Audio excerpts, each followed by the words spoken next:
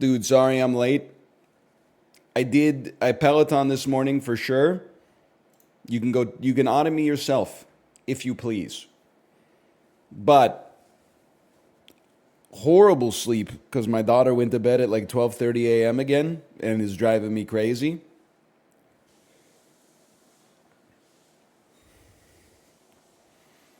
Good for her? No, not good for her. Not good for her at all. And then her reasoning was that she was scared because she watched one of Daddy's YouTube videos. And I'm like, that's like, it's a double whammy. Normal reaction.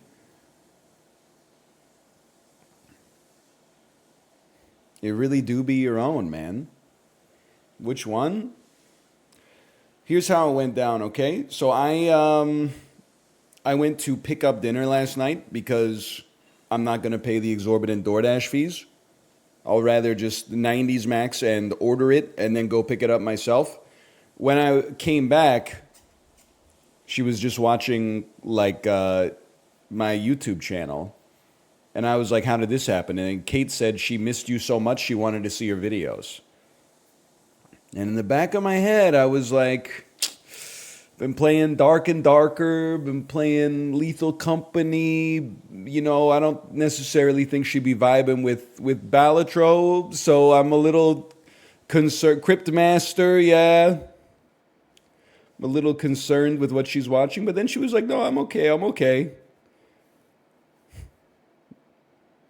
Everybody's gangster till 9:30 p.m. All of a sudden, she's like, there's monsters coming out of the walls. Lots of swearing, too. I resent even saying this because it's like farming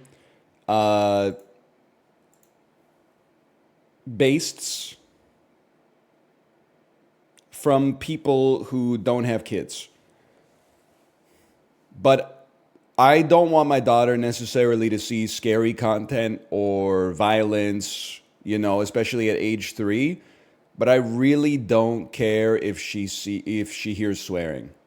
It doesn't bother me. Because they're like, I don't think that those words have any power. I mean, they have power in some contexts, but what if she starts saying it? I say, like, don't say that.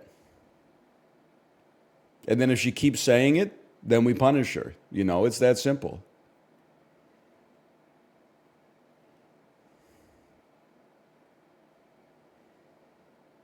What if she tells a kid to F themselves at school? Then she's going to get punished. Welcome to society. But then she'll say, but daddy says it all the time. Yeah, so it's not illegal to say the F word. It's a perfectly cromulent way of expressing your emotions in a given moment. What do I care? Oh no, a middle-aged man swears. What are you talking about?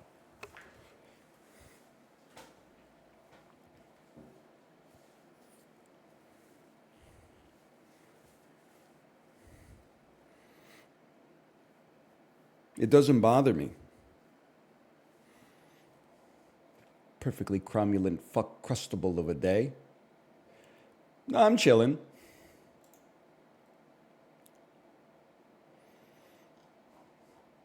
Yeah, actually, like a lot of what I say is more funnier for sure, but also like more offensive than just the F word.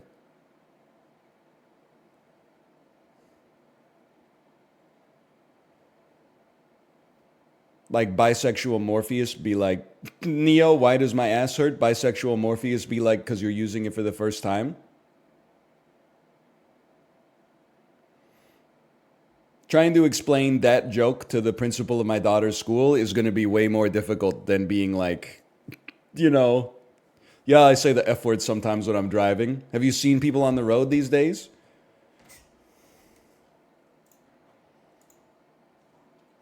Just missed my league queue because your stream lagged my PC. Maybe it's time to upgrade the Chromebook, brother. It's 2024. This is why consoles stay winning, okay? You know, when I used to play MOBAs, I always wondered why like every queue hits 9 out of 10 and then the 10th person just declines. Like they queue and then 3 seconds later they're like, whoa, whoa, whoa, I wasn't expecting it to happen so fast. Now I realize it's like, sorry guys, sorry. I tried to open a second tab in Chrome while scanning Summoner's Rift for 9 like minded individuals. Sorry guys, I got a Discord message right when Q popped.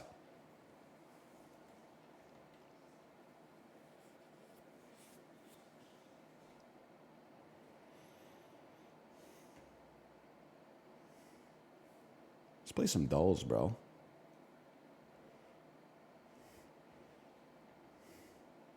You want to get gelato, King? Listen, you've been talking about the seawall. You've been talking about gelato. Just from those two, I'm not gonna put you out there. Just from those two data points, I know where you are. Okay. You will not see me at the Uno Gelato adjacent to the Mahoney and Sons on the seawall in South Falls Creek. Okay. That's predominantly because if I'm in the neighborhood, I don't want. I mean, I got nothing against Uno Gelato, but me personally, I would rather you go another like couple of kilometers, you find yourself at Ernest Ice Cream, one of the greatest places to get ice cream in Vancouver if you don't mind standing outside in a 90-minute lineup. Oh, but if you just go and buy a pint of ice cream, it's only a 17-minute lineup. Wow, what a life hack. You will not catch me there. You will catch me 90s maxing, sharing a snack-sized blizzard with my daughter at a Dairy Queen. Actually, I looked it up. I'm near Davie Village. Okay, so you're on the other side of Falls Creek then. But hey, that's just a mere aqua bus ride away. I know you moved to Vancouver recently. Have you taken the aqua bus yet? If you're having like an Emily in Paris moment, I would definitely recommend it. You can take the aqua bus from Yaletown to Granville Island. I mean, you could just get a bike and you could, go around the seawall there. It's probably only like a 15-minute ride. Go to Granville Island. Probably catch COVID because there's like 30,000 people inside of that tiny space paying like $8 per Fuji apple for some reason. Borderline literally get in fistfights trying to get one of the 8 seats at the food court. There's like 28 restaurants and 8 tables. It makes no sense whatsoever. Granville Island's kind of a vibe though. 90s maxing equals going to major corporations for worse products? Yes. I can be glib too. 2020s maxing. Oh, we can't go to the local Greek restaurant that's right next to us. The Greek food's only a 3.7 out of 5 according to Google. Instead, let's go to the Greek restaurant that's a 41-minute train ride away and then wait in a line outside for 90 minutes just to get fucking lamb souvlaki. Yeah, but the gram will go hard. The gram will go hard though. 4 likes. Post of the month. That's got a 4.2 out of 5 on Google.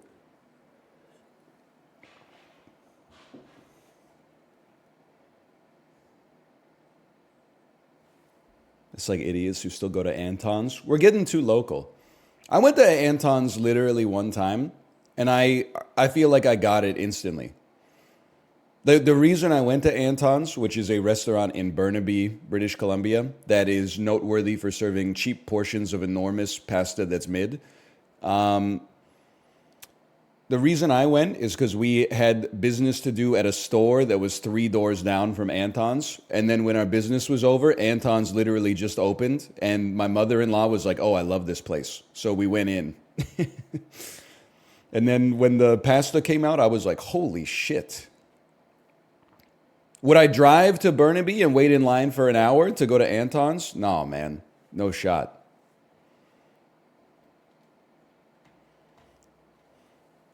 Especially when there's so many restaurants in Vancouver that have absolutely nobody in them that I could get into in like 3 minutes instead.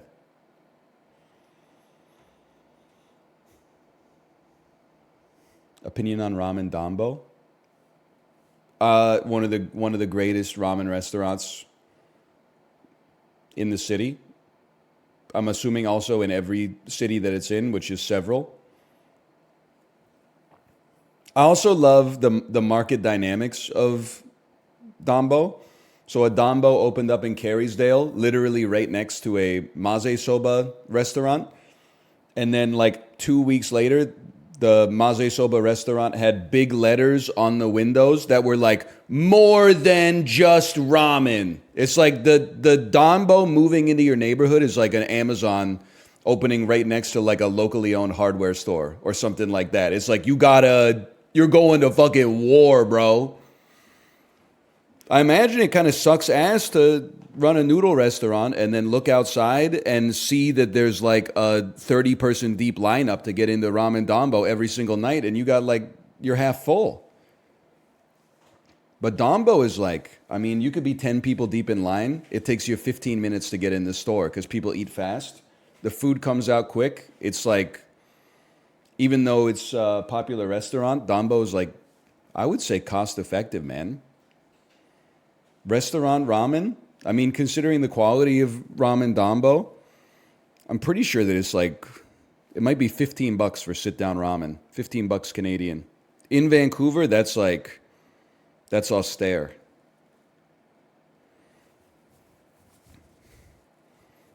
Thoughts on Tap and Barrel? Pretty good patio, depending on the one you go to. Do they give meat? Yeah, bro. I think you get like 3 slices of chashu and then you can upgrade.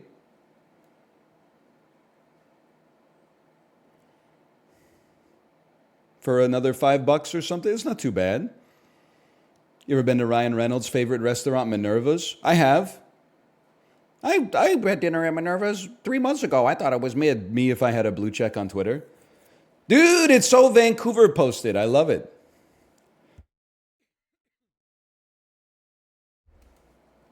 I don't think it's mid actually. I think it's like it was okay. It was good and it was good enough to keep going. But I haven't been since.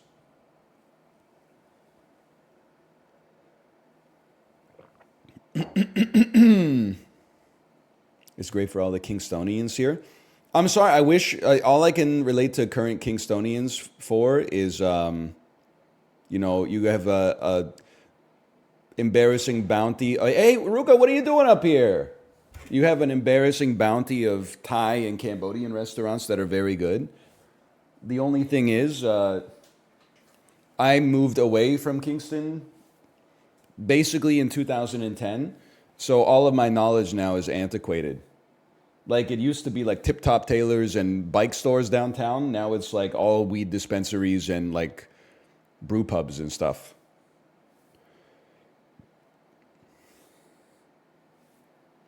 Bro, why are you tweaking? Ruka, just relax. Because I see you. I see in your eyes you have the devil inside of you right now.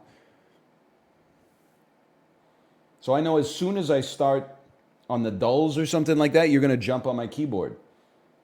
I can see it because you're doing the cat thing where you're like sitting, but you're also like rocking forward and backwards slowly.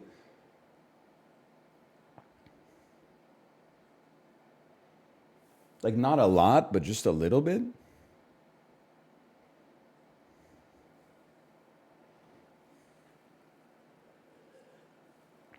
I live in a small town and we have like 7 dispensaries. It's just crazy to me, man. I'm not like against it. I just feel like I'm sus that the market can sustain it.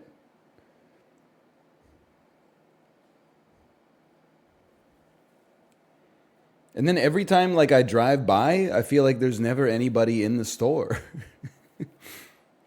So I'm like, how are they making enough money to pay rent, man? It doesn't make sense. I mean, I guess when you're in the store, you're probably in the store for like 4 seconds, but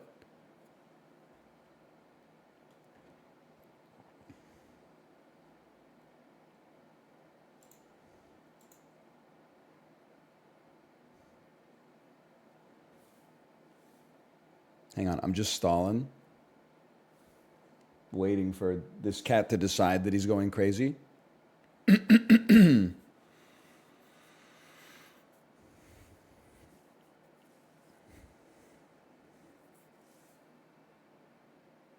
Like, why are you pocket watching Tomo right now? Tomo's in a comfy spot, but that's his spot. He is behind the monitor.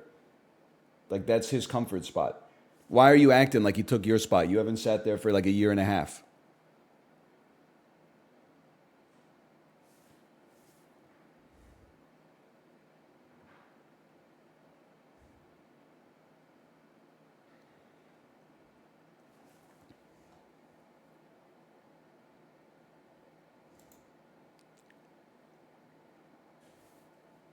All right, I think he's chilling.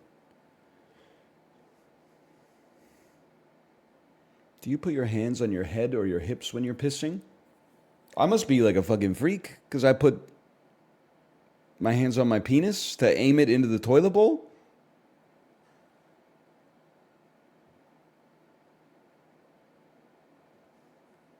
Both? It's like a microscope. You have like a coarse knob and a fine knob. I don't want to like get it on the seat or the floor or like minimize splashback and stuff like that.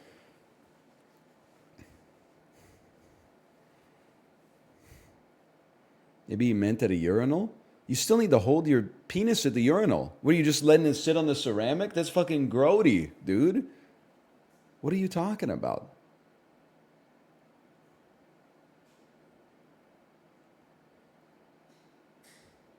Hips sometimes?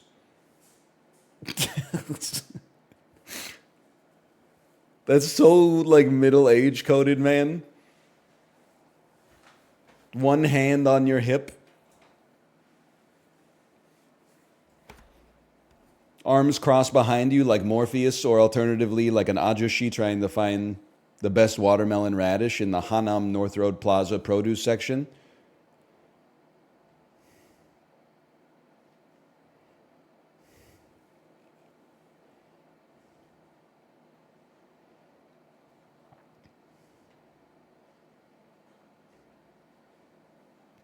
I don't know, man. That's crazy to me. I've never really thought about it. What do I do with my hands when I piss? Definitely, at least I'm going one-handed. I don't know what my other hand's doing. Making a peace sign?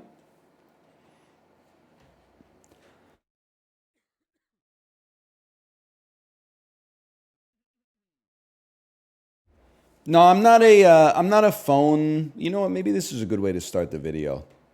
Gives you some good gas to begin with. Okay, slash marker, Poke Doku.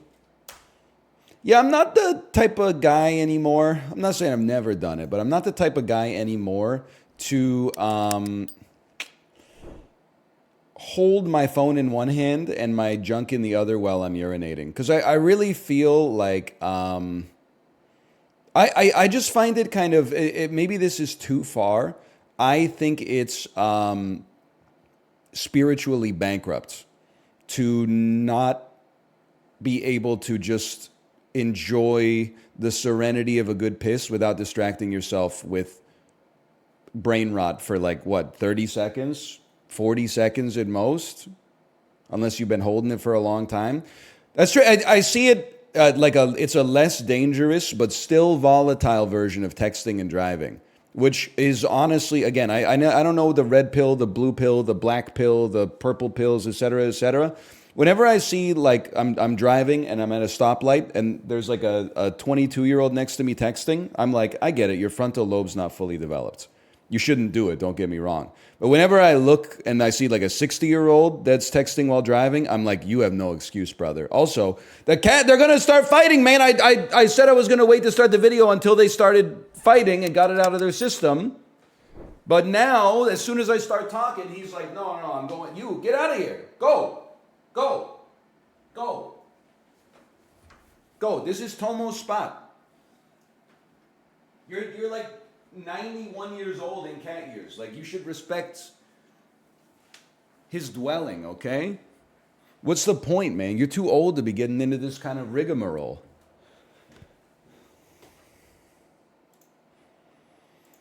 It's not Tomo favoritism. That's Tomo's spot. Ruka's got the rest of the house. Tomo's got this one spot. But yeah, like I'm inclined to say that, Like if you ever text and drive, your brain is probably like permanently cooked. So if you've ever like criticized me for any one of my takes, and meanwhile you're like, 12 seconds to be alone with my thoughts? No thanks. Burp, burp, burp, burp, burp. Yeah, you're not gonna make it. I don't know what you're going for, but you're not gonna make it. But there's a chance to you could at least just stop doing it. There's always, the best time to stop texting and driving was probably like to never start. The second best time is like right now. Also, people who text and drive are always like, I only do it at red lights. And then I'm like, is that why it takes you 4 seconds to react to the light turning green? And they're like, no, bro. No. I'm on that shit like instant. And I'm like, yeah, sure. Is that why when we get the protected left turn light, there's like 2 cars can make it through, even though it's 40 seconds long? You're actually making society a worse place while making yourself stupider. Like it's crazy that you just have no level of self-awareness. But anyway, no good stuff to do, man.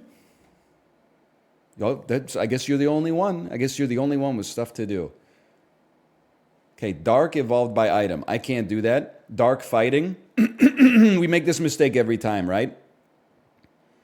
It's not Lucario, but it's Lucario. Because in Smash, he shoots a shadow ball, which is dark. That's a dark move. And he fights. Like he has like martial arts. That's Aura Sphere. Oh, and Shadow Ball's a ghost move. Johto, that's a gimme. That's Chikorita. Hoenn is Generation 4.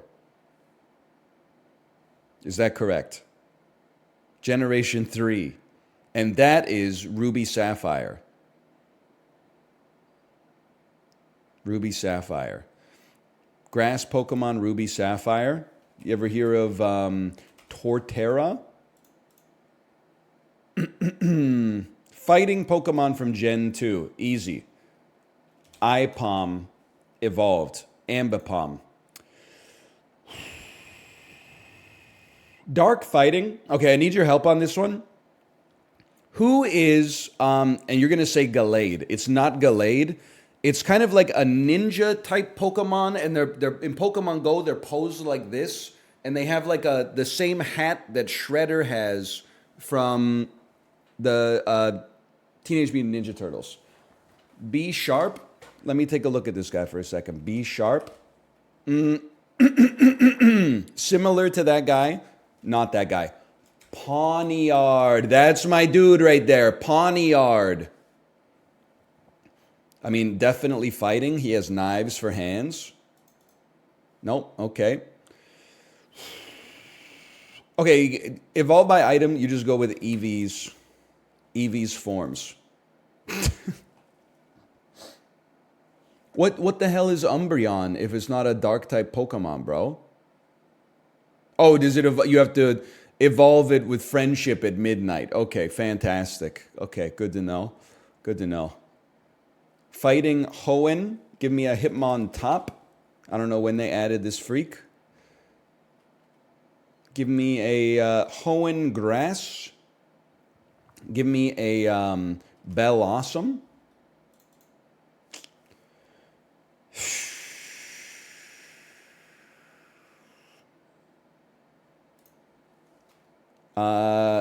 One of the other freak Eevees from Gen 2 and later. Probably Glaceon.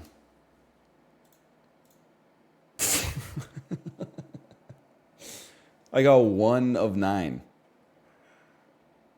That's crazy. That is Sad Pikachu. We're back to Sad Pikachu. Bayleaf! Not Breloom. Oh, but that's the one I already got anyway. How the hell is Bayleaf more common than Chikorita, bro? Makuhita. Hitmontop was from Gen... They added that in the second gen? They added Hitmontop in the second gen? I thought for sure that was one where they were like really starting to run out of ideas. Maybe that is when they started to run out of ideas. Oh, man.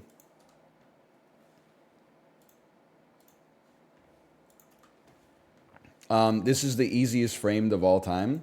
This is Mulan. I mean, I don't know. That might be like the hardest frame they could get for Mulan, but like, it's still insanely easy. Now, you know how free it is? I don't know. I think I saw Mulan once at my friend's house in like 1998.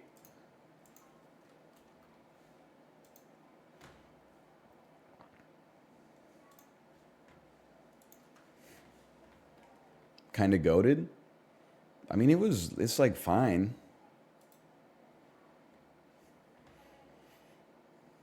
Everybody knows that you love the song, the Donny Osmond song. You will never catch me standing Donny Osmond, like some kind of like 81-year-old great aunt of mine.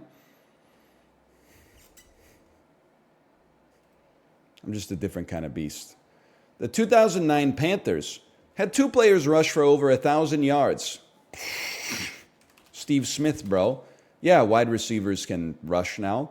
Before winning a championship with the Bucks, Brooke Lopez played alongside his brother Robin at this Pac-10 school from 2006 to 2008. Easy. Cal State Fullerton. The last sweep in the Stanley Cup Finals was in 1998 when the Detroit Red Wings swept the Washington Capitals. Okay, at least they're giving us some freebies. I appreciate that. Finally, excuse me, finally. There was like, we've been through 20 years or something of like good, relatively good NHL finals. But when I was a kid, I think in elementary school, there were like 6 sweeps in 10 years. The Panthers got swept by the Avalanche. The Red Wings swept the Flyers and then the Capitals. I think that did the Devils sweep the Red Wings in like 95?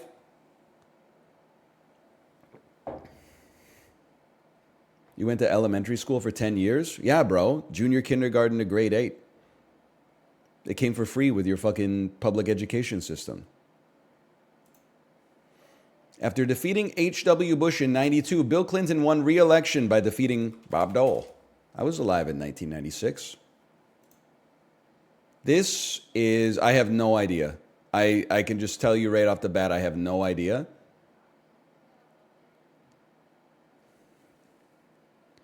Like, normally one of them comes to mind immediately. I think you're going to think this is crazy. I think that's Jason Alexander's face. But the woman in question, I actually don't even have like a guess. Maybe if I cover the face, who would I guess that is?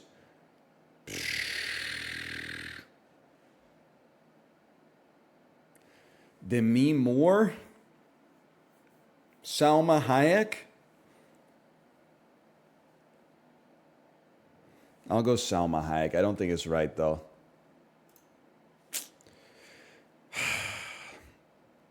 Juliana Margulies? I could see, that seems like Juliana Margulies' face. Oh, it's probably, you're right, it's probably Julia Louis-Dreyfus because they have the Seinfeld connection. While not the leader in its space, this chain, popular in the Midwest and Southeast, is known for the Big Buford burger and its seasoned fries. I mean, literally, Justin was just talking about Cookout. Maybe it's not Cookout. It's Checkers, of course. From 2005 to 2010, this CBS crime drama followed a college mathematics professor. I'm going to assume that's number threeers. In this animated comedy western, Johnny Depp, Rango, Say No More, Steve Winwood released this hit song in 1986 that was covered by Whitney Houston in 1990, and then her cover was remixed posthumously by Kygo in 2019. I can only assume that it's Higher Love. It is Higher Love. I honestly think it's the only Steve Winwood song I could name. Bring me some higher love.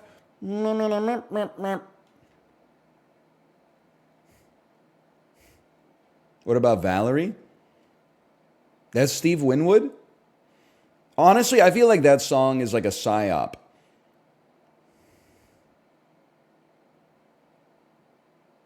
Like, I feel like it came out of nowhere, and then, like, I thought Amy Winehouse did the original, and then it turns out that actually the original came out in like 1947 or something.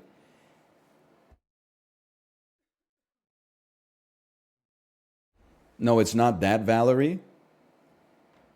I was thinking about the when I am from the water and I went and I take a picture. Now I something up and I send out some away. That one? Yeah, yeah. It's the Eric Pride song. Yeah, I don't know that. I don't listen to like electronic music. I find a vacancy in the beeps and boops.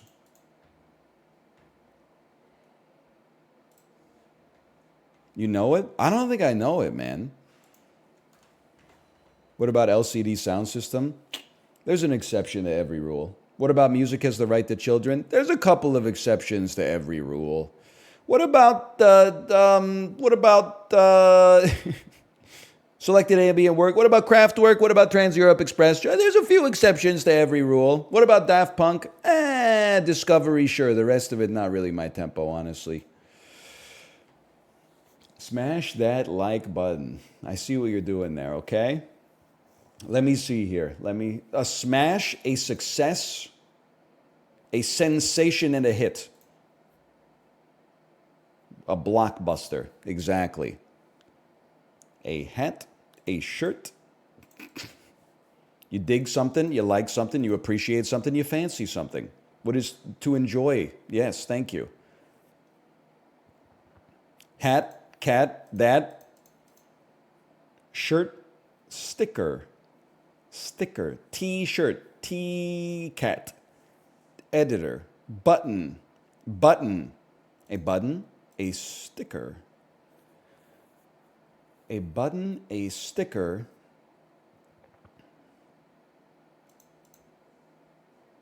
Things you used in arts and crafts. An editor. Editor. Hat, that, cat. That's a psyop. That's a red herring. Shirt. Shirt. Shirt. Shirt. Like these seem related, but I can't for the life of me explain why. Shirt sticker editor. I guess because they all have an I as the third letter. Button. Button. Paste. Paste. Things that are sticky.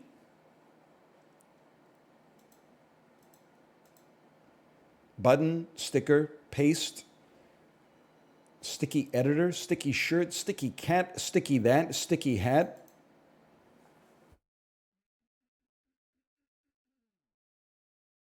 It's rare that you stall with 8 left in connections. Let me get a shuffle here for a second. Things with a pocket. Things that you pet. Things that you feed. Things that criticize you. Software. Elements of software. Software. A person, your boss. Editor doesn't even look like a real word to me right now. It looks like something from Dune. Editor. Editor. Hat, cat, that. Paste button. Shirt. Sticker.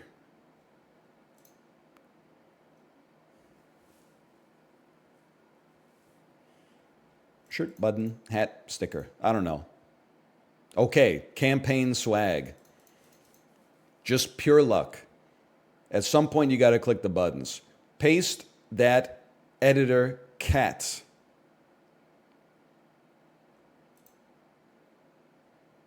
Words after copy. Copy. Linux commands. That was my next guest, Linus. Mr. Torvalds, welcome to the chat. Move that bus. I've never seen that show, to be honest with you.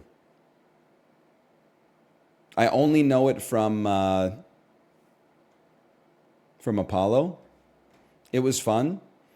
I'm going to assume it's one of those the shows that your parents put on, and you just happen to watch it. Or I don't know. Did you? Because like I had to watch stuff with my parents back in the day. Because in my house growing up, until university, we only had one screen, bro. We had a television in the living room, and that was it. So like, if you didn't like what your parents were watching, go read a book. And then like in university, first year, we're in the dorms. Second year, maybe 3 screens for 7 people, 1 television and 2 laptop Andys. I guess we had desktops too, but you know, it's not like you were pulling those down into the family room, hooking them up to the HDMI. Those were the days, man. Nowadays, I'm sure if you're like 40 years old and you have 3 kids, you're watching like 5 different things at dinner time, right? I watched Pulp Fiction with my parents when I was 10. I was asked to leave the room when the GIMP scene started. Motherfucker, that's like an hour and 48 minutes into the movie. That's Act 3. That's crazy. You saw a dude's head explode. You saw a heroin overdose. That's insanity. I mean, that's probably like I guess the most sensitive part of the movie, but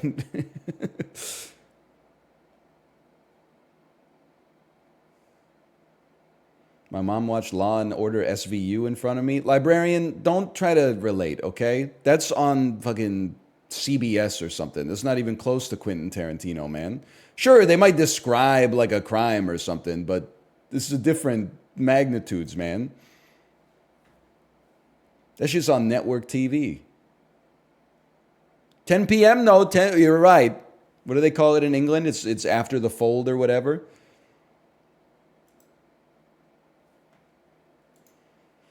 Powdery mineral. Salt. This might bring you to tears. Onion. Candy maker responsible for lickable wallpaper and hair toffee. Wonka. Good puzzle piece to start with. Puzzle pieces. Edges. Leo Tolstoy. So close. Something's not right, though. Item in a beach bag. Towel. Easy. Talc. Probably my second favorite powdery mineral after salt, I would say.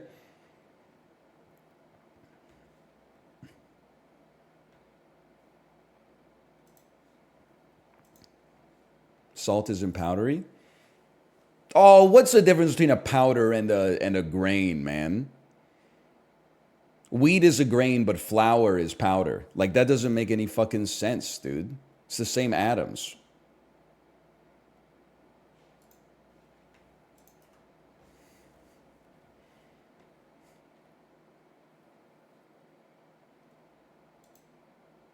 Saf instant yeast.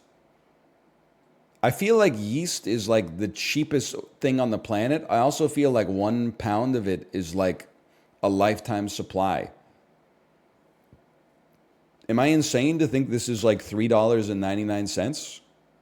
Oh my God. $1.49? Okay, $2.49? $2.99? That's crazy, bro. I didn't even think Costco stocked things that were under like $7.99.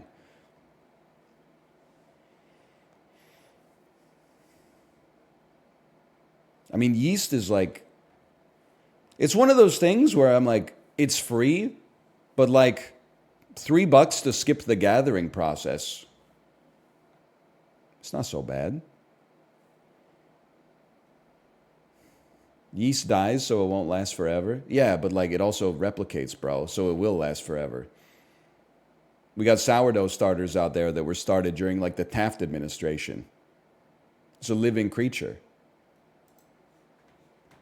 Not in the bag, it won't. You're not going to live forever in the bag either, bro. You think you're so different from yeast?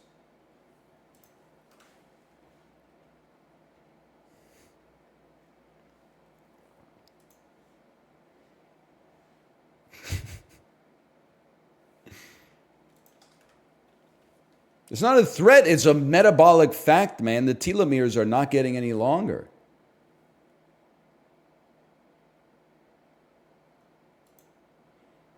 Plus, I haven't even been getting transfusions of my own child's blood, so I'm sure my metabolic age is like all fucked up. I think my metabolic age is probably in his 40s for sure, dude. I don't know if that's like a real thing or if it's like astrology for retired tech bros or whatever, but how your mitochondria is doing? I think like, I don't know, good, because I'm on that pre-workout or something.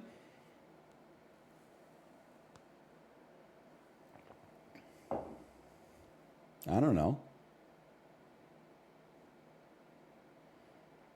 I had to buy pre-workout yesterday, and it was just driving me crazy, man. Like I was in Apollo's chat just typing out like the names of the pre-workout.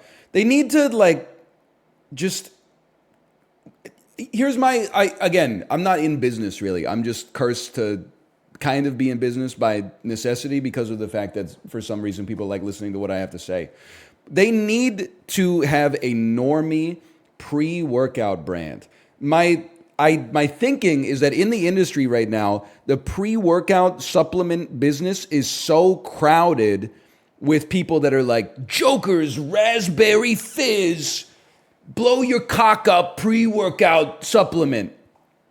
Like there's so many that are like introducing, like they're named after like 2X bullies. I saw you in chat, sound oriented. That could be like the next pivot for you. Is just go to Amazon.com and type in like pre-workout and then like cut some of the names out of that. And you like, I'm telling you, you'll see ones that have like, Grand Theft Auto 4 branding on them. And it's called like Miami Ice presented by Jacked Factory and stuff like that. Like it's incredible. They just need one that's like, can Jameson's get into this business or something? They're all named like catastrophically psychotic marijuana strains, man. I'm just getting on the bike for 2 hours.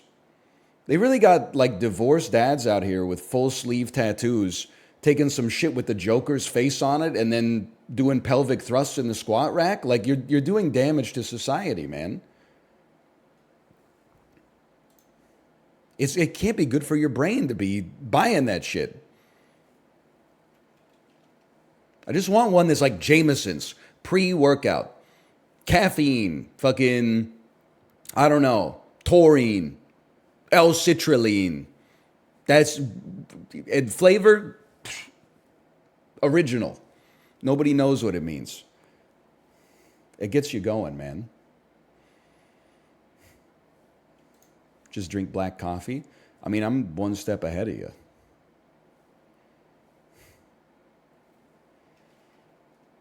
You know, I'm feeling a little spicy today. How about Papua New Guinea? Not even close. PNG didn't work. How about JPEG? Hey, Coffee Airsats, thanks for the gifted subscriptions. Thank you. Thank you. Take me to Azerbaijan. Take me to the Gambia. Yes. Okay, sure. Gambia. You knew what I meant, motherfucker. Why do you got to ask me rhetorical questions? Take me to Belgium. Take me to Libya. Take me to Yemen, even if I am an analyst. Take me to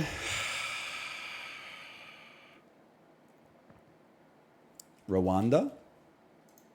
That's cooler. Take me to Yemen and Rwanda are closest. Take me to Sudan. That's cooler still. Yemen, Rwanda, Sudan. Take me to Mauritius. That's warmer. It's actually the closest. Take me to Madagascar. That's warmer still. Take me to Lesotho. That's cooler though. Take me to Botswana. That's warmer. Take me to Djibouti. Oh, okay.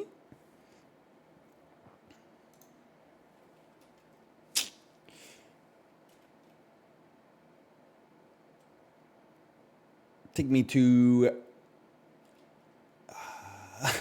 Somalia. Okay, Madagascar and Somalia, somewhere in here, huh?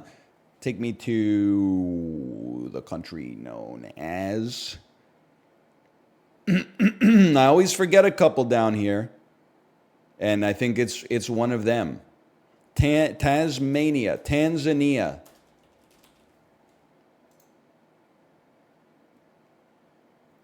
How can it be closer to these fuckers but further from you?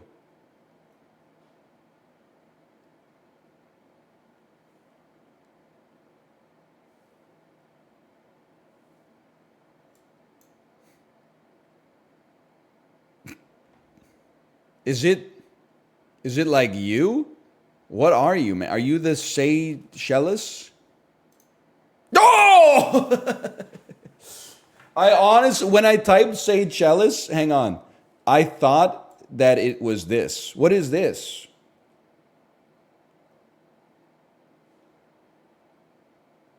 That's the Maldives. Okay, and then like another question. What is this?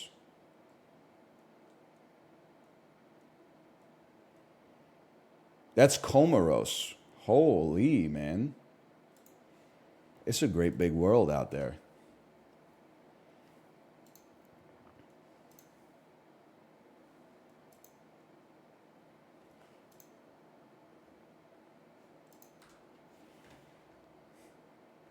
How does everyone know this? I know, you know what? You can't admit to like not knowing where Comoros is, or like your whole country gets damned by European excellence. People are like, American education system. You must have skipped your Comoros unit. And you're like, fuck you, buddy. Piece of crap. I'm not. When I was like 8, I wasn't in charge of the Ontario education system and like the curriculum, okay? If I could go back, I would rip out fucking 98% of the cursive and put in some more relevant shit. But that shit was like bought and paid for by people who were born in like 1920 at the time.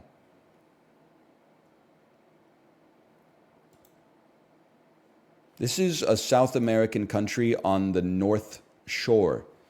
Like perhaps this is what Venezuela looks like. No, okay. That's not Colombia, bro. Is that just Panama? Are you Panama? You're Panama. Oh, that's easy enough.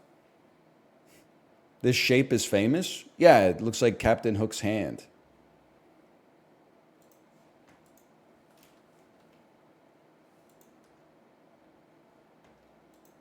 It's real famous. It's probably a top 100 shape. November 21st, 2008. Okay. I was in my 3rd year of university.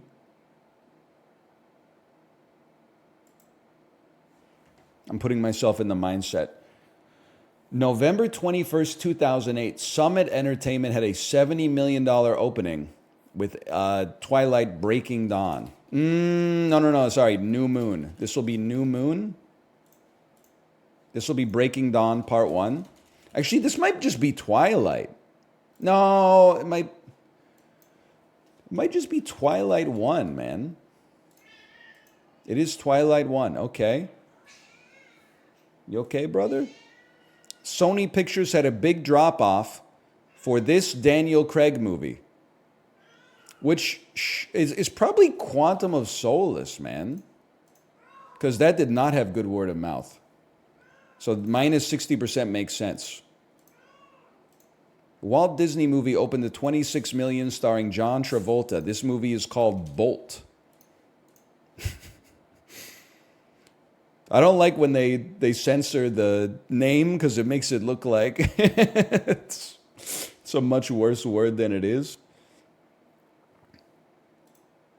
Paramount Pictures. Third week dropped 55, but it's in blockbuster territory, starring Ben Stiller from 2008. Genre is animated. Is it just Night at the Museum too? Because otherwise I'm going to need some. Or maybe, is he in Madagascar or something? Still Together, Still Lost. Madagascar, Escape to Africa? Yes, okay. He is in Madagascar. With David Schwimmer and Chris Rock. And Universal, $50 million gross, week 3, starring Sean William Scott from 2008.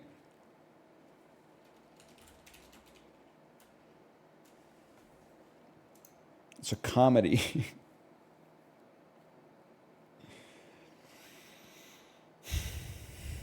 Like I was post road trip, could be American Pie, that could be American Wedding, but I got to assume Jason Biggs was like top billing.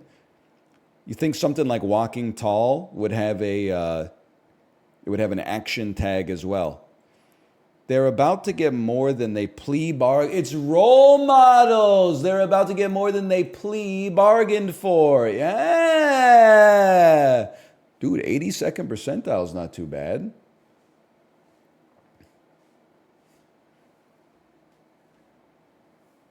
That makes sense. It is kind of surprising to me Sean William Scott billed over Paul Rudd, but Paul Rudd was kind of on he was on, not that he's not on a good run now, but he was on a goated run in the late 2000s, man. Went from Wet Hot, 40-Year-Old Virgin, Role Models, I Love You Man. Like he was doing great work back then. Tomo, what are you doing, man? Anchorman, I forgot about Anchorman. This is 40. Well, it has to end at some point. Dewey Cox, that's right. He was in Dewey Cox as John Lennon.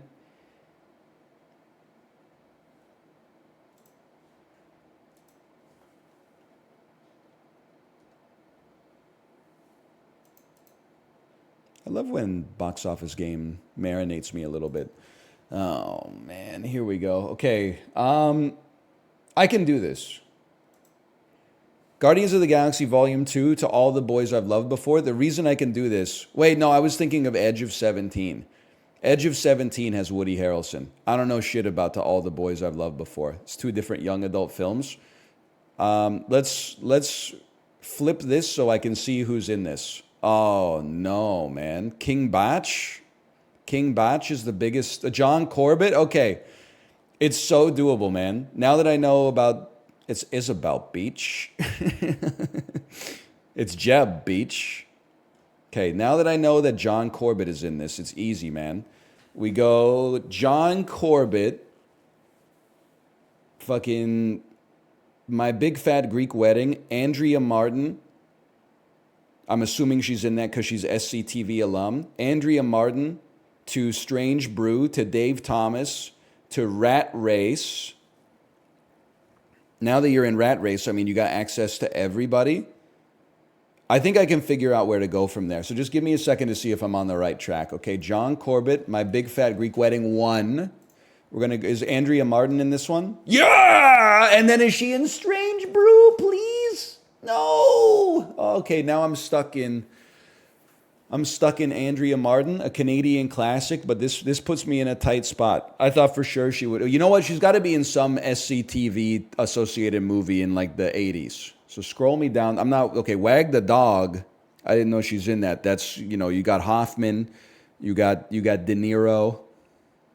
You got a lot of options there. I'm thinking. I mean, there's connections, man. There's connections. Hoffman, to I Heart Huckabees, to Jason Schwartzman, to Funny People, to Paul Rudd, to 40-Year-Old Virgin, to Elizabeth Banks, to Slither, to Michael Rooker, to Guardians of the Galaxy Volume 2. Dustin Hoffman, I Heart Huckabees, Jason Schwartzman, Funny People, Paul Rudd. He's not in that one. That's fine. We'll go Seth Rogen, 40-Year-Old Virgin, Paul Rudd. Quick pivot here. Wait, we wanted to be in 40-Year-Old Virgin anyway to get to Elizabeth Banks. Little misstep there. That takes us to Slither, starring Michael Rooker, who is also obviously Yondu in Guardians of the Galaxy Volume 2. Time? I thought that was pretty good. I mean, nobody else is connecting through fucking Andrea Martin, bro. Michael Rooker to Tombstone, to John Corbett, to all the boys I've loved before. Paul Rudd is Ant-Man? Yeah, I don't like to connect through the Marvel stuff because it's spiritually vacant, man. If you got to, you got to, but I mean, I don't got to. I got options. Like, using Infinity War is basically like using like one of those Saturday Night Live compilations or like a behind the scenes of the making of some like ensemble comedy. You still connected through Guardians though? Yeah, because it was that was one of the terminals, bro. That's where I had to get on the fucking train. I didn't have a choice.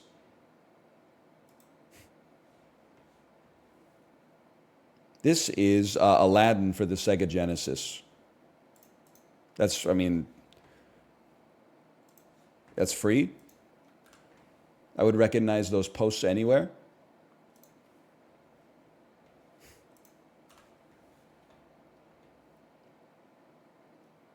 How'd you know that? Here's the thing, when you're 24, you'll be like, NL, you've heard this song. You've heard Espresso by Sabrina Carpenter. No, I haven't. You have. You probably heard it when you were shopping at Sephora or like on the school bus to 12th grade. No. I was born 21 years before you or something like that, okay? So I'm like, I don't know it. But then the same thing applies in reverse. You're like, whoa, a fact from the 90s? How do you know it? Because I was fucking alive, bro. I was living then. That's like, it's that simple.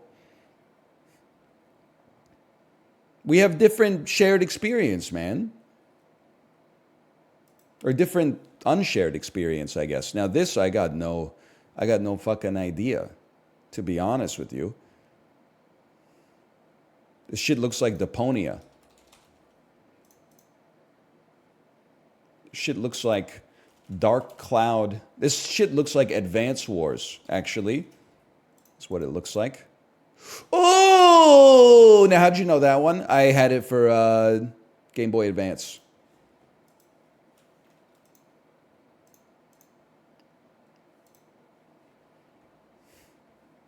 Goated game? Yeah, it's okay.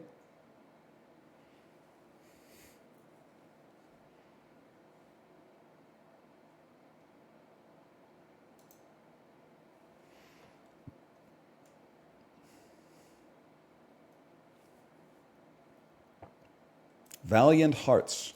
They love to put Valiant Hearts in this game. Rip. What's eating Edith Finch?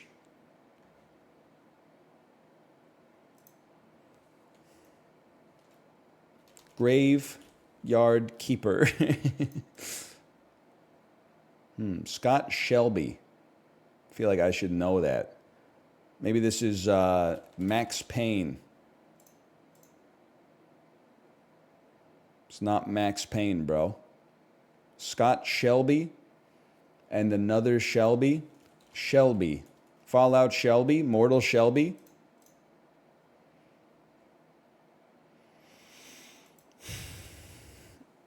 Mario. Dr. Mario. Heavy Rain! Dude, I played through this whole game. Who is this?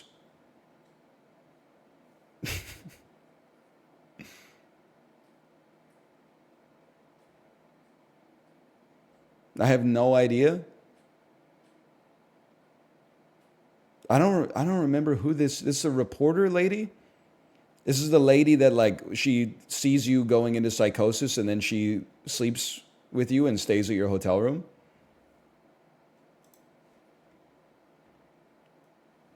David Cage, man. What a just love to crawl inside of his ear and just observe the machinations of his brain for a couple of days. Just see what's going on in there. Have you been seeing all the tweets that are like, what's your favorite piece of Star Wars lore that doesn't make sense? And then one of them is like, why the fuck is Watto like nostalgic when he sees Anakin in episode 2 when he kept the child as a fucking slave up till the end of episode 1? I never thought about that because I saw the movies for the first time as like a kid, but it's fucking true. He has the whole family in slavery. Then when he sees grown up Anakin, he's like, we had such a good time, didn't we? Didn't we, Anakin? You're like, no, motherfucker.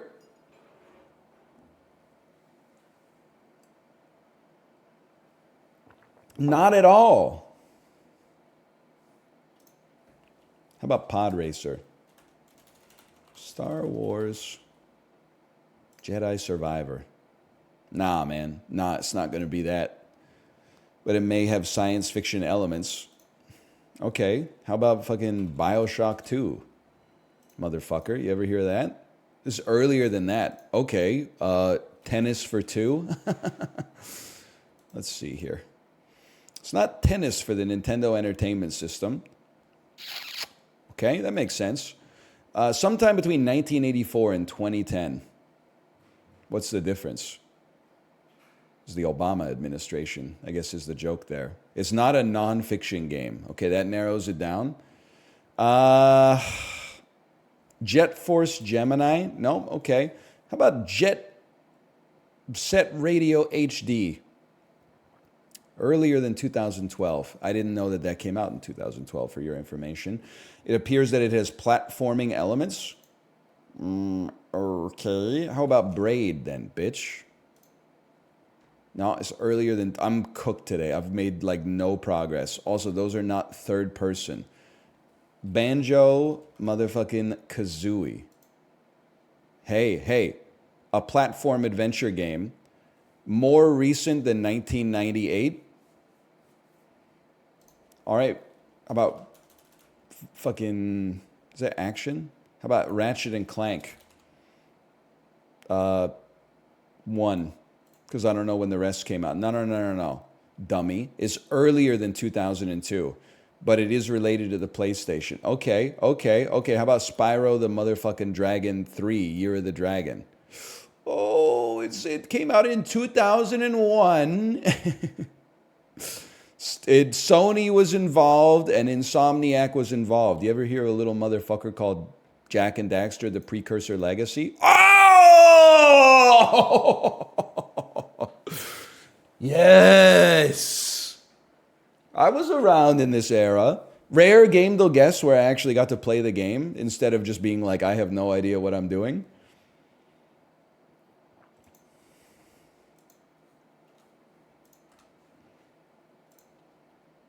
I see this game. This game's fun when you get one like that, for sure.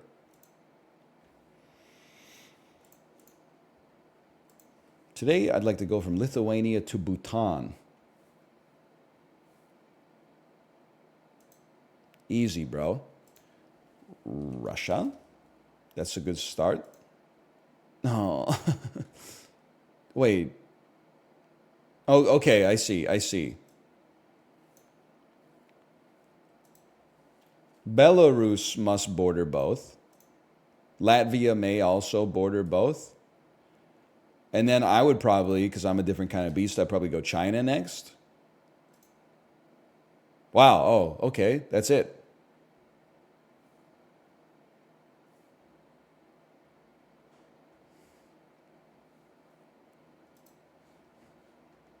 Yeah, turns out those countries are pretty big.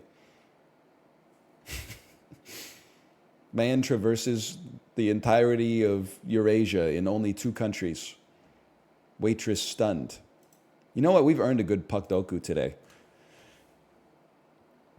Maybe?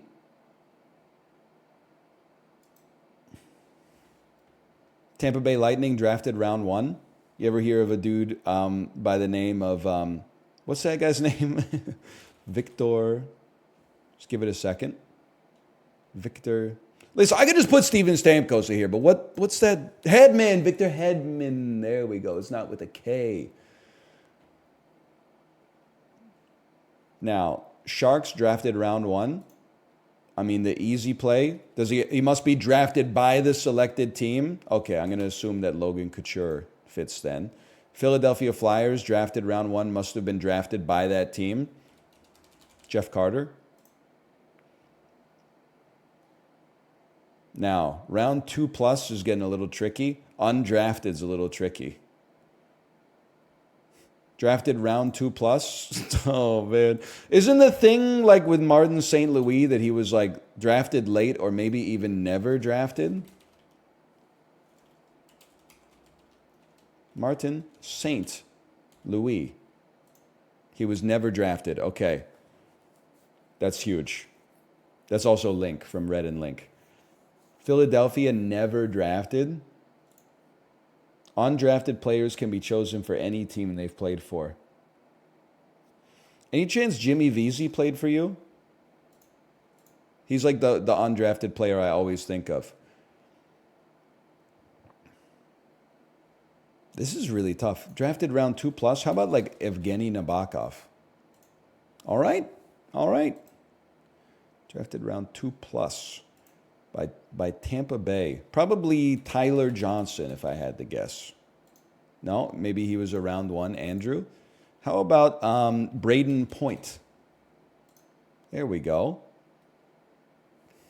Dude, I only got 1 shot left. I'm pretty impressed with myself.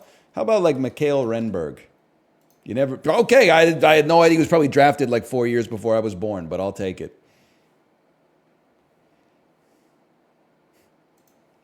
I think that's a pretty good 7 in this house, man. Keep going. I can't think of an undrafted Sharks player, man. I'm just going to be typing in names.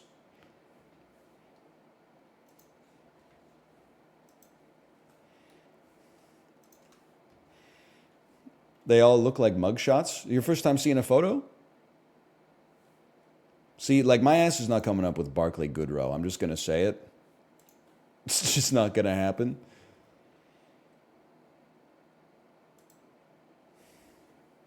Easy. Timothy Chalamet 2-word title. Lady Bird. Lady Bird rocked. Thrill yourself. Timothy Chalamet double letter title. Call Me By Your Name. Timothy Chalamet $100 million plus at the box office. Surprise, Wonka bitch. Obviously Dune is in there. I wanted to go a little bit out of the pocket. Kate Blanchett $100 million plus at the box office. How about this? Double letter title. Give me a second. The Lord of the Rings. Fellowship of the Ring. 30%! I thought I was cooking up something strange, man. Oh, brother. Why? Because, like, I think most people would have been like, oh, fucking... Well, now that I think about it, maybe not, because I can't think of another one. Despite her being in everything, I also can't think of a movie that she's in. Okay, she's in Thor Ragnarok. Sorry to pull a Marvel one here, but... And she's been in a lot of stuff, man. She's Kate Blanchett. She's been in stuff. She's been in $100 million plus at the box office. Probably not I'm Not There, the Bob Dylan story, huh? Kate Blanchett, 100 milli at the box office. That's easy, man. The other Lord of the Rings movies. Tar. She's been in stuff. This is such an embarrassing play for one of Hollywood's greatest actresses. That's so embarrassing, man. 2 Lord of the Rings movies. Director or writer, Quentin Tarantino. Okay, you play 4 rooms on that one. And then double letter title. There's got to be a lot. Hollywood has one, so Once Upon a Time in Hollywood. Kill Bill, obviously. Death Proof. You think Death Proof might be a bit of a pull here? It's a bit of a pull. $100 million plus at the box office. People just forget that Hateful Eight exists. I'm going to assume it got there. I'll take that. I'll take that. I think we recovered a little bit after a Cate Blanchett fumble. Top 29%. Dunk. It's not Dune anymore. It's Dunk.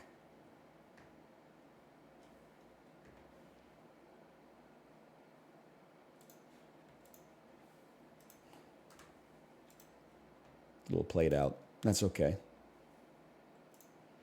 Hang on. I'm verifying you are not a robot. I'm not a robot.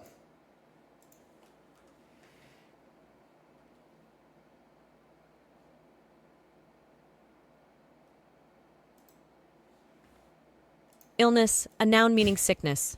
Illness, a noun meaning sickness. Okay. Illness, she's pressed a noun today, meaning man. sickness. She's pressed. Epic. Yes! When the narwhal bacons at midnight.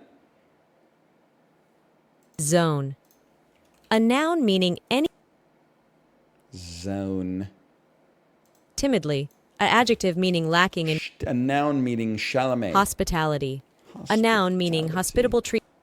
You can't use that. You can't use the word to define the word. Telescope. A noun meaning malaise. Malaise. A noun meaning Tips cap malaise. cytoplasm.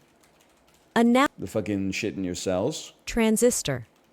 A noun meaning a solid state. Guy who has bad opinions about games be like, honestly, better than Hades. Osmosis. It's A noun good. meaning- It's not bad. Aspidistra. A noun meaning an Asian plant. Aspidistra elatior. Okay, I really thought we were going to get it perfect today. Aspidistra? Astrologers. A noun meaning a person who practices. Darwinism. Okay, I mean, A it's noun easy, but like, what the heck is aspidistra? Politesse. A noun meaning formal politeness, decorousness. The word is from Middle. Fodder. A noun meaning something fed to domestic animals. Okay, I thought it was like my dad with an Irish accent. Aspidistra, okay, and politesse. Politesse. That's tough. Red Crystal 254 says, "Hey Ryan, have you considered recording something other than the card game for YouTube?" Okay, Red Crystal 254, you have the floor. What would you like to see? What would save your life? You're lacking something in your life right now. You need a dose of NL, but you're just sick of looking at game A. You'd love to see game B. What's the missing piece? / user red. Hang on, what is red crystal 254. Let's see. What would save your life? 276 messages. Rumbleverse was poggers. Okay, well, like this is, you can't make this up. It doesn't exist anymore. I said sap before that. 24-hour ban. Mods? You had chat in the palm of your hand. They were like, please, please say something good. Say something good. And then you were like, how about the thing that you played 3,000 times from 2020 till 2023? You lost them, man. They turned on you. One of the biggest fumbles of all time. It's okay. You were being honest. At least you were authentic to your true self. I'm just saying.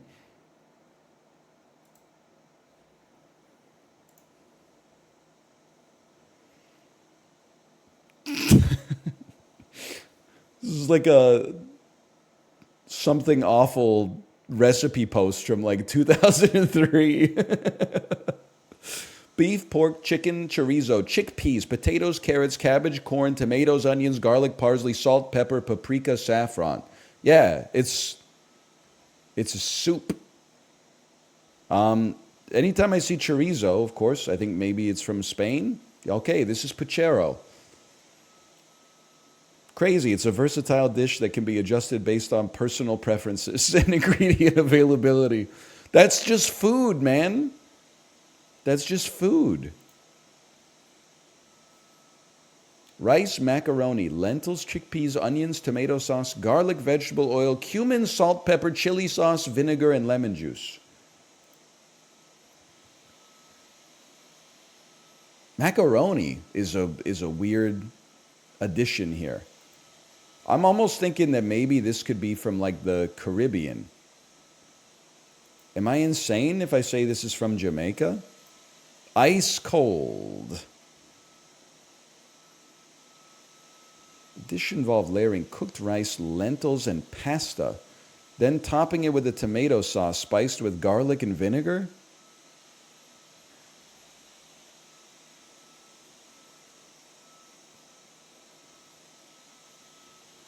Turkey? Warmer. It's called koshari. Iran.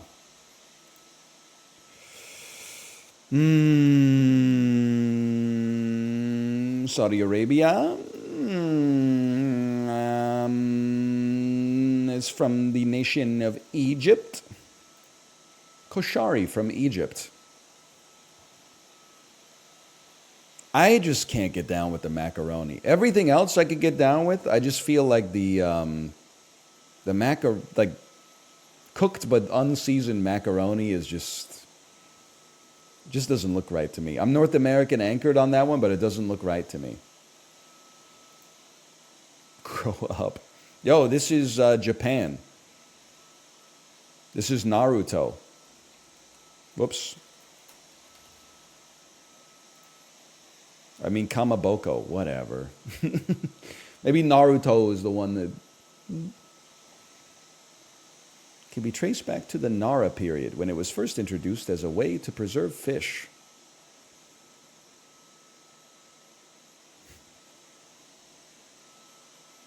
What's monosodium glutamate?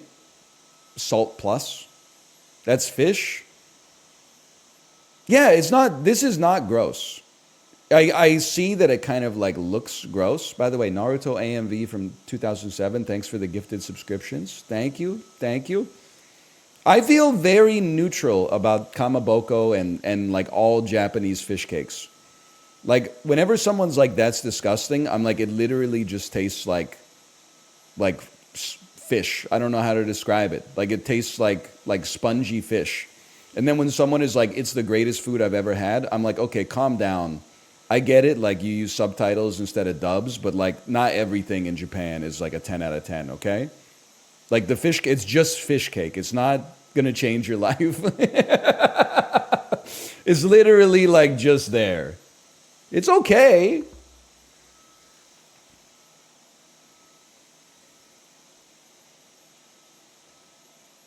You have crazy static right now?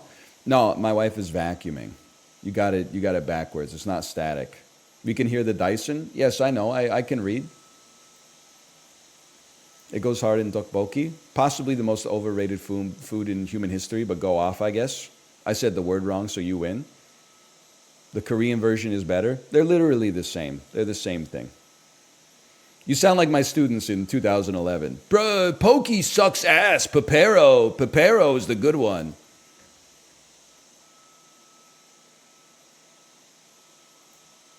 Okay, so we got David Morse. He's the GOAT. And then we got this guy.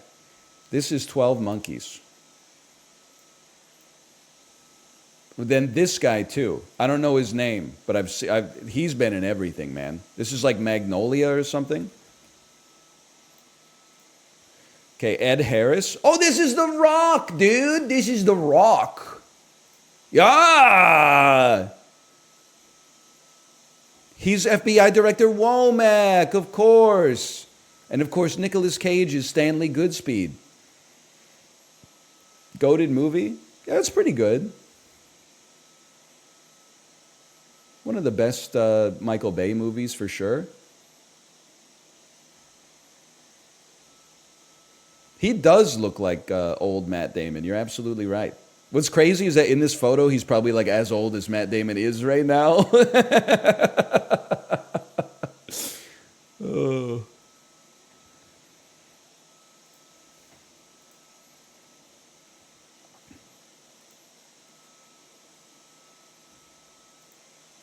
They used to put lead in the water, bro. What have they done to us? The Cinematrix.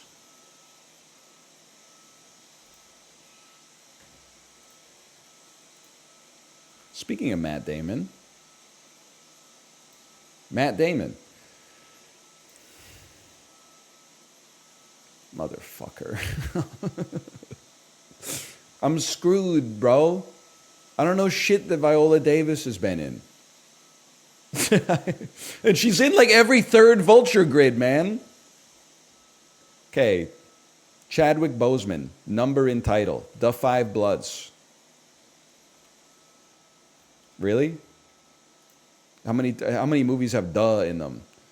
80 plus Rotten Tomatoes score for Chadwick Boseman. I mean, there's lots of so many movies are coming to mind right now. I'm gonna say Black Panther.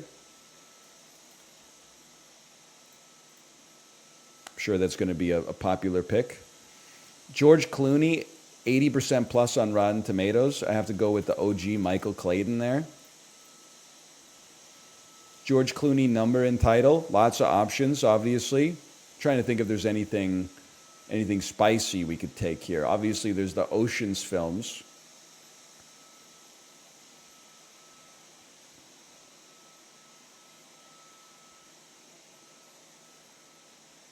He's got to have something.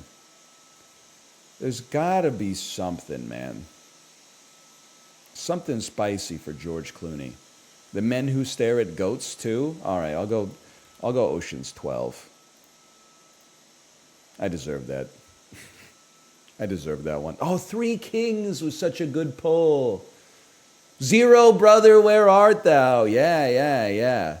Matt Damon, number in title. The talented Mr. Rip3. 80% plus on Rotten Tomatoes, Matt Damon. There's lots. He's been a lot. I mean, Ocean's 11 by itself is going to be up there. Elysium is not going to be up there. The Informant, The Adjustment Bureau. Downsizing will not be up there. Mystic Pizza, probably not going to be up there. You know what? Let's just go. I mean, this is basic mode, but let's get some free spaces. Let's get some free spaces, man. He's probably in Ocean's 13.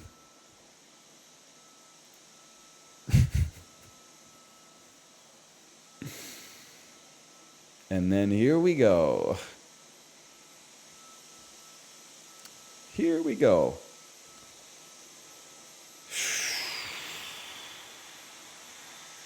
I'm done.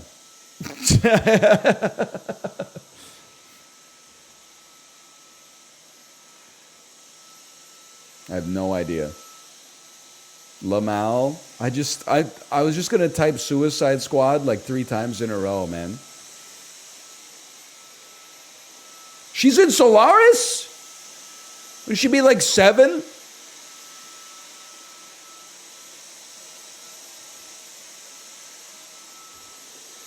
Goated movie? Bro, George Clooney's Solaris like fucking sucks ass.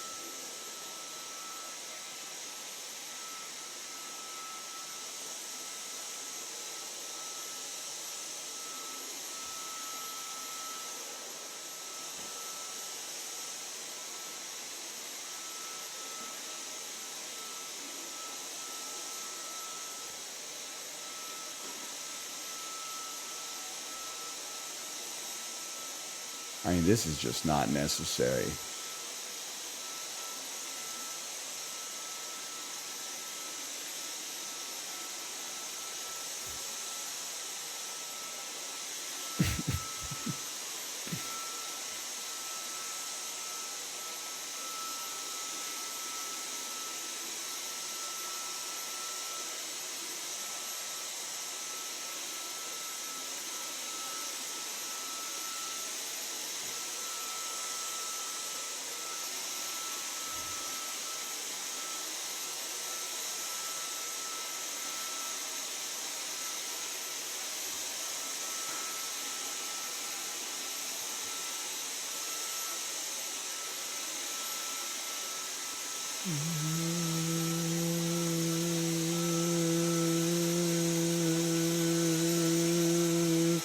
If I hit it with like a resonant frequency, is it possible that I could just make it explode?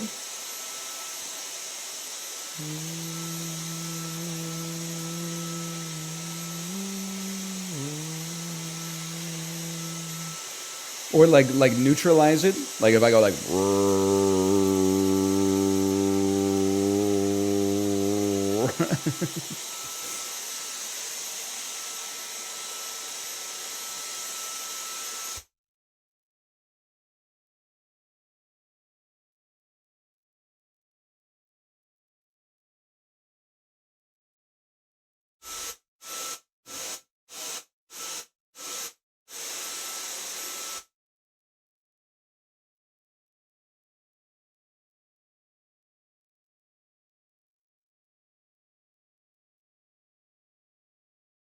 did it mess with your ears? Did you? Was it like you were going through like a tunnel on the Shinkansen? Did you see the turbo bonnet yet? No, I don't think he threw up down here. Oh my god. Is that it? Oh yeah, maybe that's it. There's a little stain there. It's here too. That's because okay, this literally happened. Hour and 15 minutes into my okay, I was talking. An hour and 15 minutes into my bike ride today. I had my banana and I was gonna take a bite of it, but the weight. Can you let me finish the story? The weight of the banana caused the banana to like fall over, but I was biking at the time, so I like it was almost like I was playing keep ups with the banana. So I like hit it with my knee just due to my natural pedal stroke, and it launched it like across the room. That's gross, dude. And you didn't clean it up. I did clean it up. I I got off the bike, took off my shoes, and I picked up the banana and threw it in the compost bin.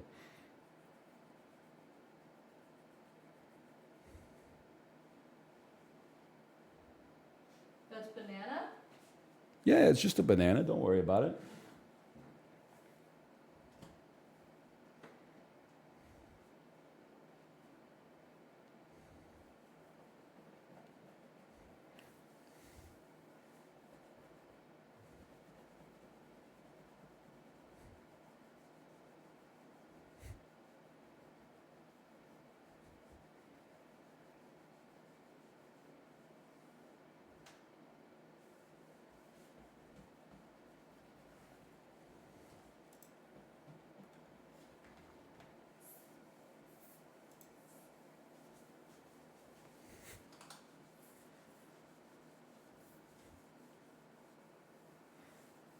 Dana Owens is the very unstage-like birth name of what Native Tongues rapper? I have absolutely no idea. Dana Owens, Native Tongues. I have no idea. Next. The French movie Taxi, Queen Latifah. Queen Talifa. Queen Latifah. Yeah. Okay, Queen Latifah. I know all about the French movie Taxi.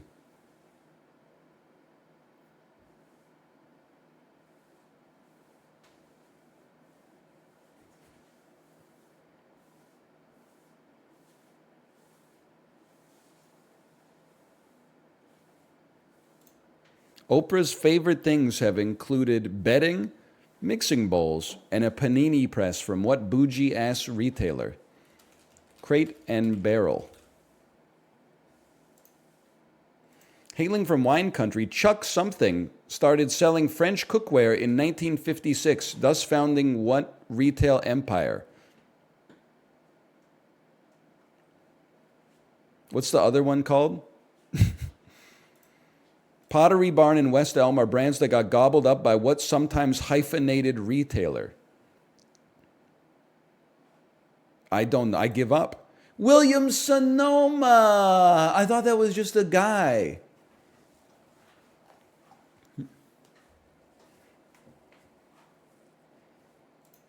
The Order of the Orishas is another name for what polytheistic New World faith? Wicca? Wiccanism? Wiccanism? Wicca? Literally, Way of the Saints. What Cuban religion combines Roman Catholicism with West Africa's Yoruba religion?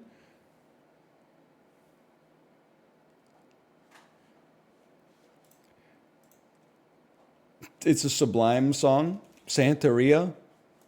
Yep, okay. Thank God for the third clue. The hardened plaque your dentist scrapes off is called tartar, or what 8-letter synonym?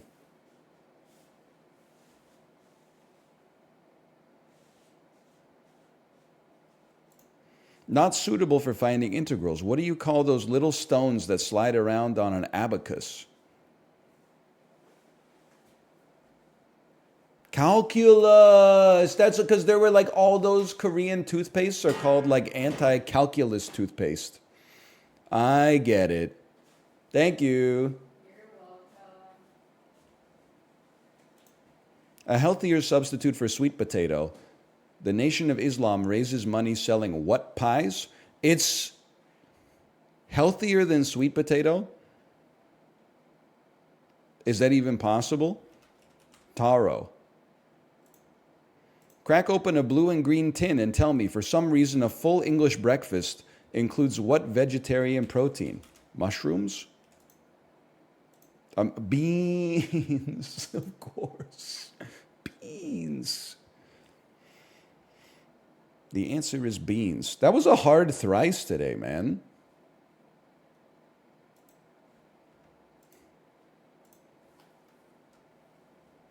What the fuck you mean it's not baked beans? But what the fuck do you mean it is baked beans, buddy?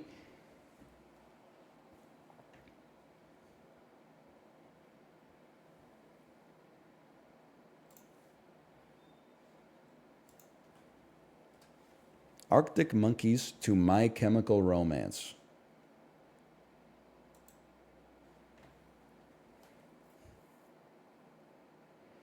Okay?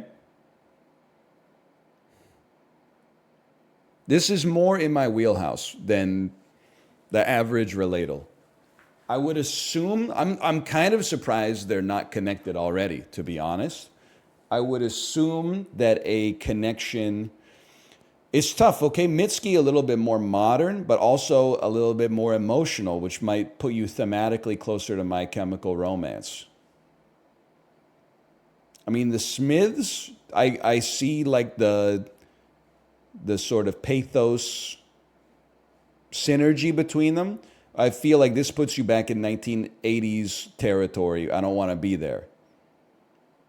I guess the Arctic Monkeys have kept making music since 2005, huh? So that's why there's like more modern artists in here. I think the Strokes can give you a good opportunity to get back to the mid 2000s. Let's go with the Strokes. And we're trying to get to My Chemical Romance. I really feel like Arcade Fire or Management might just get you there like immediately.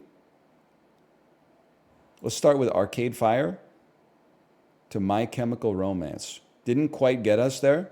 You can't convince me Block Party's not going to get us there. You can't convince me that, okay, Kaiser Chiefs is moving in the wrong direction. Interpol's getting a little bit too House of Jealous Lovers type, New York scene. Definitely not. Maybe the Yeah Yeah Yeahs, but they've kept. There's too many British artists. Take me back to the Arcade Fire. I'm going to take a step back.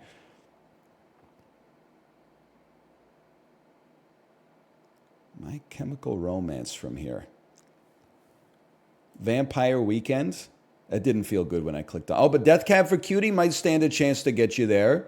To My Chemical Romance. No? Okay. Great band photo. Maybe a little bit played out, but a great band photo nonetheless. Hunter Biden music. It's so crazy to me that Fleet Foxes are now like, you can aptly describe them as music to smoke crack to. I never would have. I've never smoked crack, but I have listened to the Fleet Foxes. And based on my, like, I don't know, fifth-hand knowledge of crack, I've never seen an episode of Intervention where they hit the pipe and then they're like put on fucking Mykonos, you know? But Like it's just there's billions of people out there. Every one of them is a beautiful constellation of, different data points. To My Chemical Romance. So what would be the second last connection for My Chemical Romance? I would think like AFI. I would think like The Used or something. But I would also, they're very popular amongst people who are like 28 years old now. So I'm trying to get myself into like that mindset too. It's not going to be Iron and Wine. I'll tell you that much. I almost feel like we got to go back to Vampire Weekend because we go into the Shins, we get way too into like, music to write emails to when you're in a Starbucks.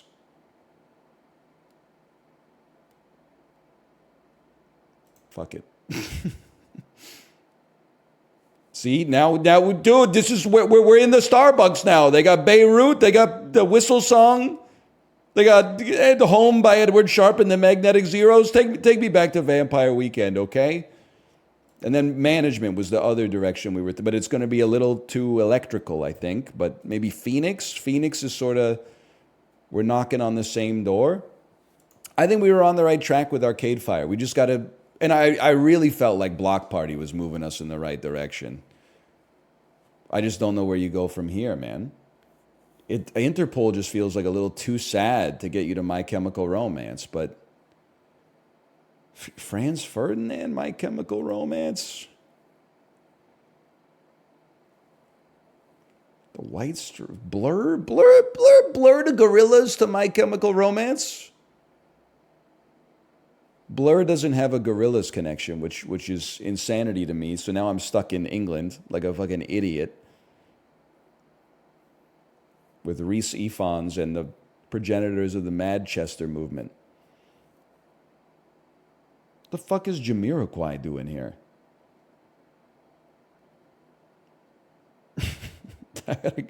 I gotta get out of here, man. I'm just getting further into England, though. Kings of Leon is kind of like the right era. The Killers might have a My Chemical Romance overlap. Not quite. The White Stripes, the thing is, are they related to My Chemical Romance? Maybe through like 20 steps, but like they're also probably related to like 50 other bands. So I don't know if My Chemical Romance scratches like the top 12 or whatever. Maybe Muse, but then I run the risk of being stuck in England again.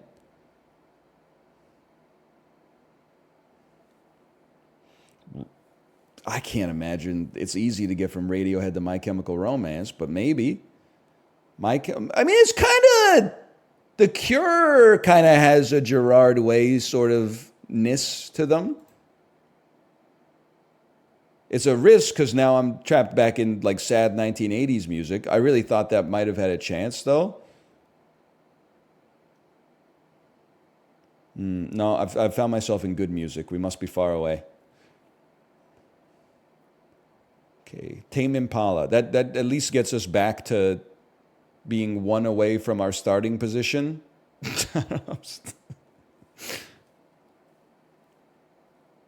Cage the Elephant. I don't even know where I am anymore. Who the fuck are you, man? Who the fuck is Peach Pit? Sounds like a character from Peanuts. Oh no, I don't want to be here. No. I should not have clicked on Peach Pit, man. I don't know anybody else here. There is no back. Reset me? That's so sad.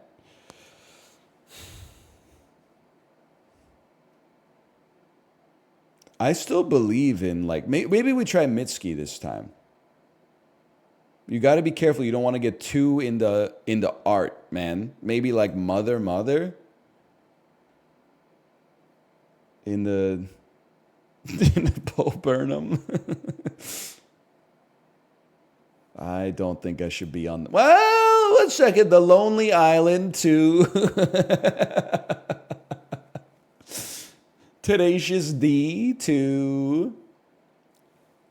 I'm going to go ahead and hit reset on this one. I think I've got myself stuck.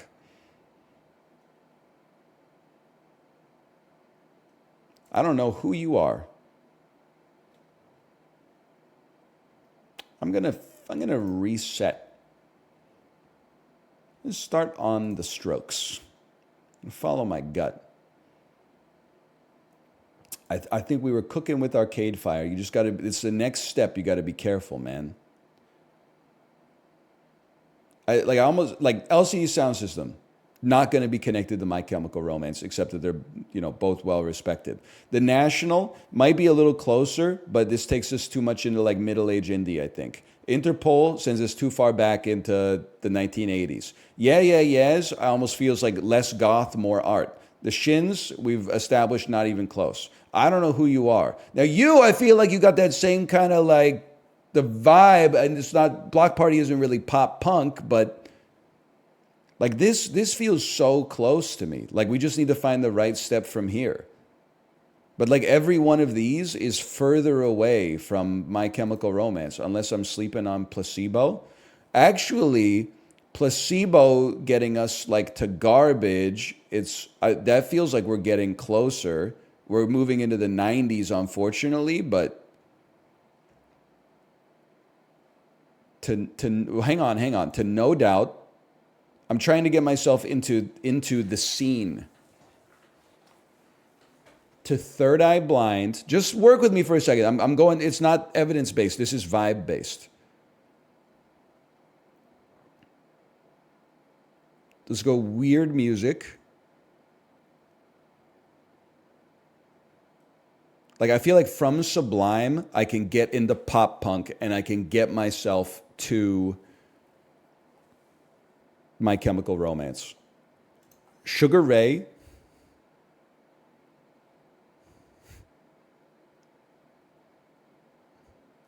Smash Mouth. Wheatus. I'm in pop punk, bro. Sum 41. Oh, Good Charlotte was such a better guess. Okay, but Good Charlotte, Yellow Card, Simple Plan. This is where we want to be. We can make a move from there. This is where we make up. The Used is right there. My Chemical Romance should be here. I knew all we had to do was go through Smash Mouth.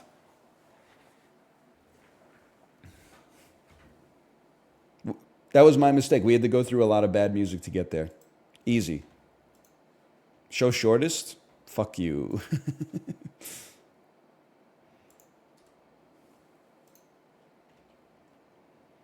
I saw Of Montreal last night and realized I'm old. Are you old because the people in the concert were old? Or were you old because you were like the only 40-year-old guy at an Of Montreal concert? Because like that seems fucked up to me. At the Of Montreal concert, everybody should be old. Like Hissing Fauna came out like 18 years ago. Sunlandic Twins came out like 20 years ago. I mean, you should be like, there should be old people there, man.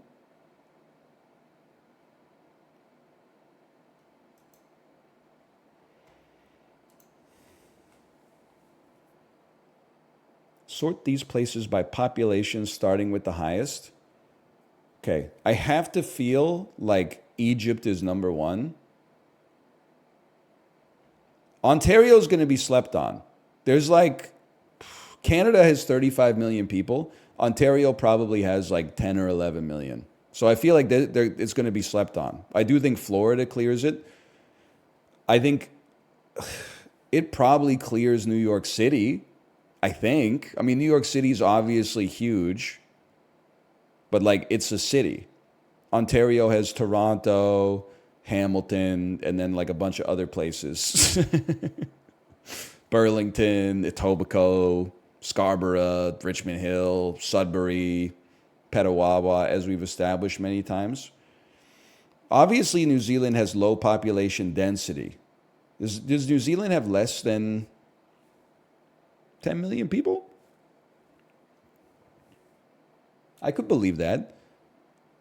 I feel like Belgium is going to have even less just due to the geographic size. I'm sending it. Egypt, Florida, Ontario, New York, New Zealand, Belgium. Okay, these are the switchers. Really? So New York has less than...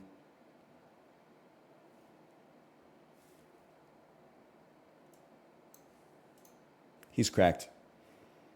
Belgium has 11 million people in that tiny little chicken finger. I'm kind of surprised.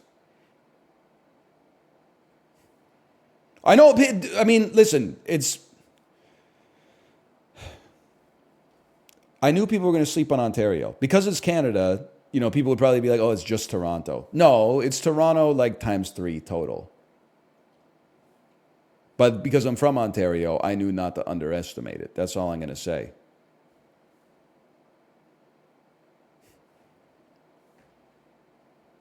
Every Canadian lives in Ontario. It is like 1 in 2, basically.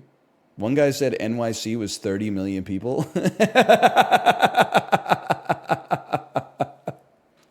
That is fucking funny, man.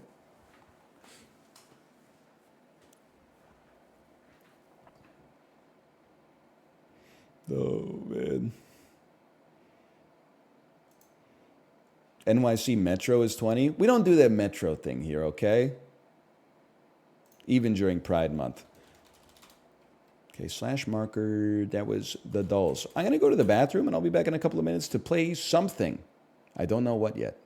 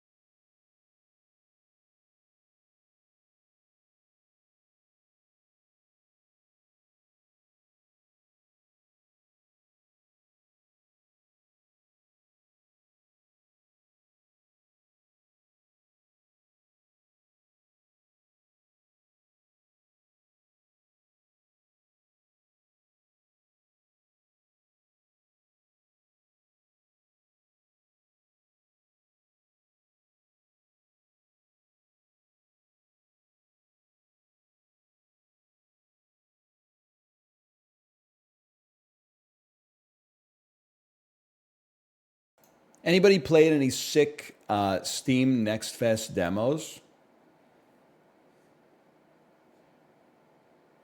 Oh, hang on. Kingdom Hearts minus HD 1.5 plus 2.5 HD remix just came out on Steam.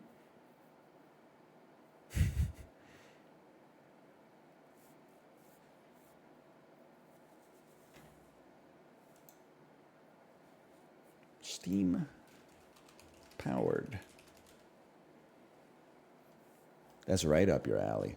Oh, I've been meaning to check out Dungeon Clawer. Dungeon Clawer. A roguelike claw machine deck builder. Build your unique deck, fight enemies by grabbing weapons and items from a claw machine, and find special artifacts to help you on your journey. That sounds up my alley.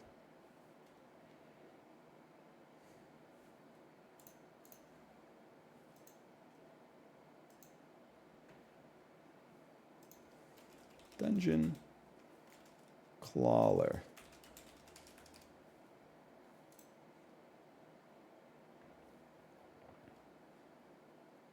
Download demo. Install demo.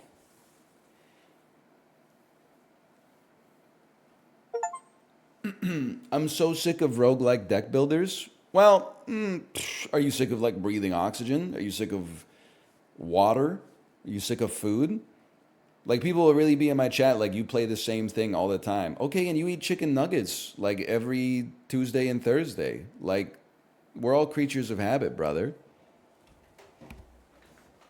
Your ass has been watching the same animated films every night since you were like 8 years old, and you throw aspersions onto me like I have the burden of variety, whereas you don't, even though we're both made of the same stardust.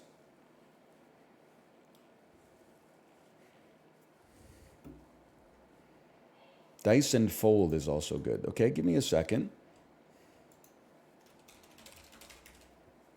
I'm neurodivergent? Have you heard me fucking talk, motherfucker? We're brothers in God's kingdom. For some reason, you hold yourself to no standards and you hold me to like the standard that's unattainable. Turn-based dungeon crawler where your only way of attacking the enemy is by rolling dice. That sounds pretty sick too, honestly.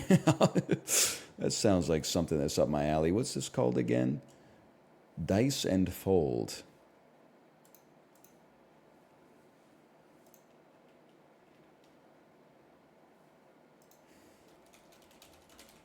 Dice and Fold.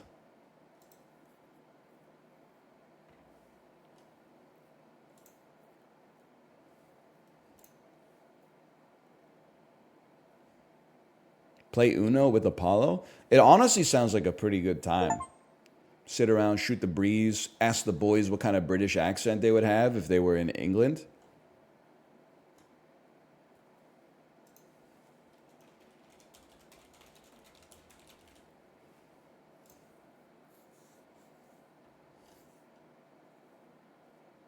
And I'm looking up other demos.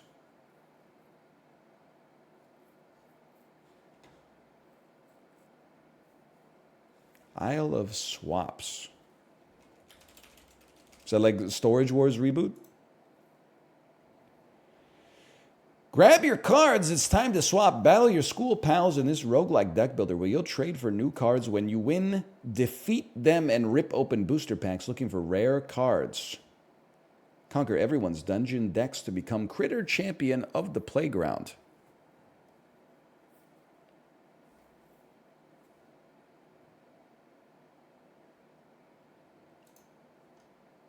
Okay, chat, I'm not being rude about this. The other two I downloaded after watching the trailer. This one, I watched the trailer, and I need somebody to come in and rep it. I need you to vouch for it, at which point, if it is not my cup of tea, you lose Holy Mantle as a result of your vouch sending me down a bad path.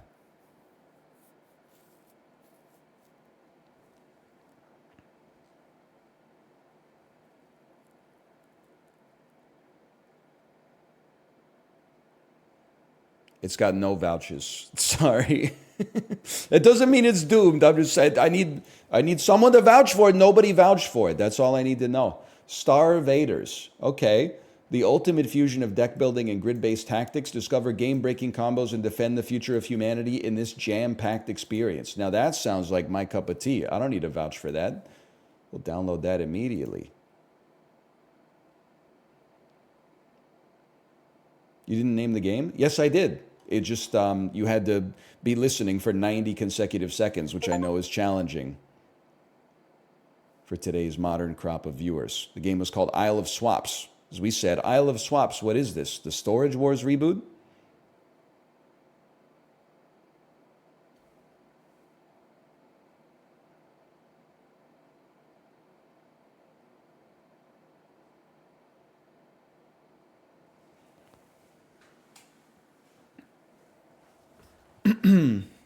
You played, hang on, what is this one? You played Lens Island. I haven't.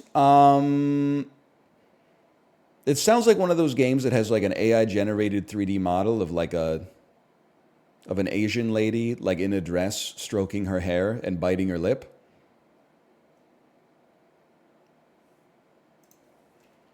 Lens, it's not. Okay, hang on. Lens Island. Discover, survive, and thrive in Lens Island, where intense dungeon crawling meets open world action RPG, master skill based combat, craft powerful items, build and defend your homestead, and find solace in farming. Now, this, it has positive, mostly positive reviews. It's not for me, though. It's just, I think that's honestly just too much game. I was thinking about it. I think I'm tired of trying to be a square peg fitting in a round hole, man. I know the Elden Ring DLC comes out soon. I think I still have my save file on PS5. I might check out the Elden Ring DLC when it comes out. But like watching Apollo play through Elden Ring again, I was like, I know it's not going to be the popular take necessarily, but I come by it honestly. I think it might just be too much game for me in 2024. It's 100 hours long. There's 90 different biomes that have 3 bosses each. There's 3,000 different like pieces of loot that can drop. That might just be too much game for me.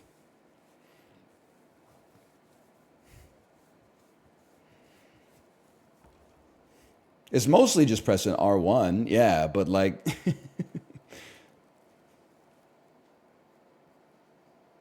it's not as long the second time. I think it would be as long the second time for me because I got to remember where the fuck everything is. I don't know. I'm not feeling sauced by the Elden Ring DLC, and it's a me thing. I'm just like, I'm not at peak Elden Ring hype, honestly.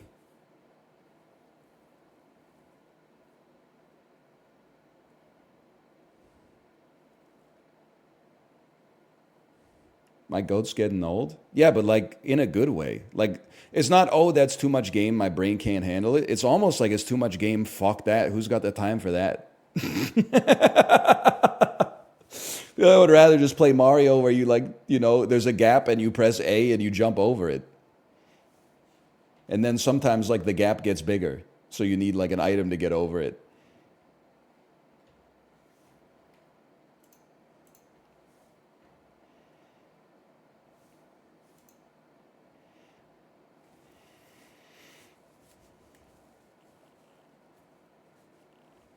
Just a lot of game. Like I was watching Apollo, I was like almost skeptical that I had beaten Elden Ring when I watched Apollo play it. And then he was like, hey, chat, what's your favorite boss in this game? And everybody typed a different boss, and I didn't remember any of them, even though I beat them all. Like I was like, chat, did I beat Astel? And they were like, yeah, you beat him. I was like, who the fuck is Estelle? And they're like, he's a worm with a human skull. And I'm like, what the fuck? He's made out of Orbeez? You beat him twice? There's just too many motherfucking bosses in that game, man. They got too many bosses. I was catching heat for saying it when I was in Apollo's chat. I think Elden Ring is an amazing game. Probably peak of Souls. But it would be even better if they cut like 40% of the content in it.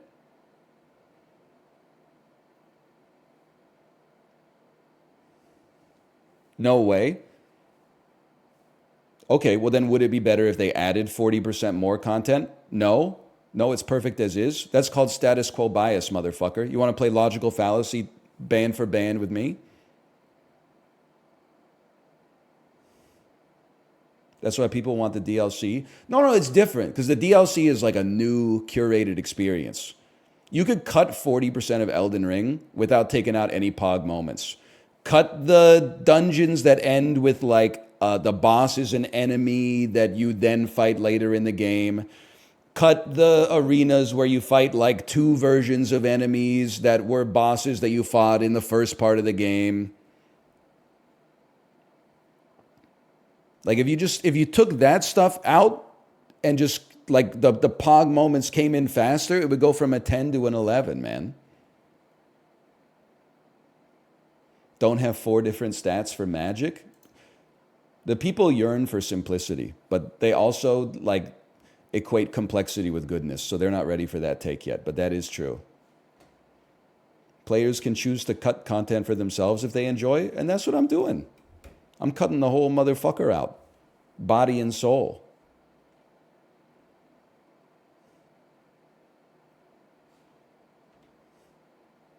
I'd rather just play Mario Kart, honestly. Holy cow.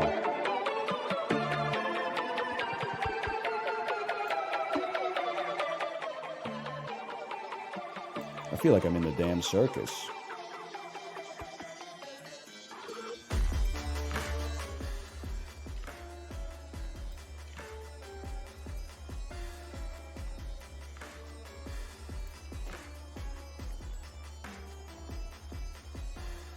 What is this called?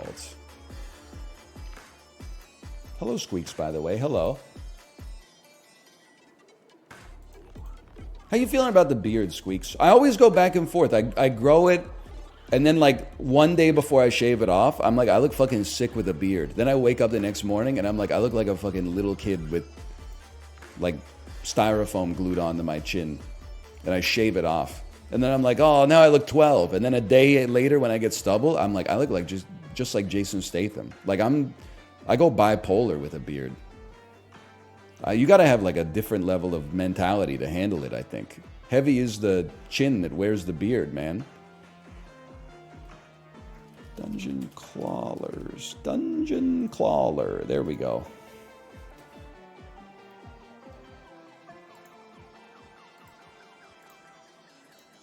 You look like the Road Rage guy. You look like your closet is just green Triforce shirts and khaki shorts that have a disturbing number of pockets. No disrespect.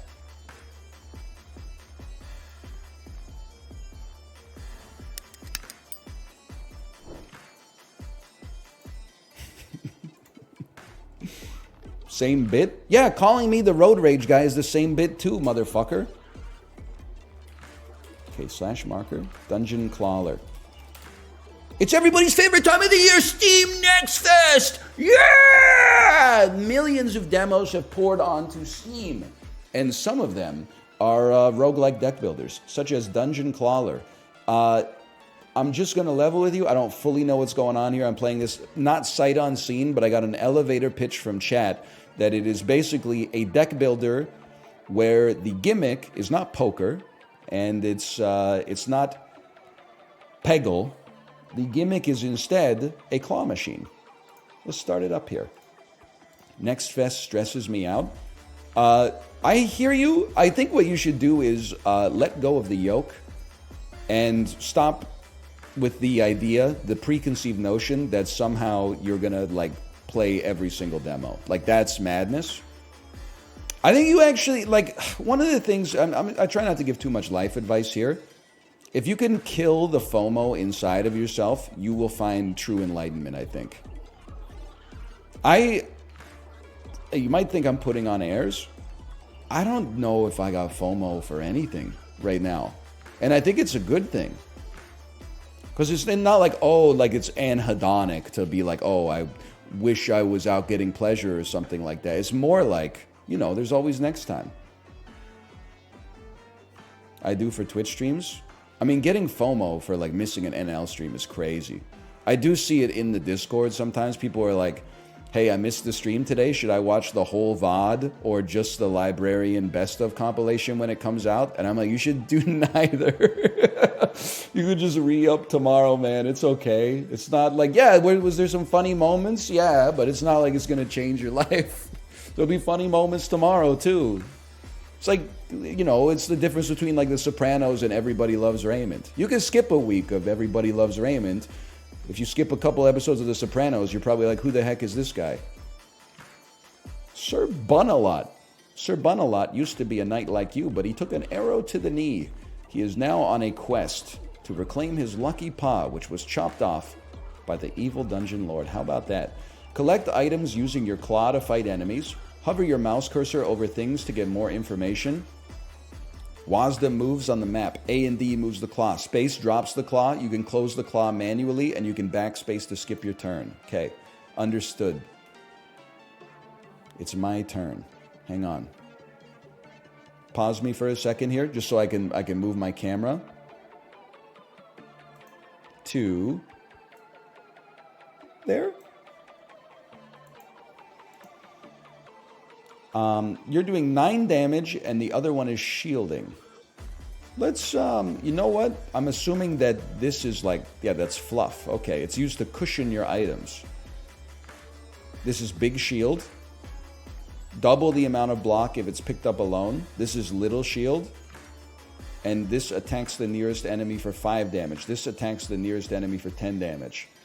I got an idea. How many plays do we get on the claw machine? Because I kind of feel like, what if we just grab claw or shield number 1? Nope, we got the sword too. That's okay. I can live with it.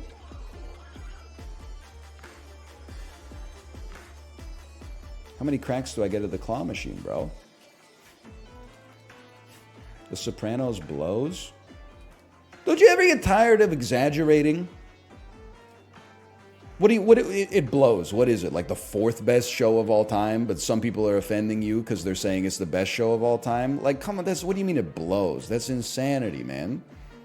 You want a show that blows? How about Celebrity Lip Sync Challenge?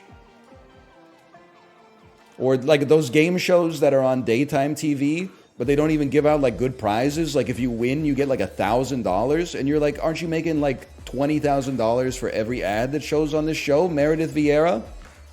It's insanity, man.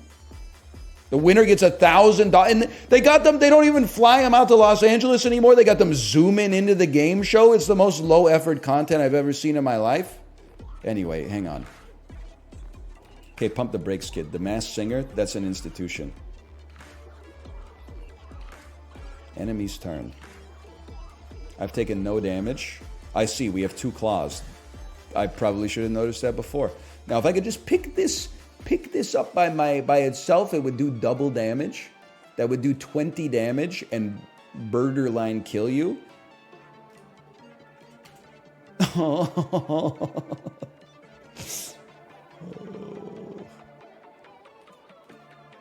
Not my best move. Let's just try to get a smattering, a grab bag, if you will. 15 shield and a little damage, okay? We take 1 damage, no sweat. Time to restart. I would love to do 20 damage to you. I don't think we can pick that up by itself, to be honest. I think we're going to have to grab a smattering, as always.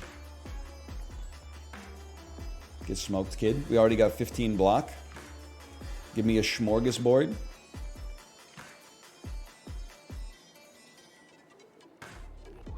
Miata son or Forerunner daughter. I'm going to say Miata son. Just in general, I'm not anti-car, so don't assume that like I'm like you, okay? But the smaller car, the better, I think. And the less SUVs on the road unnecessarily, the better it is for everybody, from the perspective of like not dying in a collision. So, sure, a smaller car on the road is better, I'd say, for me. Attacks the first enemy for 2 damage and gives you 1 dodge. Dodges 1 attack, reduces the amount of dodge stacks by 1. Increases strength by 2. Converts all strength to block at a 1 to 2 conversion rate. Interesting. I mean, dodge just misses an attack. That seems insanely good. Let's take brass knuckles and move onward here. And then where is it? Did it not fall into the claw machine yet? I didn't draw it. I clicked on it. I don't know if I should have done that. Here, draw me right here. You'll draw it later, don't worry. Sometimes I worry that, like, especially playing games on Twitch. Well, I think this is just maybe true for, like, the state of gaming now to begin with, but I think that it's because of streaming, because I am a streamer and I'm speaking from my lived experience. I feel like we're too afraid to, like, make mistakes when we're learning how to play with a toy now. Instead, we always come at it and we're like, hey, thousands of people, like, what's the right way to play with this toy? Am I doing it right? That's what the tutorial is for, brother. We'll figure it out. I'm talking to myself there. It's embarrassing. It's embarrassing that I'm like, I played the game for 3 seconds and I'm like, oh, I'm so self-conscious. Am I doing this right? You see what you've done to me? Okay,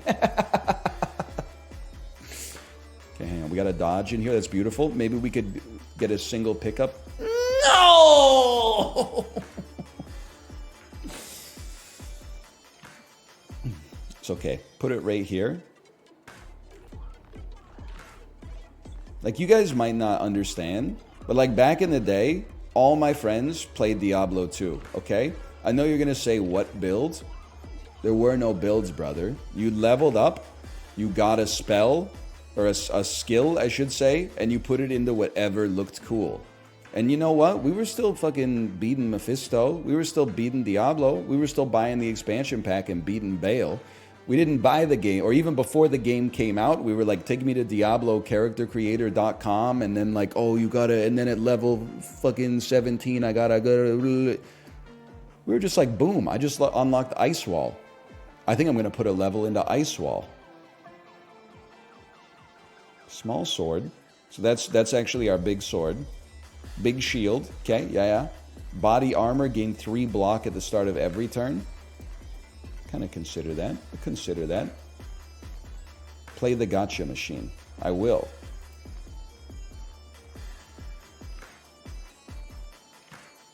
I have received catnip. Increases damage done by your pets. And natural strength. I think I would rather have 3 strength, honestly.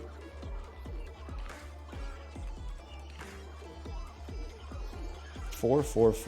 Things you hate to see. Okay, this would be huge if we can get brass knuckles and body armor in the same grab. Oh. Still pretty good.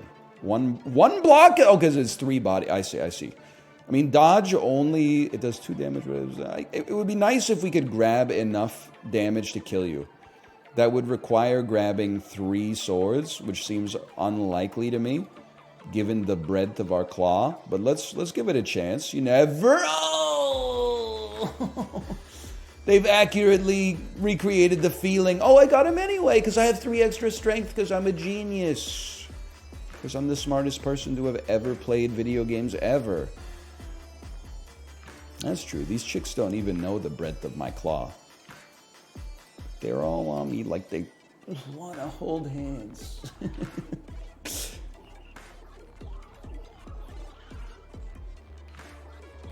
Just grab it, man. Don't get cute with it.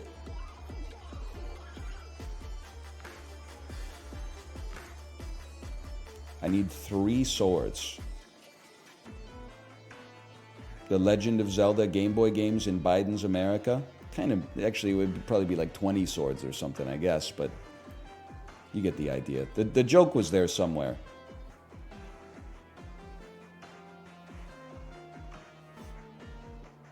I don't get it. It's inflation, I guess. Inflation's the joke. Attacks the nearest enemy for 1 to 15 damage. Attacks the nearest enemy for 15 damage and removes its block. Get out of my deck. You're like demonstrably and objectively like 20 times worse than the battle axe, bro. Are you rare or something?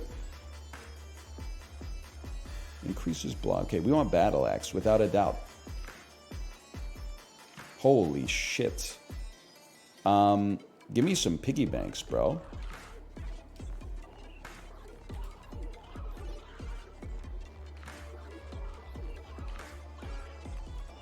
Oh, you only get to play once. Okay, what's your deal? Prickwood. Oh, thank you. The enemy intends to buff itself or others. That could be me then. Let's. I'll tell you what. This is very Slay the Spire coded. What a horrible grab. You don't grab Battle Axe until they get some block. What? Deals 1 damage to the attacker when being attacked. Understood?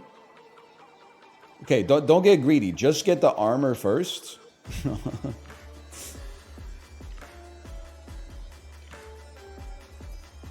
You can get both, man. You can get both.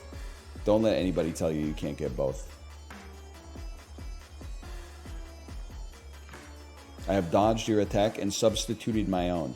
Okay, give me more block because we need to avoid the spikes every time.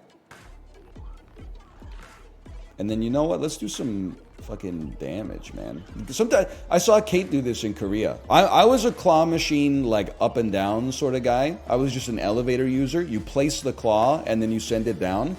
She was doing stuff like she was getting it moving like left and right and then using like the impulse of the pendulum swing in order to drop it into a better location.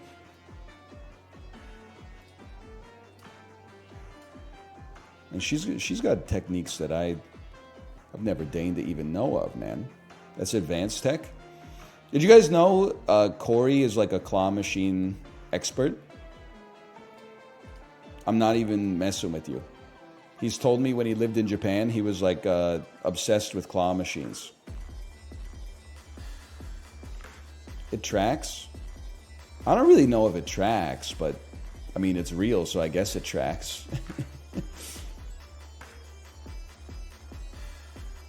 I'm glad he recovered. It is kind of like one of the funniest pseudo gambling addictions, I guess, because instead of like winning money, you get like a toy worth nothing that you can't do anything with. But you do, I get it though, you get the thrill of seeing the claw like grab it and like solving the puzzle of the claw machine.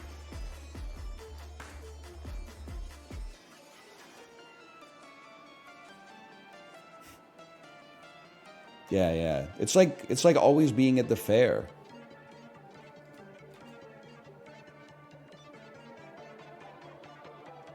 I think I own you, basically. The toy has sentimental value? Not when you got that many of them. I hope it has sentimental value, though, because it has, like, no material value.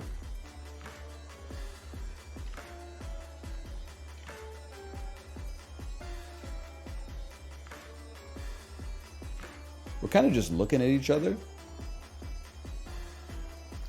Okay, Greg Heffley. Is this a Diary of a Wimpy Kid reference again?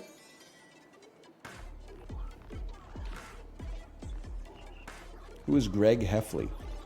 It is! Dude! My intuition is crazy.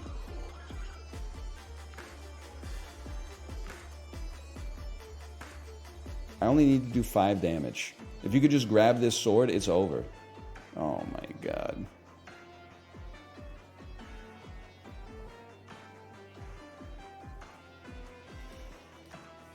I got a whole bunch that I won when I was in Japan. They have sentimental value to me. And I don't think you're doing anything wrong. I think I killed that part of myself at some point between like ages 17 and 20. I have no sentimental value. Like I have sentimentality towards people and memories, but I have no sentimentality towards like objects. I could be wearing a shirt for like 3 years and be like, this is my favorite shirt. When the neck on that motherfucker gets blown out, so I look like that picture, remember? The picture of Saddam Hussein's lieutenant when they caught him in Operation Iraqi Freedom, and like the neck of his shirt goes like all the way out to like the edge of his shoulder so you can see his back hair. You know that one? When my favorite shirt looks like that, it's going straight in the Salvation Army bag. I don't know if anybody's going to want it. Maybe there's a motherfucker out there with like a huge neck that's like, I'll take it, but... That's my deck and that's my stats, by the way. I'm not like, oh, my favorite shirt. I'm like, I'm gonna have to shave like my whole back and torso to wear this motherfucker. I don't got time for that. Get it out of here. There was always 20% water inside the machine. Gain 1 strength every time you take damage. You remove 3 poison at the end of your turn. All right, I guess swamp me. Is that good? You can only choose one path. I see now. There it is. This enemy intends to add items into the machine. Okay, I understand. How about this would be a huge grab early. You have 11 life left. We don't really need to dodge. We should do some damage. I could lethal you. If I just grab you, I got some shield and some fluff as well.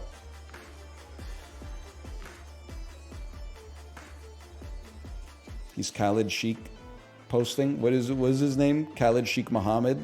Yeah. Hey, I didn't say, you got me confused. I didn't say it's Saddam Hussein. I said it was Saddam Hussein's lieutenant. They showed that picture on CNN for like 25 days straight. I got that image seared into my head.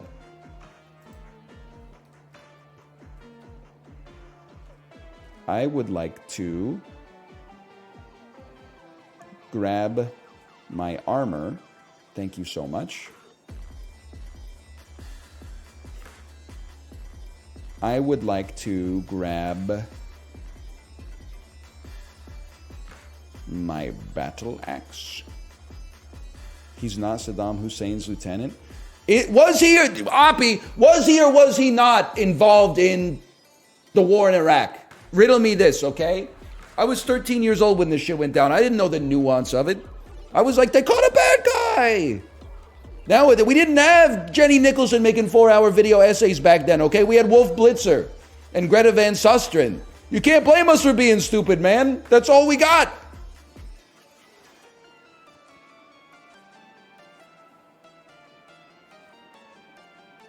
Poison X3. Big whoop, man. Big whoop.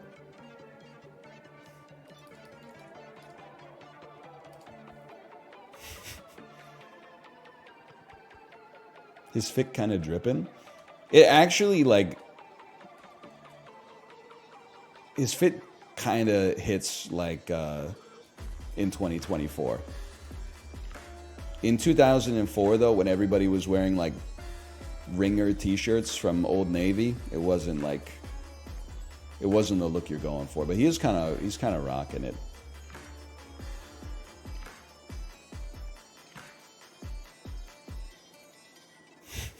Why is his collar so wide? I'm assuming, like, when you're on the run from SEAL Team 6, like, you know, some personal grooming might go out the window. What?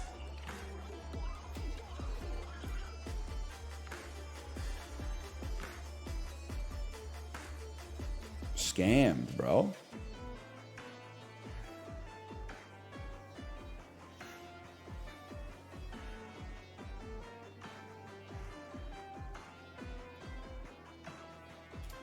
Hello, Vinny, by the way. You must have... Are you, like, patient zero for Glorp?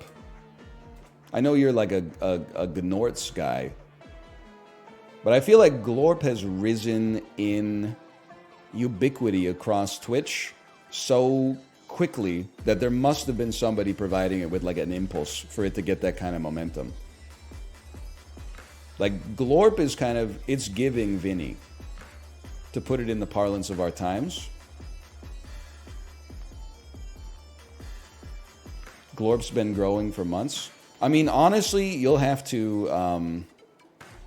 excuse me. I'm in literally like 3 Discords. So, like, I'm not familiar with all the genesis of these memes and inside jokes and stuff like that.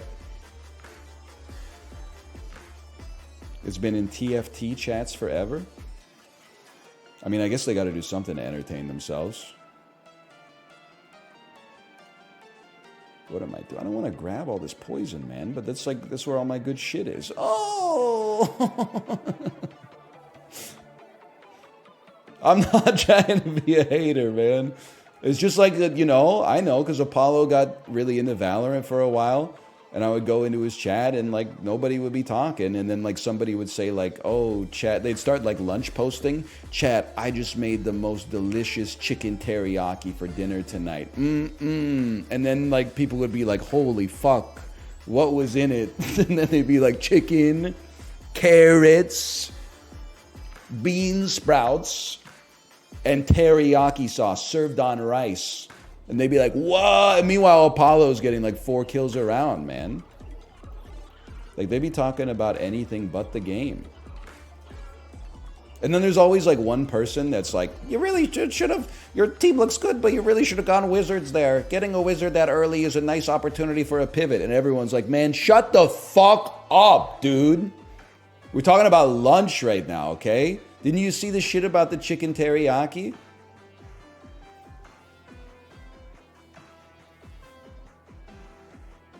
Anyway, I won. Tanks the last enemy for 3 damage and shrinks 3 items. Gives you the bomb buff. Explodes after 3 I know ticking bomb. You think I haven't played Slay the Spire? That goes crazy in a silent deck where you have some block. So I'll tell you what. Step 1. Well, give me the bomb. What's today's lunch, NL? Bibigo kimchi mandu is my guess. I've been trying to work my way through some of the frozen food. Either it depends on the timing. It could also be peanut butter sandwich, which is also, you know, I'm not complaining. Let's just put it that way. I like a peanut butter sandwich. Is it Little Rascals coated? Yeah. So what? Just peanut butter? Yeah, I got to save the bananas for the bike. Otherwise, I'd be eating like, I don't know, like 25 bananas a week or something. It would just get to the point. I'm not worried about like the sugar content that much. I would more just be like, this is just a lot of bananas. People start to look at you a little funny when you walk out of the grocery store with like 3 bunches.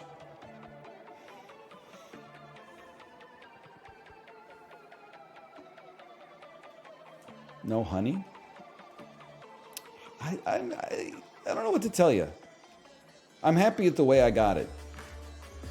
Comparison is the theft of joy. Now, you might just say like, oh, I look at my neighbor and they got chicken tenders. I got a peanut butter sandwich. I won't compare myself. But you can compare what the current reality is to another reality where you put honey on your sandwich, and that can thieve your joy of just having a simple peanut butter sandwich.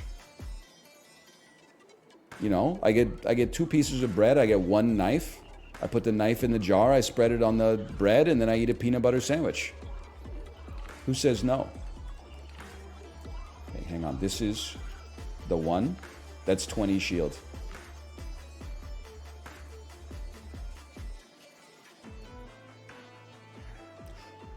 Greatest pull of all time. Isn't it dry?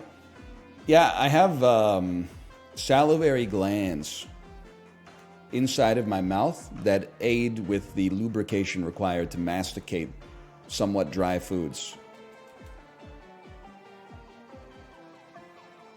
Quit bragging.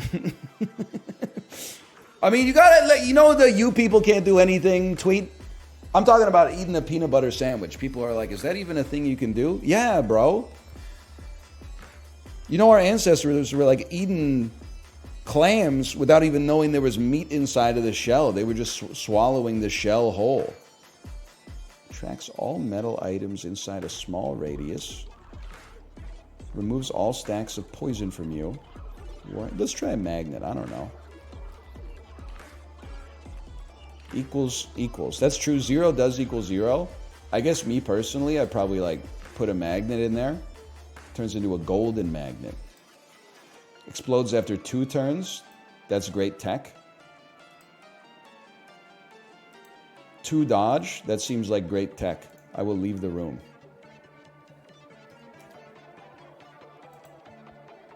You're doing 1 billion damage. I gotta see what magnet does. Next time.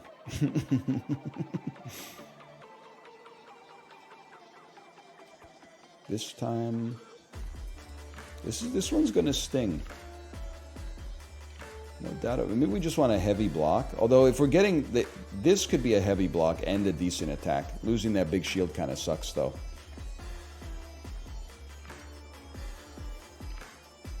We used to eat PB&J all the time. It's just fine.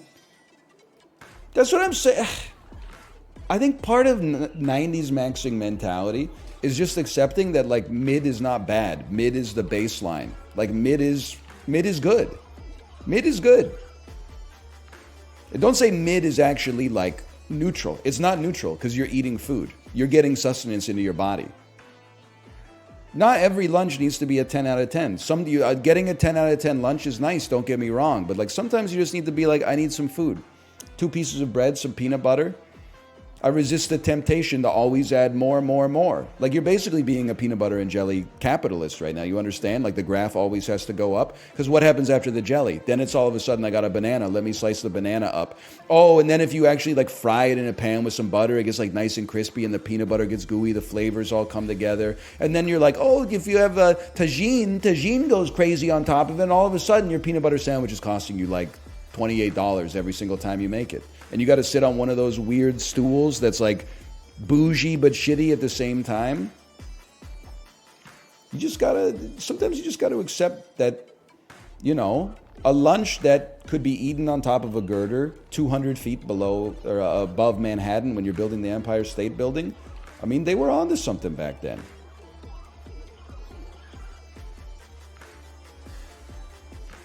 I don't need the bomb. I need to do damage to you. It would be nice if we also got the brass knuckles, but that's a pipe dream.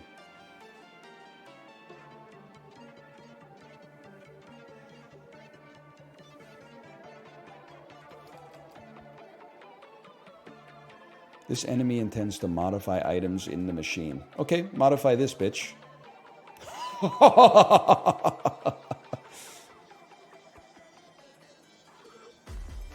Converts all fluff inside a small radius into gold coin. Fills the machine with water. I don't even know what it does, man. Healing seems kind of nice. And it hits the back, I guess. I agree with the take as long as it's real peanut butter. It's not. It's Kraft with the 2 bears on it. It comes in a 2-kilogram jar from Costco. I hail from a different era, okay? I'm assuming at least that for the 10% of the population that still goes into the office, lunches are all now, like they're all acai bowls and stuff like that. Everybody's showing up with like some stuff that we couldn't even conceive of in like 2009, right? Back in the day in school, when you show up for lunch, peanut butter and jelly, buttered salami sandwich.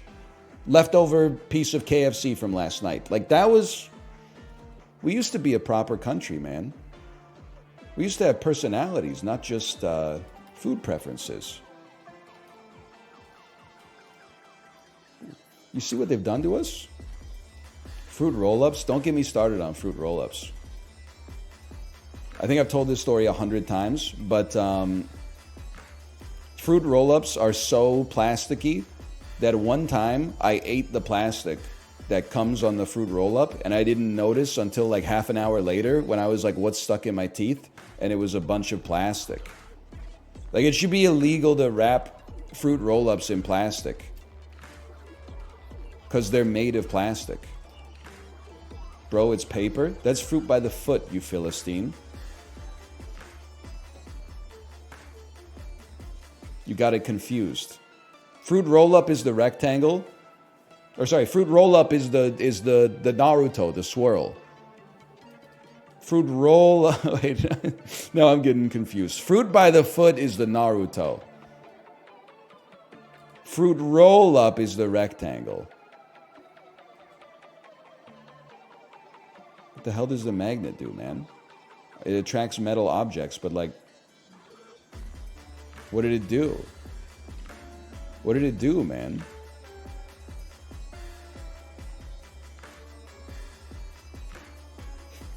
It attracted metal objects. I know, but like, but what was the consequence of that? Oh!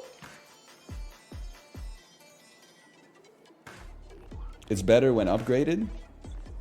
Yeah, this is the literal definition of the word.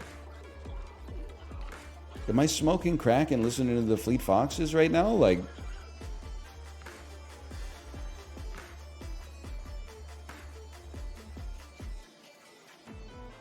I don't get the Naruto thing.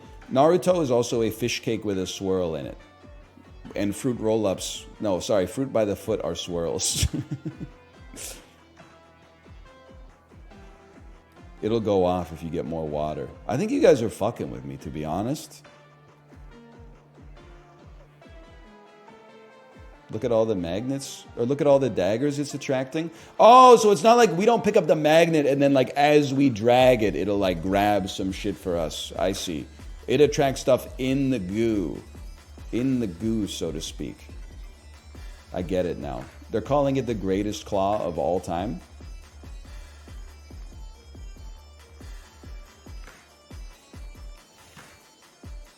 Turns water into poison water? No thanks, brother.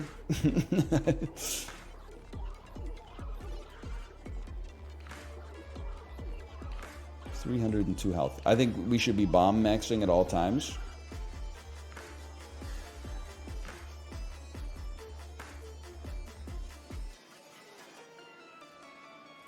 Naruto means swirl is bothering me. Let me guess, you're from Ohio.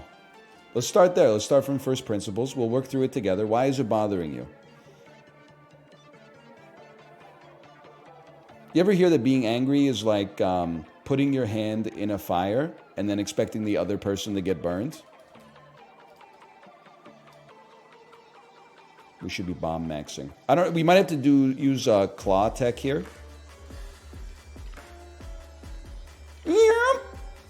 That's all right. That's a very grabbable bomb. 13 damage. I have 13 block. What a coinky dink.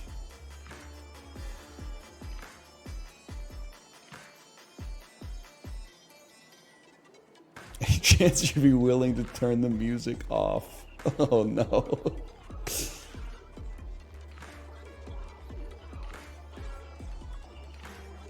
Polite insults are like, they hit the hardest, man.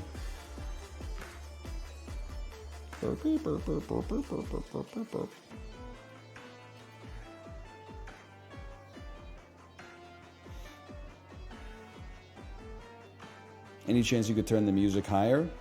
Let's not go crazy. Now, I'm starting to see the value of Magneto. Look at this.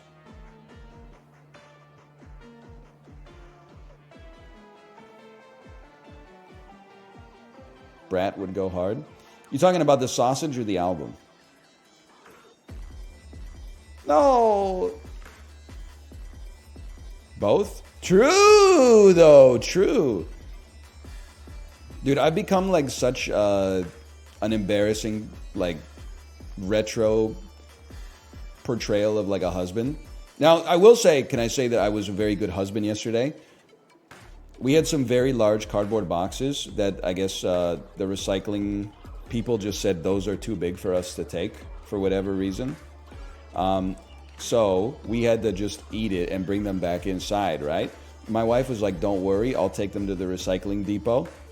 It's a long trip, you know, to drive them in yourself. So I said, fuck that, dude. I'm going to be a good husband. Got out the box cutter, sliced up those motherfuckers until they were small enough to fit in the envelope. So they're going to take it one way or the other. I just had to do a little bit of, you know, dissection first to do it. That being said, I was at the grocery store like a couple days ago, and I was like, you know what? I should cook. And then I thought about what to cook, and I was like, I could really go for... I was like Mitt Romney mode, man. I was like, I could really go for a hot dog. But you know, it takes a lot of cojones to text your wife and be like, do you want to have hot dogs for dinner? Like, there's a chance she might be like, yes. But then there's a chance she might be like, what are you talking about? Like, we have a child. We can't eat hot dogs for dinner. Just like at a barbecue or so when the occasion strikes, sure. But just randomly on like on a weekday, it's a little audacious, man.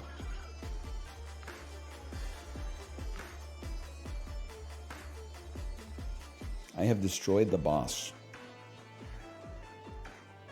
100% I had to do that a month ago. It's the worst part about being a husband, man. Is like sometimes your wife will be like, do you want to eat junk food for dinner? And you got to be like, I guess. If you want to. Inside, you're like the 7-year-old who always lives inside of your solar plexus is like, yeah! Ah! McDonald's! I really in my heart set on like a green goddess salad, but okay, I guess I'll have a McDouble fries and a large Coke Zero.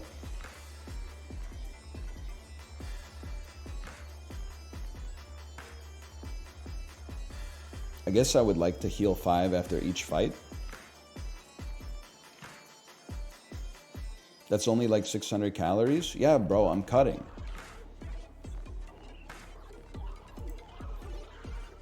Nothing better than my partner saying she's craving poutine. Bro, I was living that life for a while at Costco. We'd go to Costco, I would get the hot dog combo, and like 1 in 5 times, Kate would be like, I think I'm gonna get the poutine. And then she would only eat like half the poutine because it's admittedly like 1,900 calories or something. And then I would get to eat the other half. Talk about having your cake and eating it too. Nothing? If I grab the armor, the magnet should come too. Because, oh my god, are you fucking kidding me, man? The magnet's too good.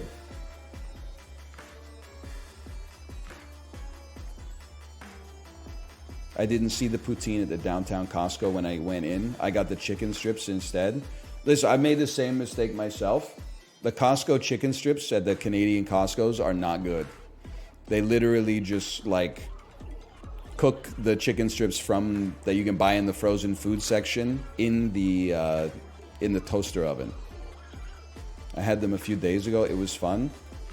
Listen, you know, I just mentioned I love mid-food. I'm just telling you, if you're at Costco in Canada, don't overthink it. You have 2 choices, okay? Even if you're craving chicken strips, you should either get... What the heck? The hot dog combo or the poutine. That's it. What about both? You don't need both. You're slowly killing yourself, but like faster than nature's doing it. Chicken bake, we don't have that here. We got poutine instead. I'm just saying, don't overthink it. You either get the classic hot dog combo or you get the poutine. You don't need to get tricky with it. You don't need to get cute with it.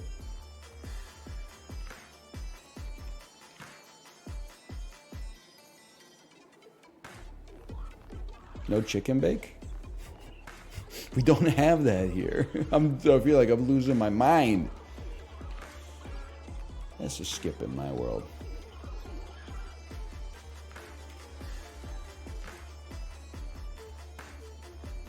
No double chocolate chunk cookie?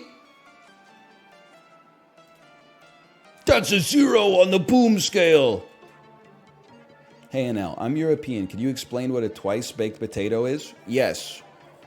You bake the potato once until it's soft on the inside.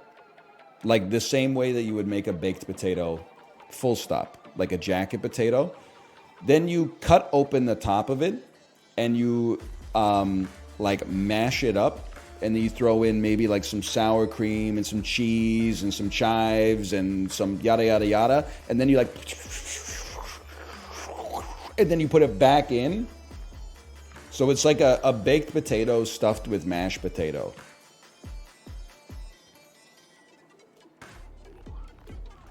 It has no top. It's an oval. No disrespect. Are you stupid? It has a top. The top is whatever side is not on the surface. It's the side closest to your ceiling. What do you mean it doesn't have a top? It's a relative direction. You're absolutely right. It is not an oval either. This is a 3-dimensional shape. What are you talking about?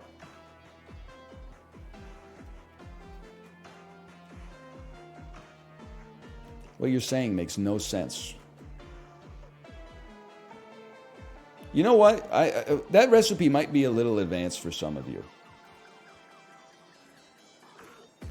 For everybody else, once it gets warm after the first bake, when you put all the toppings in there, you pretty much just take it out and eat it. But blow on it first because it might be a little hot, okay?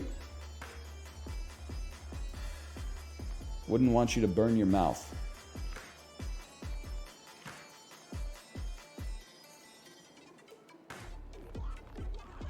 I'm dodging an attack. You know what? Just throw more bombs at this.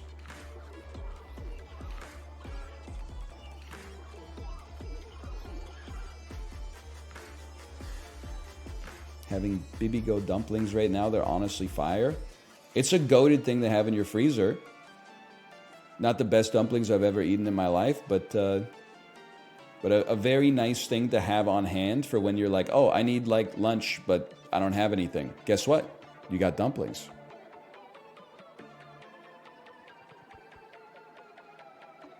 You're dead, right? Okay. I just got to be honest with you. I don't really know what's happening right now. I'm just kind of grabbing stuff from the claw machine. I'm doing okay. Why do you skip all the good items? I think that I've hit a point where like my brain is just turned off playing this because I felt this is meant to be like constructive feedback instead of just being like a hater. I feel like the early encounters were so easy that I didn't feel the incentive to learn how to play an optimal turn. And now that enemies are killing me, I'm like, I don't know why I'm dying. Which is, I mean, it's my own fault in a way. I like this. I like the gambling.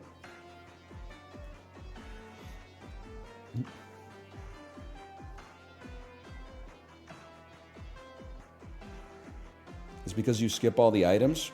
Excuse me, I've beaten A20 with every single character. Skipping is actually the most valuable choice you can make in that game. Sure, let's get Blockmaster. And then let's cut a dagger from my deck. We have 49 gold. Let's cut 2 daggers and a small shield from my deck. These are not cards, let's be honest.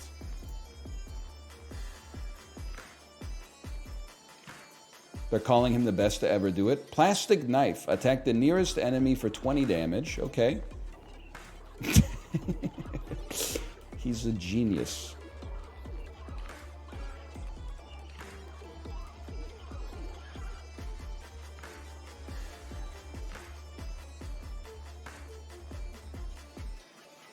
I would like brass knuckles, please. Me at the Anchorman melee.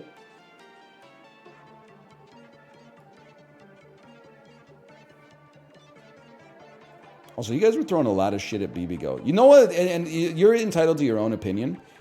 What annoys me about talking about Korean food specifically is when people try to like condescend to me, as if I haven't tried 20 different brands of frozen kimchi mandu.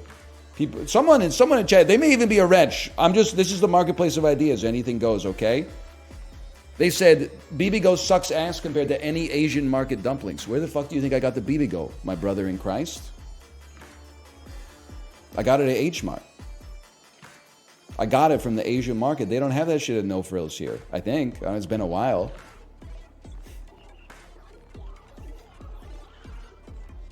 It's bad all around. I mean, maybe I'm stupid, but I literally just got back from South Korea. And I feel like the Bibigo dumplings, again, not the best dumplings I've ever had in my life, but perfectly serviceable. Just? Yeah, I don't know, like 10 days ago. That's just. That shit is still top of mind.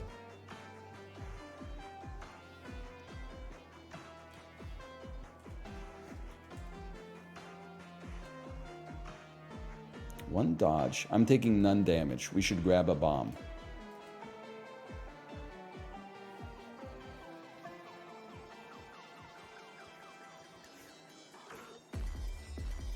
Worst Korean food you've ever had? There's a lot. People aren't ready for that take yet. I do think pig foot is pretty bad. That's really bad. Yeah, bundegi is pretty gross.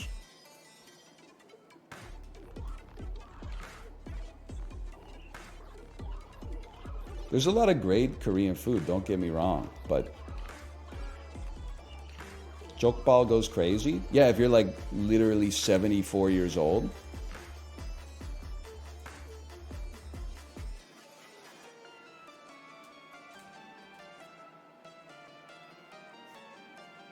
Don't mention Sunday. I've accepted that with Sunday, it's like it's just some people like it, some people don't like it. I'm one of those guys who doesn't like it, but obviously there's something to it because people go crazy for the blood sausage.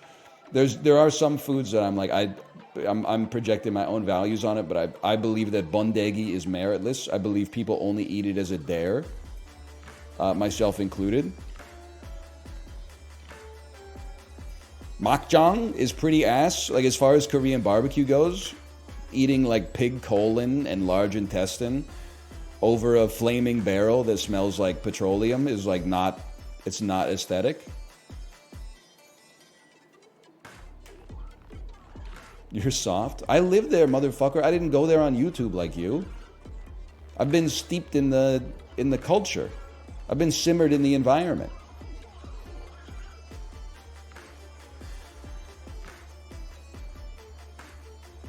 I will re-roll.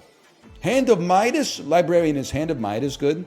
What if I'm Lifestealer and I haven't got boots yet?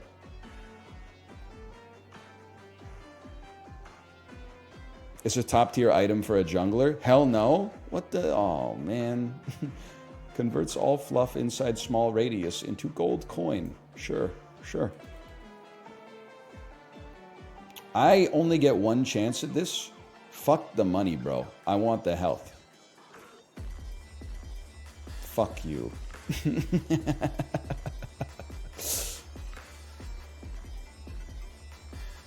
Oh, if only the magnet was like good. Oh, well, I don't know. We'll see. Bro, come on. The magnet's too good. 27 damage. Great time to grab brass knuckles.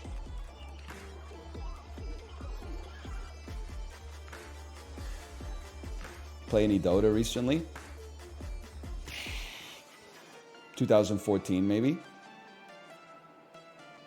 So recently in like a cosmic sense for sure. And we gotta break up this magnet, man. I don't know if we're ever gonna be able to grab that stuff. That's 10 years ago? Yep. Yeah, you got it. You're absolutely right on that one. Get this magnet out of my deck.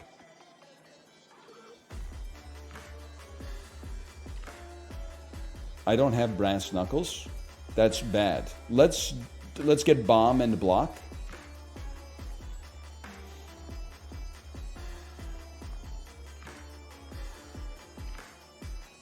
This is the one. We must excise the magnet.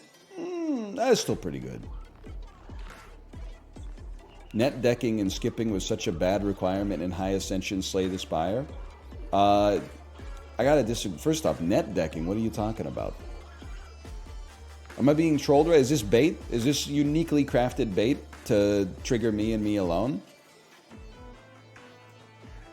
How can you net deck in a roguelite, man?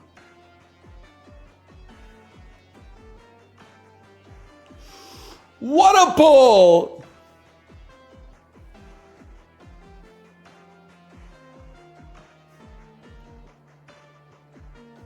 You meant meta picking? Well, there's an easy way around it. Listen, like, I know I hate to be this guy. It comes across as so aggressive. Just don't find yourself unfamiliar with the meta. Like, I don't know what cards are good and bad in Slay the Spire. It's because I play the game instead of, like, watching people play it. And then when I lose, I go, I gotta, like, you know, do something different next time instead of Googling, like, how to win Slay the Spire, best cards, cards ranked, Slay the Spire cards tier list. I don't have anything against that kind of content. It just sounds like for you it compromised your enjoyment of it. So that'd be like the first thing that I look at. Also, showing restraint and skipping cards is actually sick. It's a hard-fought lesson for sure, or a hard-learned lesson, but a lesson that will serve you well in lots of other games. You know, see, you know what you've done? You got Sladis, Katz, and I on the same side. Do you know how hard that is to do?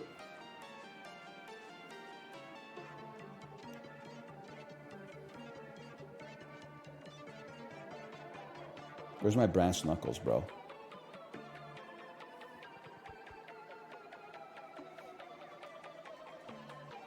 There are some cards you take every time. Chat, create a situation for me as the defect where you don't take FTL in your deck. Oh, it's one use. Oh, no. I'm dead. Game over. Floor 3. You've unlocked new things. I'll continue on now. Okay, this is a Velvet Choker. Good choice. Good choice. Timekeeper. Yeah, but there's no way you know if you're going to face the Timekeeper. Okay. This is Dungeon Clawler. Dungeon Clawler. Demo available now in Steam Next Fest.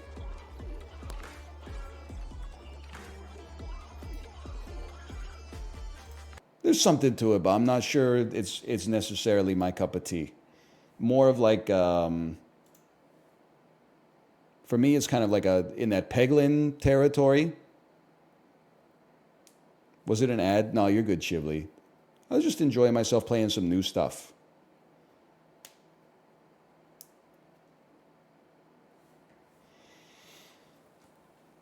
Phew.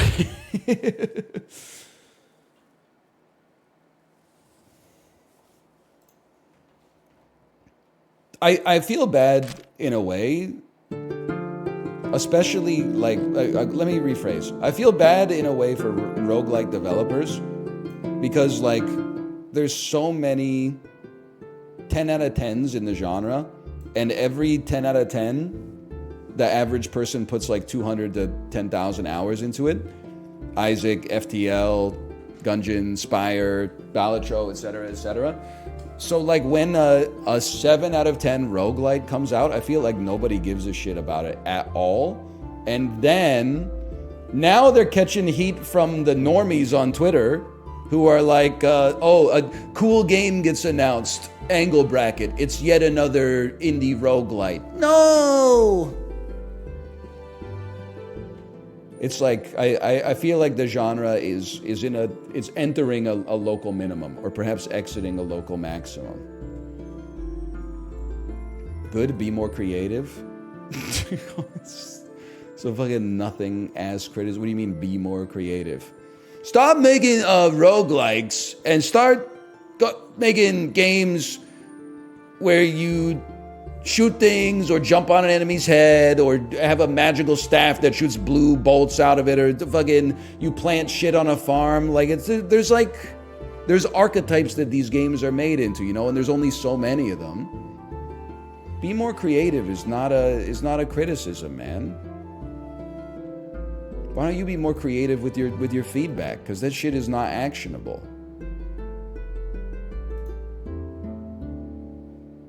It kind of is. No, the fuck it isn't, and neither is your follow-up, to be honest.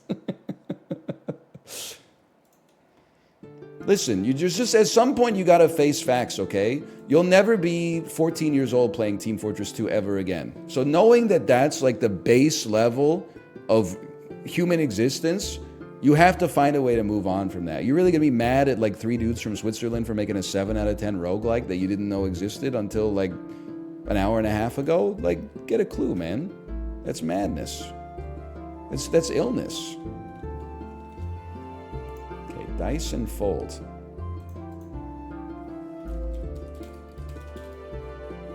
Five followers. We're putting this shit on the spotlight.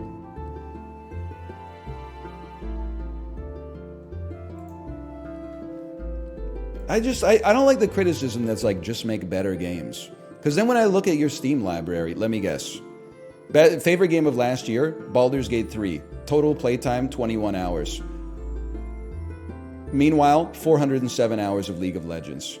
But you say League of Legends sucks and Baldur's Gate 3 is good. Okay, sure, yeah, makes a lot of sense.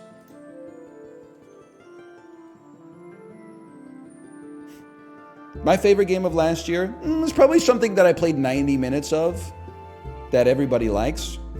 That being said, I did play 703 hours of Teamfight Tactics.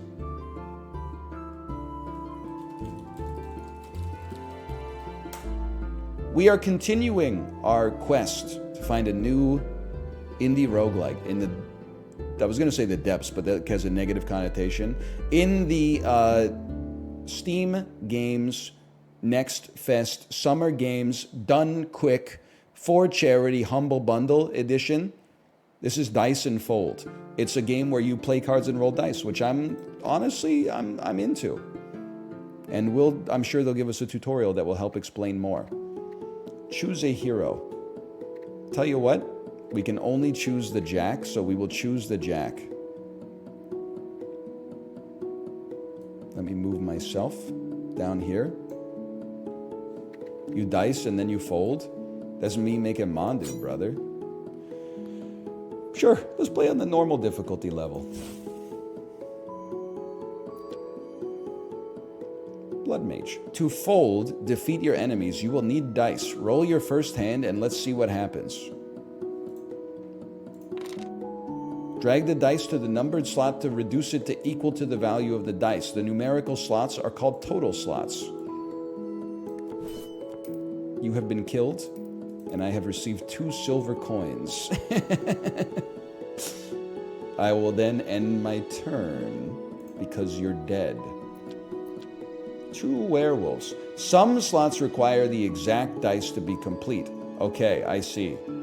We roll. We got 2 2s. That's beautiful. I could store it in the tray, or I could just get thee to a nunnery and grab 4 silver coins. What do you got next, brother? A chaos butterfly that needs 13, does 2 damage per turn. You need a 6 and an any. Your heroes have specific skills. Complete the skill slots to be able to use it. Okay. I'll put a 6 in my skill slot. Then press on the skill to activate it. Roll 2 new dice. Oh, okay. How about a 6 and an any? You've been killed, and I have received 2 silver coins. Now you're going to do 2 damage to me, but I can at least hit you with a 6 and a 5, and then end my turn. I guess I could have rolled again. I could have put the 5 in here and done it again. Oh, yeah, okay. Now this game, I can tell you right off the bat, this game's got some sauce, bro. Okay, 2 silver coins. 3 silver coins. Now we're talking. Save a 1. You never know. You might need it. Rolling dice, I sleep. Dragging dice, I'm awake.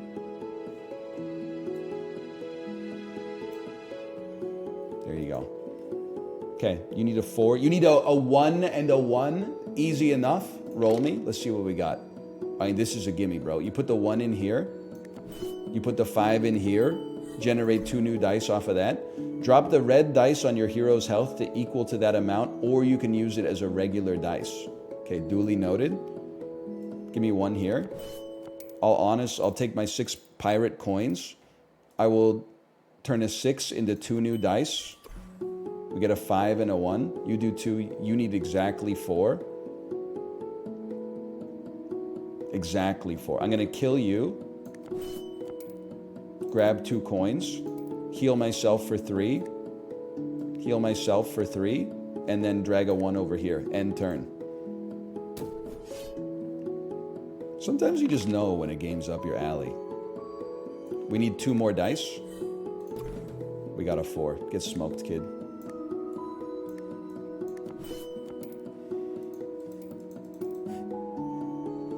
End turn. The cursor pinching is so funny. Coochie coochie coo. I like a disembodied hand as a mouse pointer. That's the one thing Bonzi Buddy got right. That's a good idea. I wonder what happens if you move these dice over here. What if you create a large straight right here? A beggar. Fraud's penny. 5 silver coins become a gold. Off the hook. Heal your hero by 2. Gain 2 silver or roll a dice. Roll a dice. If you roll a 6, gain a gold coin. That's so risky though, man. I'm thinking,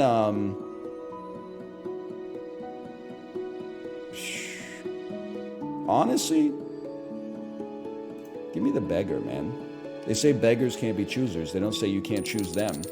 And then purchase some items. Heart-shaped box, beetle of odds. When purchased, get a random item. Whenever 1 unfolded enemy exists, your roll will have +1 dice. Isn't that just 1 extra dice per combat? That seems crazy. take that. Any day of the week, man. Duelist Cloak. Done. Only if there's one enemy. Ah, okay. So not always. It's if when there's one enemy remaining. I see. I see. I see. Let's roll first. We get 3 dice. We need exactly a 3 for you. You, what do you do again? Turn 5 silver into a gold. I'm assuming that the reason for this is that, like, you can have a cap on your... Oh, no, it doubles the exchange rate. Oh. Okay. So, give me a 3 and a 2. Rip to you, homunculus. I will, of course, kill the wasp. No disrespect to you, Ant-Man. I shouldn't have rolled over earlier. And then 6 becomes 2 new dice. None of them are 3s. Turn 5 silver into a gold. You need a 5+ on a single die. So this is pure ass. I will take 2 damage. Or my companion will take 2 damage. Roll me. Oh, you're right. Maybe I can fill this straight. Need a 3. We got a 3. How about you convert some coins for me? And then save this. Hit you for this. Get smoked. Easy, man. Easy. When you complete all exact dice slots for a gold dice set on the right, you will gain a gold coin. Ooh. All right, now we're cooking. We got something to do with every dice, man. They turned Yahtzee into Balatro. You need 7 and even. You need a 2 and 2. You need a 5 and 3. Okay, roll me. That's a beautiful roll, obviously. I feel like it would just be nice to kill you. That's a start. And then a 6 into 2 new dice. A 6 and a 3. I mean, that's a free 3 as far as I'm concerned. Let's go once more. We need a 2 and a 5. We got a 2 and a 4. I could be persuaded, of course, to put this 2 right here. And then this 3, well, that's a total 3, so we could use anything there. So go with a 4 right here. 3 more coins. We need a 5. I think why not? It's worth taking a chance on it, man. 3 3s. Honestly, you got me, buddy. You got me. 4 dice. Now we should be smart on this one. A 1 and a 6 converts our coins. So we're basically getting 5 extra coins by doing that. Then you're dead, but we should put a 1 over here. Well, let me think. We put a 1 over here. And then I just basically kill you. Oh, it has to be a 5 exactly. It has to be a 5 exactly. So re-roll this into 2 new dice.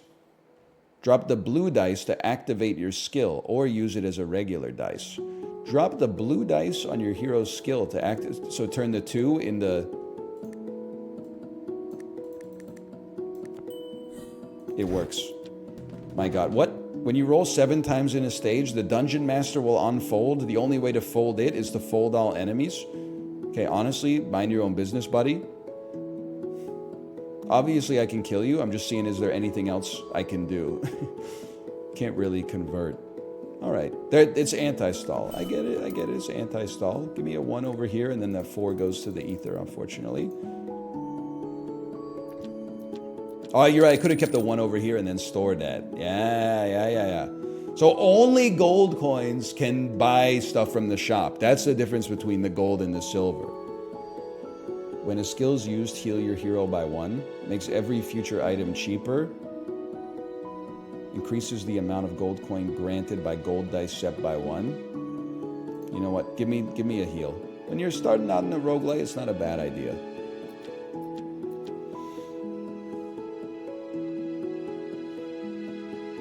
Even. Default 4. Okay, well this you just start with the flowchart. I love a game with the flowchart, man. Even. You need a 1 at some point. And you need a total of 5, but I think this is a better use of 5 is to get more dice. You're a 1. 1 is not even. More dice, kind of sick with it. 4 and a 3.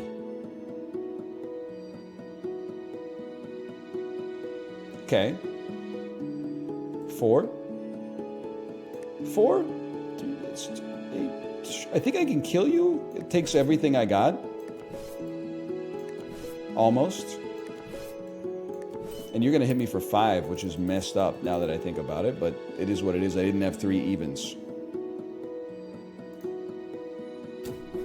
7 life. Roll me. Holy cow. Would have been nice to convert some coins before I clicked on them. We shouldn't be clicking on the coins, bro. Because when we click on the coins, sometimes we convert 10 to 1 when we could convert 5 to 1 instead. So you should definitely not die. You give me the skill by default, but you also... Okay, we don't need to use your skill. Healing for 2 is kind of a waste. That just works, right? 3, 2, I could... Yeah, but it's not necessary. We could project the skill, I'm sure. Well, let's start one dice into 2 dice. It's a scam. You hit for 5. I mean, I want to make sure you die at some point, I guess.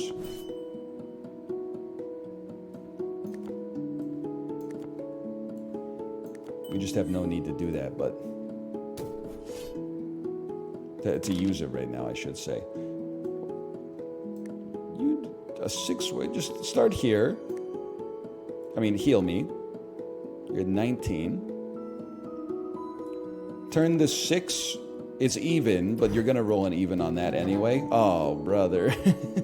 Come on, bro, give me an even. What? Really? 4 dice rolls, no evens? Oh, brother.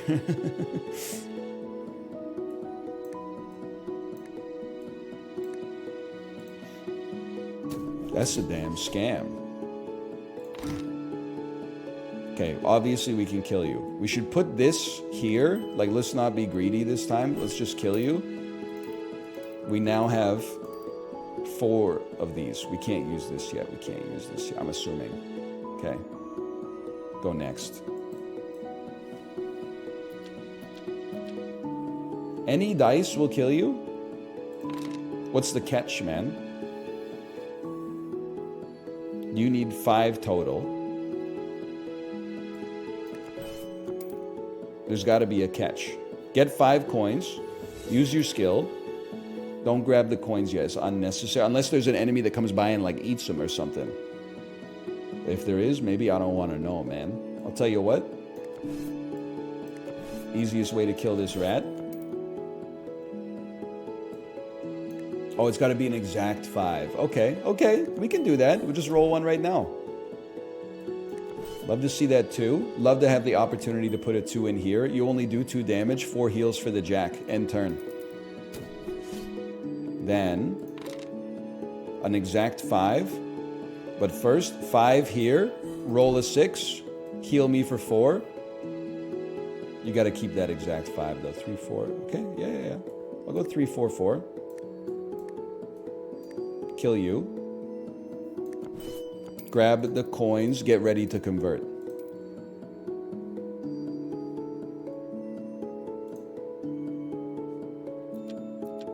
A crystal tooth. We only have 2 coins. I don't have the means to well, no, I don't have the means to convert right now. Okay. Skip the shop then.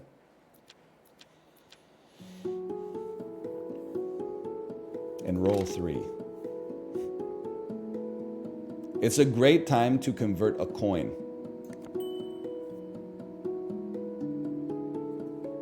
We are going to take 5 damage, but it's good for econ.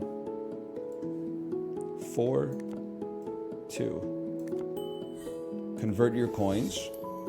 Kill you with anything. You don't even need to grab the coins yet. Kill you and don't grab the coins. Then end your turn. We have to grab the coins. Honestly, this seems like farming territory for me. You can use 2 coins to reroll your, or 2 dice to reroll. I don't think so. I don't think so, brother. It has to be one dice that's 5 plus. Okay. A 1, a 3, a 2. This is called farming territory. And then a 4 sets up our next farm. Sure, we're taking a little damage. We'll roll red dice. What do we care? That's what I'm saying. We got nothing to worry about, bro. I mean, honestly, you're going to hit me for 2? Guess what?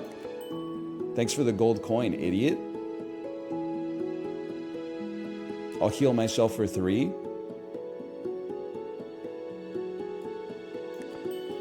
And I'll do something like that. I'm not sweating 2 damage. I'm a little bit sweating like the possibility of the Dungeon Master coming to pass, but... we don't need to convert yet. I'll just kill you. I think that went very well. And then we got 2, 3, 4 in our pocket. End turn. Cultist, Scorpion, Corrupt Alchemist.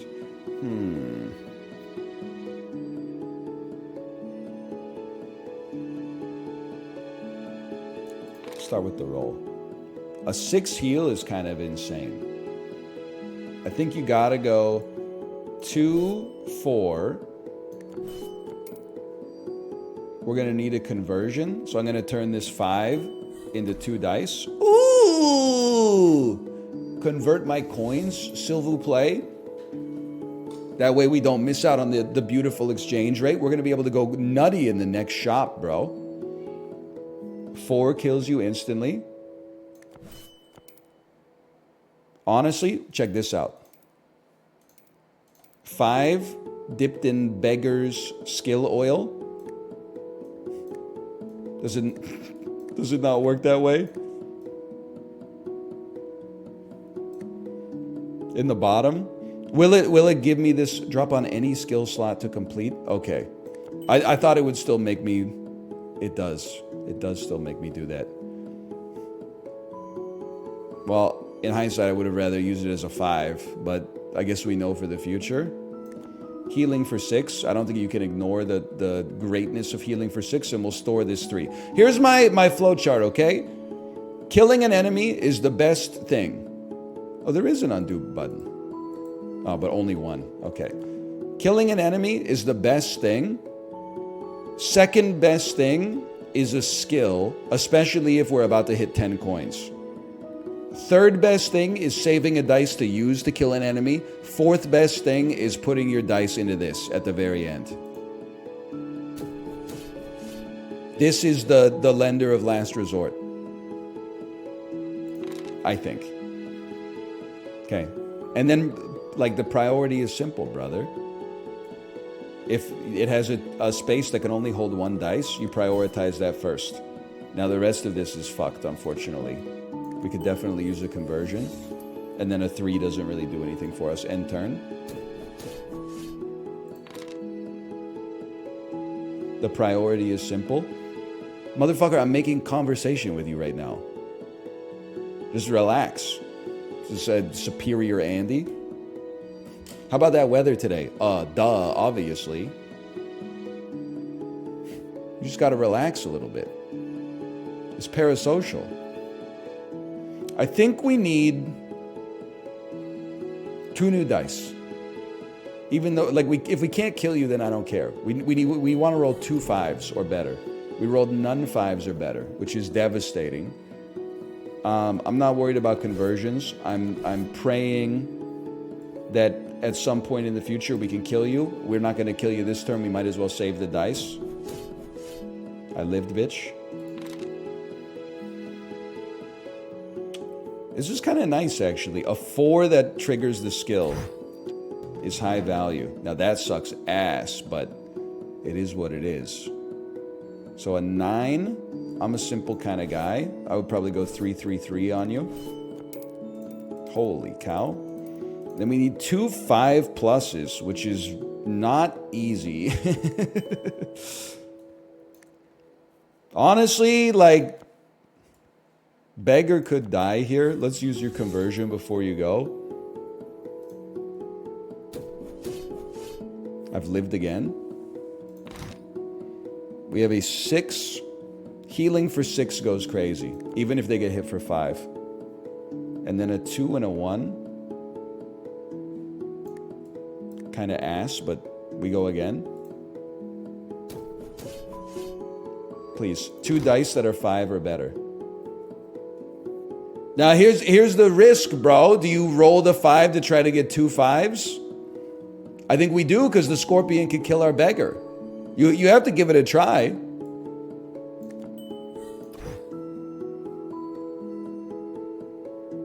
And then you send it right back down Main Street, buddy. Okay? and you do it one more time. And you go again. We're creating a shitload of dice every time this works. You know what? And then now you can't... Oh, you can still be killed on this turn. We don't really want to convert any coins. I guess we could definitely put a 2 and a 4 and a 1 over here. And then a 1 here. And let's say like a 1 in there. And then you can store these 2. The beggar has been murdered. And then we got the roll we needed. Instantly. Are they back now? No, they're gone forever. That's unfortunate. Oh! Another choice? So these need to be doubles, and then a 5, and you paint a random rare item. Tranquility. Decrease the attack of all enemies by 2. Honestly, let's mix it up. Let's go monk mode on this. We have so many coins. This is outrageous. This is what the beggar died for, was to give us 8 golden coins. After using your hero skill, +1 dice for next roll once per stage. Every stage start, a random dice gains a random color. Every stage start, complete a random dice slot for your hero skill. Yoink, yoink, yoink, yoink, yoink. Like, yoink me, thank you. We take them all.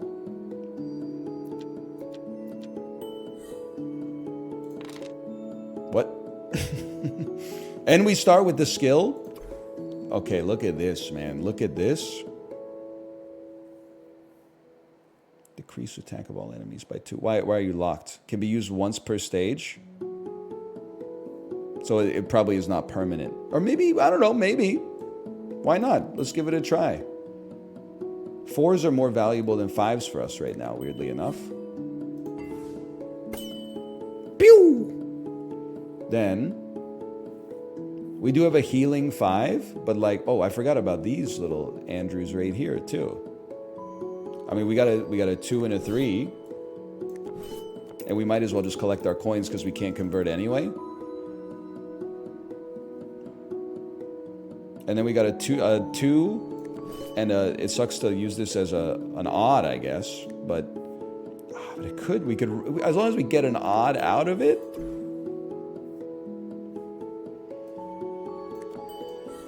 They're saying he's the smartest man who's ever lived.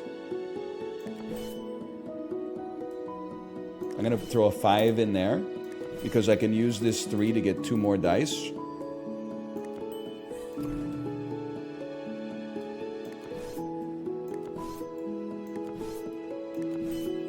I mean, we take those any day of the week.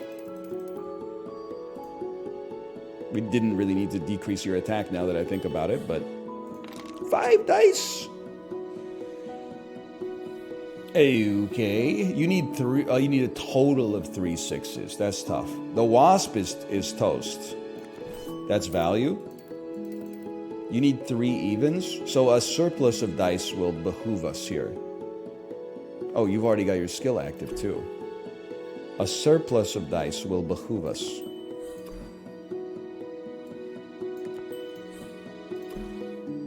That sting. Oh, it doesn't sting a little because we get 2 more dice off it. And then we get 2 more dice off it. And then we get 2 more dice off it. Oh, fuck. I forgot about that guy. And then I think you dump all your shitty dice in here.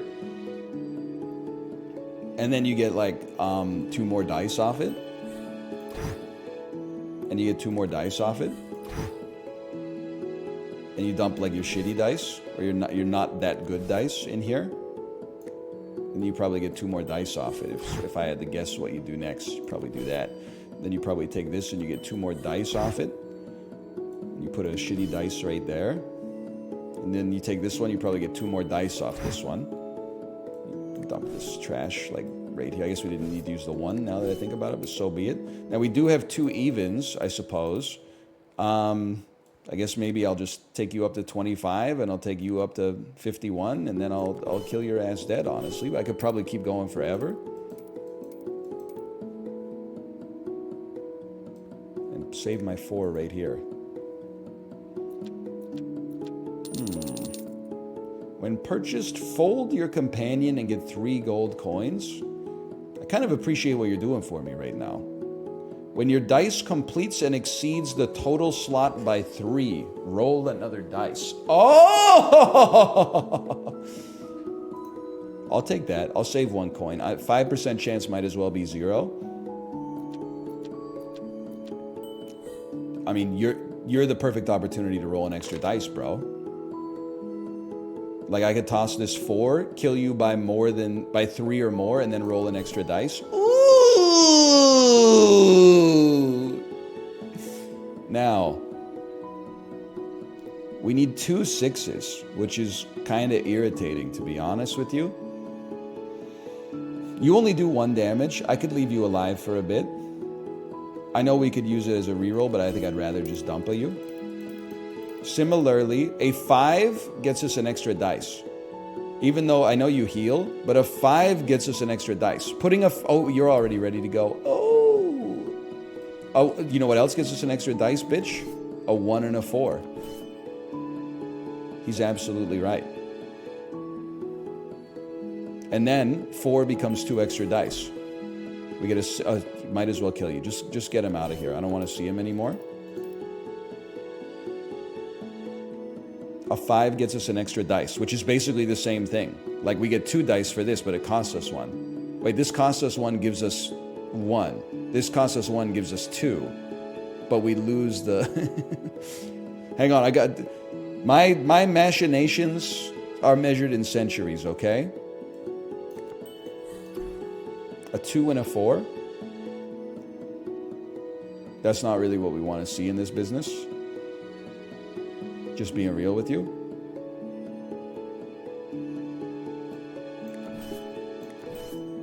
I guess I'll just kill you. I was hoping to also get our spots filled up here, but it's okay. No big deal. No big deal. We're going to the moon. You already won? Yeah, but I could have won better, man. Strigoi, Devourer 7X, and the Unseelie and the Rat. Okay. So 5. Oh, you need a specific 1. Okay. You need a 1, 2, 3. You're like number 1 priority. So I think you get it twisted. You should be dice maxing at all times. 6 becomes 2 and a 3. That's painful. But a 2 and a 5 gets you another dice, which rolls into a 4. A 4 and a 4 gives us another dice. Became a red 1.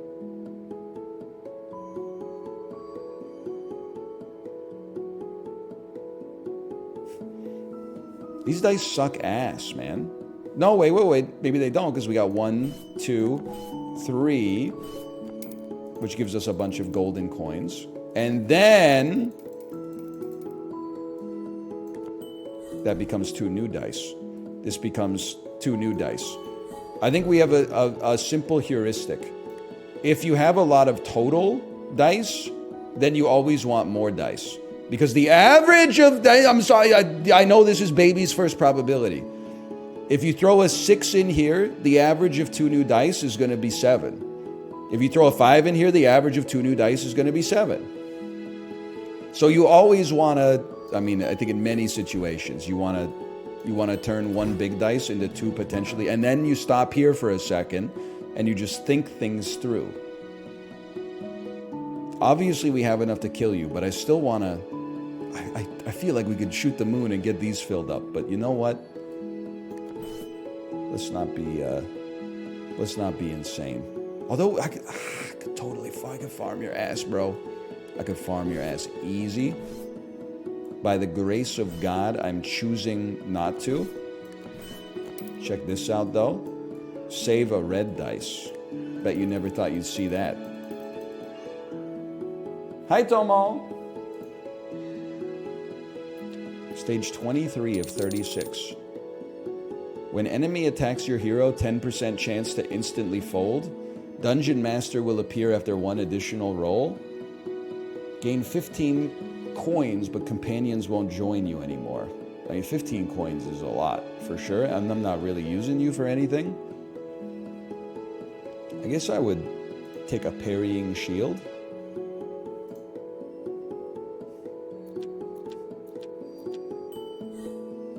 Doubles and an odd. Understood. What the heck is an orange dice? You can reduce an enemy's attack. Okay. I'm thinking you already got the skill too. Okay. It's 2 here. Well, I guess not your healing 2 if possible. You just might as well build good habits. And then a 5 gives us a bonus dice, which then became a 6, which is beautiful. Now for doubles, I would just dump you with a 2, 2, 3. And then, the re-rolling begins.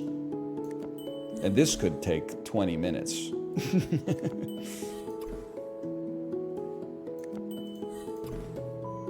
Oh, hang on, he's almost here.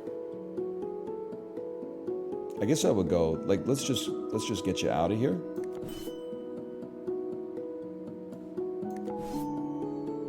This is 1 extra dice. Might want to check my math on the efficacy of it. How many rerolls? One more reroll, you're gonna come out like I gave a shit, to be honest with you. Kind of hoping to see like a 5. A 5 exists. 5, 6.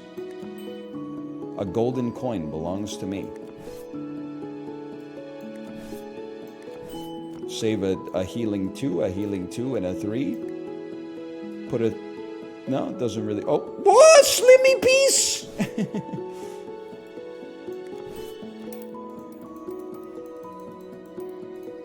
Where did that come from? Demon, 3 1s, Dullahan, and Rat. Hello, Tomo!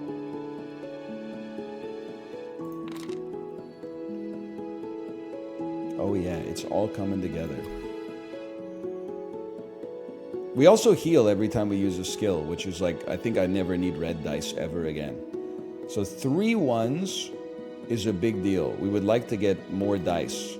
A 4 generates 2 new dice. A 5 generates 2 new dice. 2 3s doesn't do much for us. Can allow us to kill the rat quite nicely. I guess we could do 4... Just roll it, man. 4 4 gives us an extra dice. Now you probably want to start dumping these into totals. And you want to use the low boys first.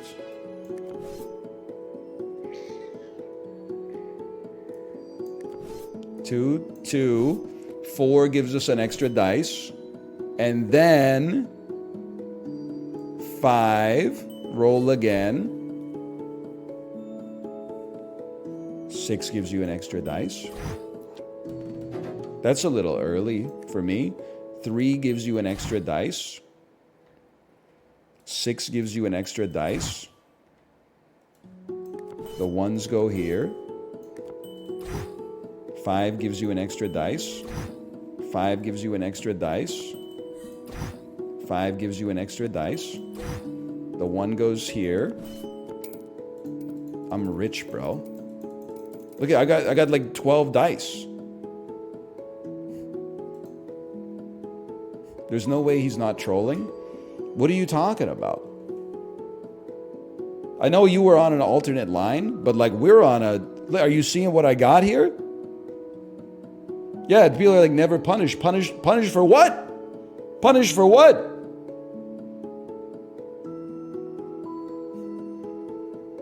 You spent all your ones and then re-rolled new ones? Yeah?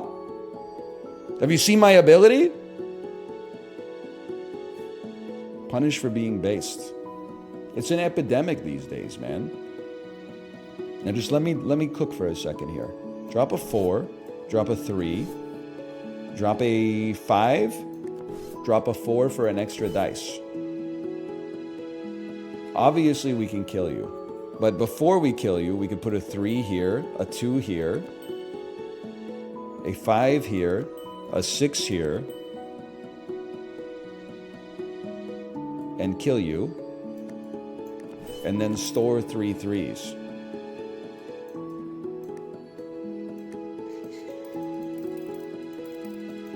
What's the exclamation point? It's showing me I've got new items, which of course I do.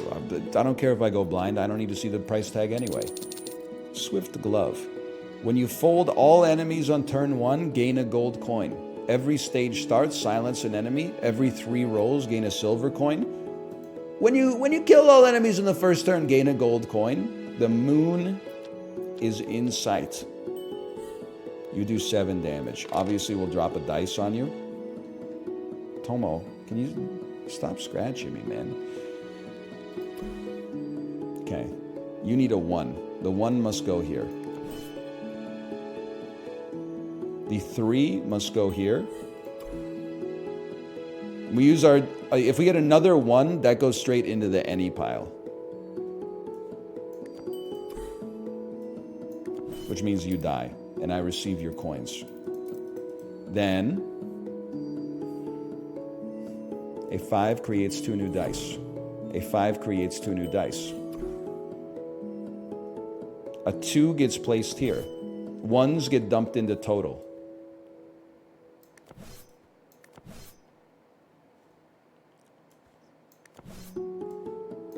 This is 1 new dice. It's a 4, okay? This becomes 2 new dice. I'm not even sweating you. This becomes 2 new dice. And this goes until we don't get a 5. Okay, we don't get a 5. The next step of the flowchart is take you low enough that a 4 kills you, which is 2, 3, 3, 4, which gives us 1 new dice, which could be a 5 or a 6. It's a 3. Okay, now that stinks a little bit. Now we're kind of stalled. And we do have 14 damage coming out. I guess we drop a 4. We go 1, 4. Heal the monk for 2. Store 2 dice. I can't believe we actually have to end a turn.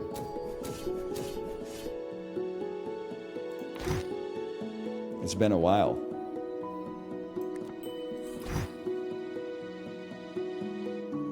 You make a new die. You make 2 new die. What happened to my mouse? Brother, what happened to my mouse, dude? My mouse is locked.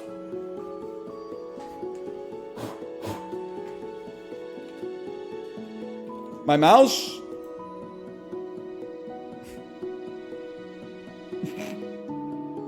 What happened? I can't move it. Fix it. Press escape. Oh, you know what? It might be controller input.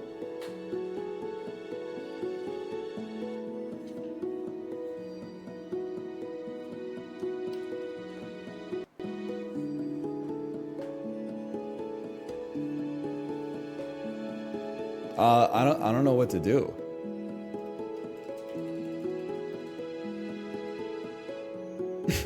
Tab out and tab back in, I guess. I can click. I can adjust my DPI. Higher DPI does allow me to move a little bit more.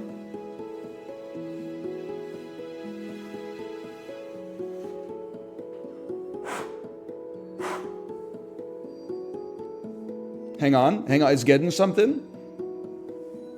I think a little piece, oh, there you go. A little piece of my mouse pad broke and exactly covered up the optical laser or whatever the hell mice use to denote their position. Now I gotta get my DPI right again. There we go. Now where the hell was I?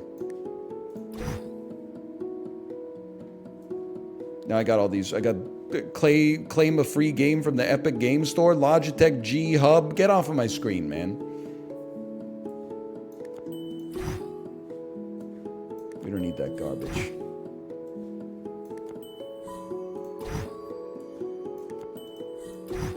We got more.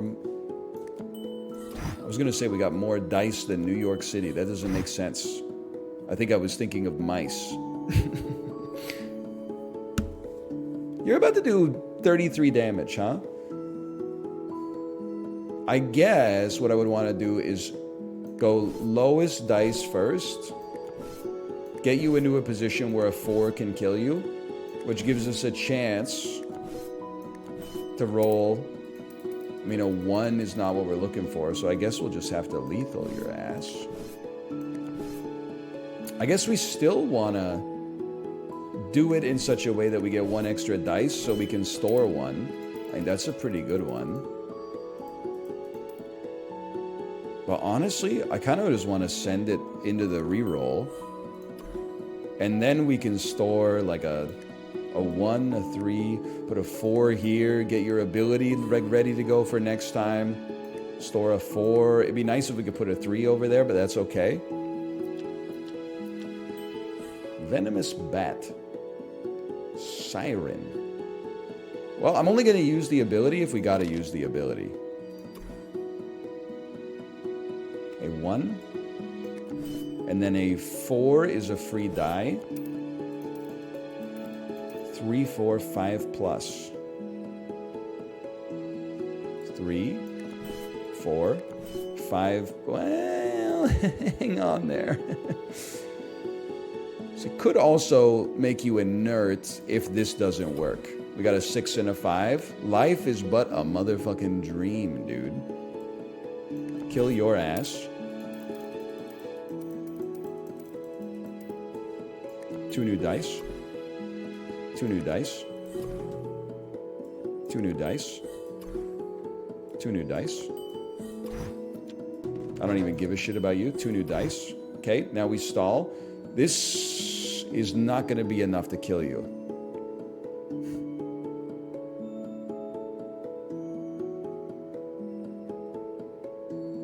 Probably. You have 102 HP. I mean, I will never die.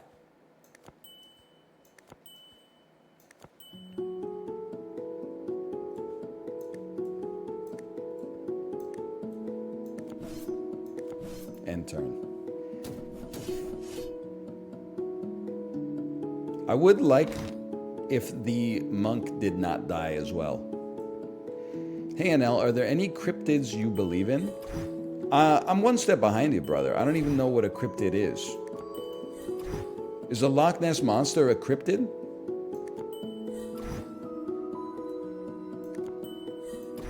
Yes. Okay, Loch Ness Monster, Bigfoot, Chupacabra. No, capybaras. I forgot. I always get those confused. Let me think about this. No, I don't really believe in any of them. To be honest with you, Chewbacca, I've seen him on the stage in the screen. That's about it, though. I guess I don't want to... I mean, this...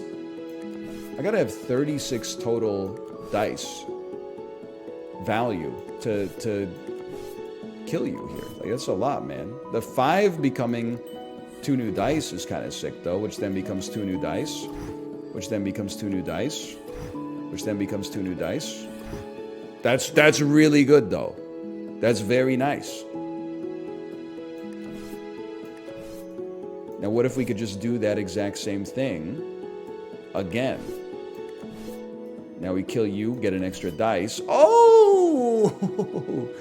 And then 2 new dice. 2 new dice. 2 new dice.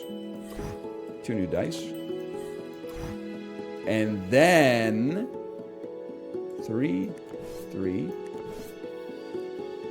2, 3, 1 new dice. Let me take a peek at this. A 3, a 2. Kind of thought we'd be cooking a little more than that, but it's okay.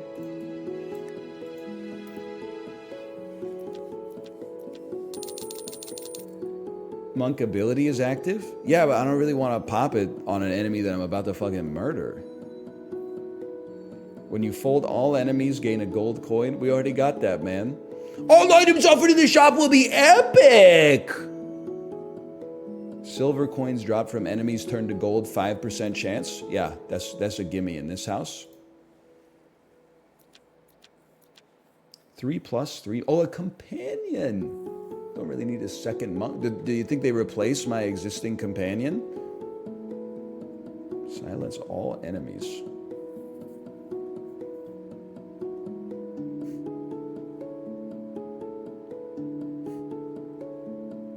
I'm going to go artist. I'll tell you why. We get a lot of doubles, although you sucking up a 5 kind of stinks. We get a lot of doubles because we're rolling a lot of dice.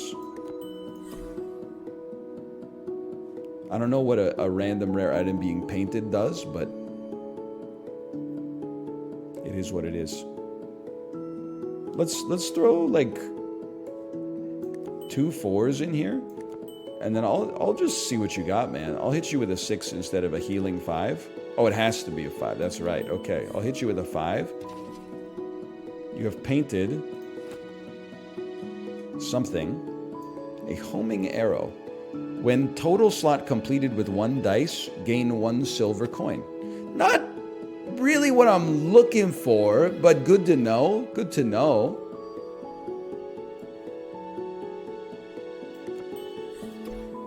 I don't know how we're going to get 10 with a single dice, but I don't know everything about the game. So I'm, we're learning as we go. I don't care. Show up. See if I care. Okay. Flowchart soon to be activated. The angel must be killed. The biblically accurate angel must be killed. This is a 3-3-4 situation. To get an extra dice. You being a 1 is officially devastating. The wall is easy enough. We don't have a 6, obviously. If we did, we would use it for something else. This is a 3-3. 2, 1, 4. We could have done that better, but it is what it is. Here we are. This is a 4-4-1-4. You gave me a 1, you piece of garbage. How could they?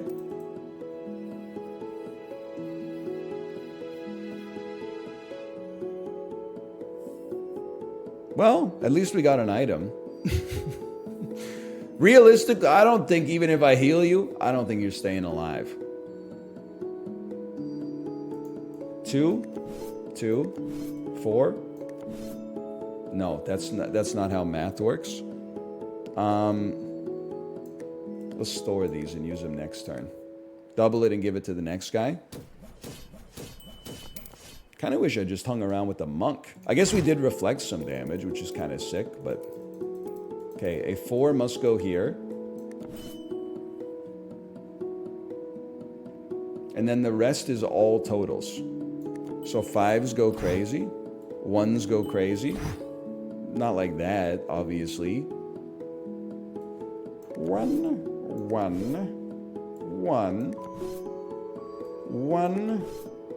2, 4. Thanks for the 2. I really appreciate it.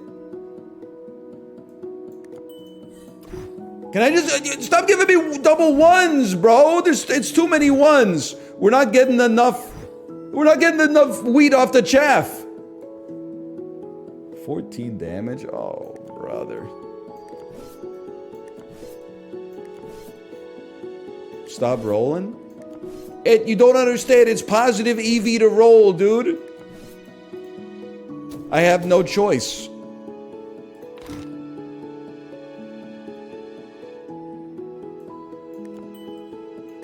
Of course I'm gonna get a fucking golden coin. I'd have to be an idiot not to.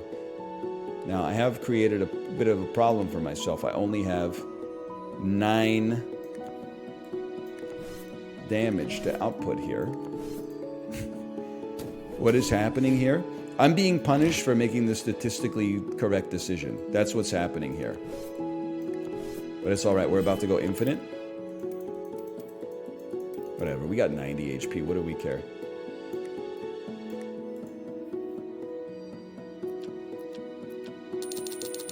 Shark teeth. After folding an enemy, 1 dice on your next roll. First folded enemy unfolds, but you get 5 silver. Dungeon Master waits 1 extra turn. What do I care? Give me shark's teeth.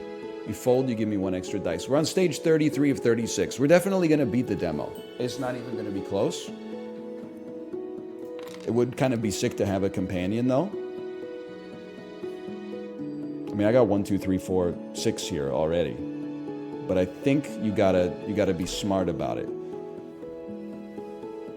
You gotta be smart about this one. 2 dice that are a 2 or lower. That's a big one. Then you need 6s. Let's get those out of the way. Kill you with a 4 gives us an extra dice. That's good tech. 3 odds just kills you. And then we just need a little bit of luck.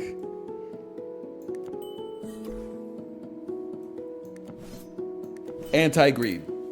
Plus, because of the fact that I killed them all on the first turn, I get 1 extra pirate coin.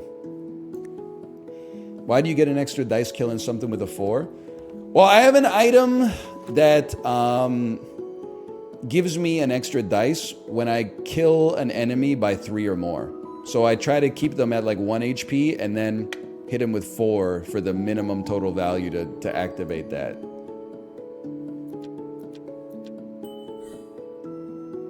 Okay, 31 is kind of nasty. Well, 1, 2, 3. Like, start from the basis level principles here, brother. That's a huge roll. Less than 5, a 3, and then a total of 9. I would honestly hit you with like, I would honestly hit you with a reroll first. I want to see some 4s.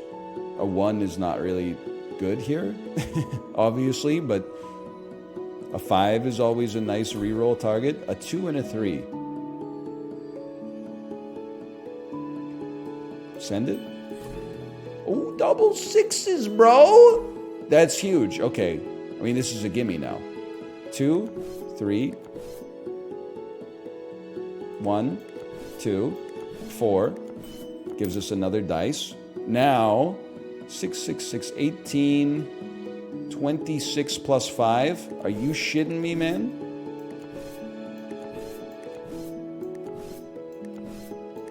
He's a genius. Ooh. Tainted ruby. All items offered in the shop will be legendary. We're on the last stage, man. We just got to pick something. Briar's sword. Complete a random dice of first attacker in a stage. I mean, that's the only one that does it. I guess I could reroll.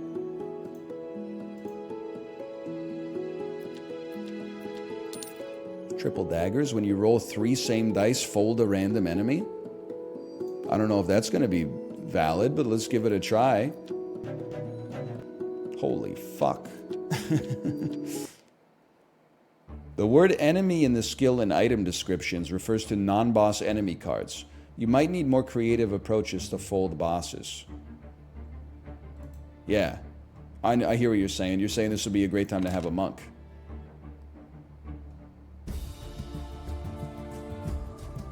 When unfolded, unfold 4 Hydra's head. Turn end unfolds itself if Hydra's still unfolded. Okay. We have 97 HP. I think we just go apeshit on the Hydra. Don't worry about dealing with the heads, man.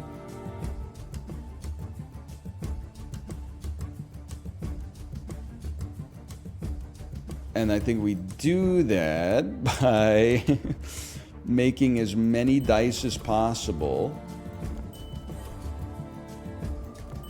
and dumping them all into total. Now, when we get, like, shit cards or shit rolls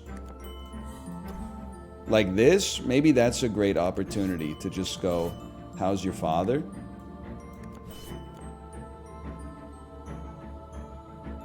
Or maybe we just send it, man. Maybe we just weather the fucking storm. Like, I can 6-4 for you, get an extra dice, and then go like 6. Just do what you can. You might call me crazy for this one, or maybe you're like, it's the sanest you've ever been.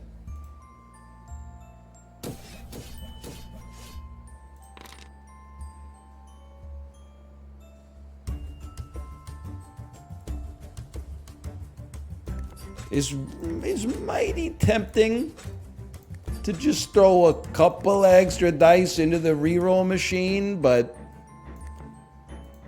just a couple. I guess we don't want the dungeon master to show up either. A 3 and then a 4 gives us 1 extra dice. Thanks for that. Really appreciate it. The other thing is, every time I use the ability, I get HP.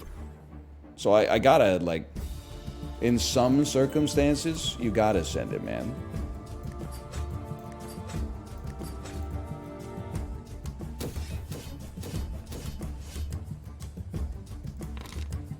I mean, like, this is a huge one. Use your 5s for rerolls. Whoops. Maybe don't use 6s for rerolls. Just come up with, like, an arbitrary rule.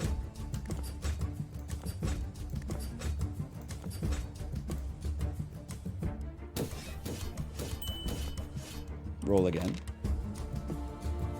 Healing 6 seems crazy. In that case, let's reroll with this one. It's free. It's free. I mean, they said you had to be creative. I feel like I was more creative when I was going up against random enemies.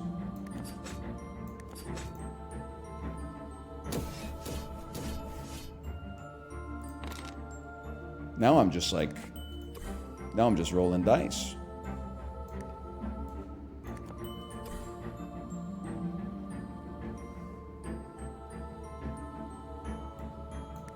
Something like this. I feel like we can't lose. We cannot lose.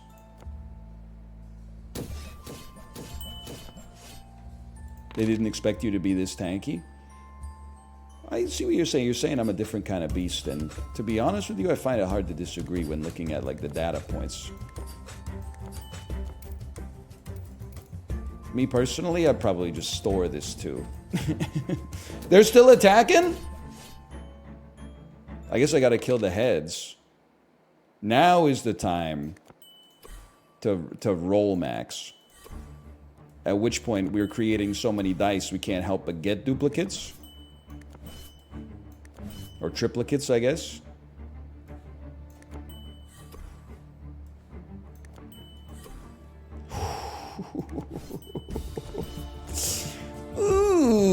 1-4 wins us the game. A 4 or a 3 wins us the game.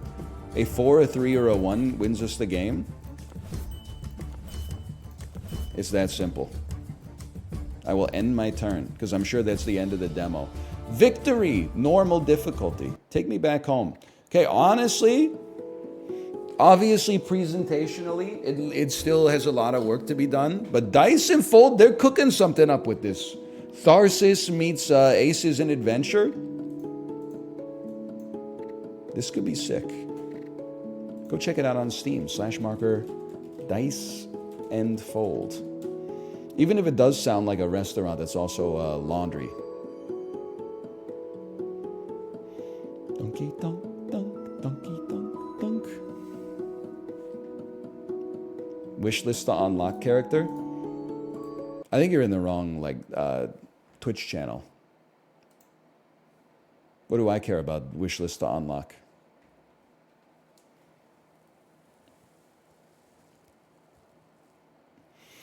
Or is it that you should just wishlist it so you can play as the character? Well, we may never play it again until it actually comes out, to be honest. But I will play it when it comes out. I was saying it's crazy. I don't think it's crazy. You have to remember, I'm a different kind of gamer.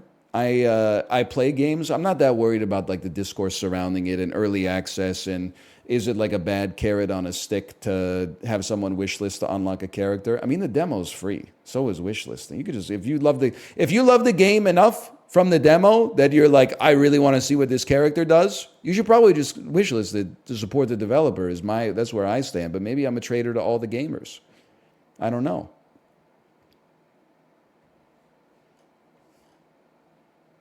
Could be.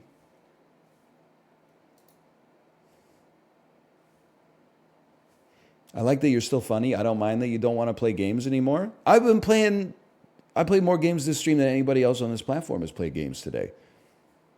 I just don't want to play fucking The Witcher 4. Because I can't be fucked to walk around Valheim and pick daisies, and then if you get 95 daisies, you can go, if you find a cauldron, but it has to be a special cauldron. Some of the cauldrons are staffed by crones, and some of them are staffed by witches. Witches allow you to make brews and bubbling potions, but crones allow you to craft tonics and curses that you can then, if you have an effigy slot, you can use the effigy slot to put it in there, and it'll debuff all enemies of a subtype. No, I'm not into that. I'm into like, hey, this enemy has 6 HP, and I rolled a 4 and a 3. Is there any way that I could possibly kill this guy? I don't know. I mean, acting superior over the games that you like versus the games that other people like is the last bastion of intellectualism, and take it from somebody who makes fun of League of Legends every single day. I would know. Of course I know him. He's me. You do that all the time? That's what I'm saying. That's the joke, man.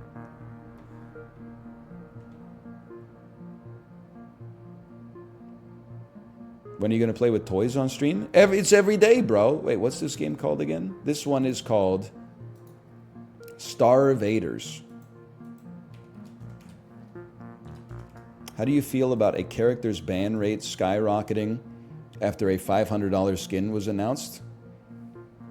I'm trying to get my daughter to do these tracing practice pages.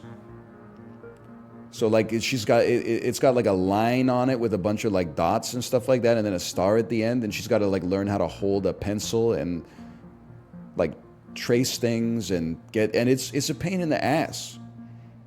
Because I think half of the problem, honestly, is that it's so easy that she gets bored. So then she gets like halfway through the tracing and she gets bored and she like throws her pencil across the room, and then I'm like, but if you just do it, like I'll give you some pokey. You could have some strawberry pokey if you just do it. Like I know it's easy, but like if you just like lock in and if you finish the worksheet in like 4 minutes, then you can just get some like a snack, man. But instead it's trying to get like that a toddler to understand that logic, right? Which is not easy, but that's why you practice.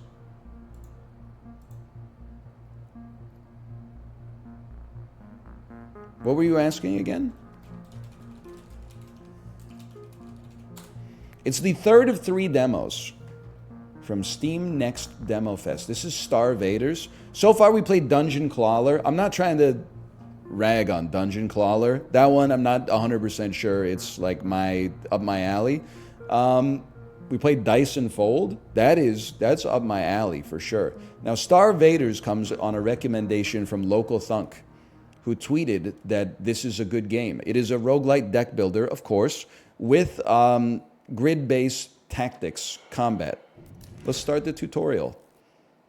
Shin Tokyo is under attack. See, now we needed this after Dice and Fold too, because I don't know about the mechanics, but the presentation's already got me. When I move my mouse, the planet moves a little bit in the opposite direction. I got like UI elements and stuff's like circling around. Okay, all right, we got graphics again. There's no time to waste. Get ready to deploy the mech now. Proceed. We got chunky buttons. Encounter start. You got here just in time. Here's a quick tutorial to help you get started. To win a combat encounter, you must destroy all invaders. They spawn at the top and move down towards the bottom each turn. You need to destroy them before they get to the bottom 3 rows of the grid. If the invaders reach the bottom 3 rows, they will start generating doom. You will lose if you get to 5 doom. Understood. Let's get ready to fight. You can play cards to move your mech and attack invaders. If you hover over a card, the description is shown on the right. Fire a bullet upwards. Move 1 to 2 tiles. Okay, I think I have my turn. Fire a bullet, please. Right here. Move 1 space here. I'll body block you if I have to body block you, and kill you. Then I will end my turn. Cards are moved to your discard pile when played. You have no more cards to play. I end my turn. Holy cow, they don't stop coming. Each turn you draw 5 cards. But we only have 3 energy. You draw from the draw pile. So true. Cards generate heat when played. The heat cost is indicated by the icons on the card. If your heat goes over the limit, it will overheat. Overheating will burn the played card and immediately end your turn. But sometimes burning a card might be good. That's what people don't understand when they first start playing Slay the Spire. So, I mean, I didn't understand it myself, I'll admit. Okay, I'm thinking this one's a gimme. Move 1 tile back. Fire once. And then fire again. End turn. Wait, I can still act? Honestly, I think I want to end my turn. I don't think I want to overheat. They're going to make me. Okay, that's fine. I'll move over here then. Burn, baby, burn. Spawn a Nova Bomb up to 4 tiles away. When destroyed, detonates and strikes adjacent tiles. In addition to drawing cards, you also reset your heat every turn. Some cards like the Nova Bomb can spawn bombs on tiles on the grid. No bombs only destroyed. If you ever need more info, okay, yeah, I get it. Okay, I know exactly what I'm doing here. Nova Bomb, right here. Wait for them all to move down 1 next turn.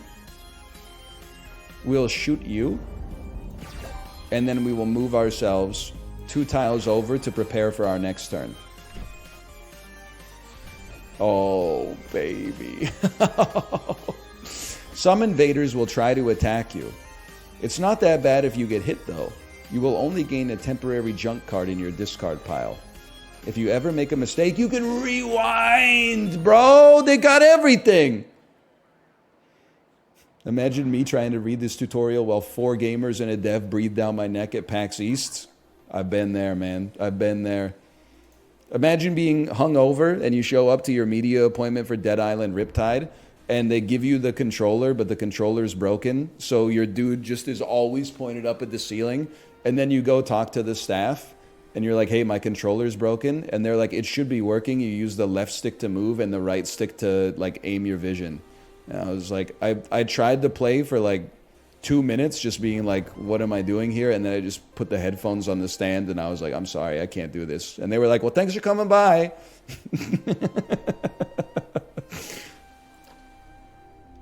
Anyway, get smoked, kid.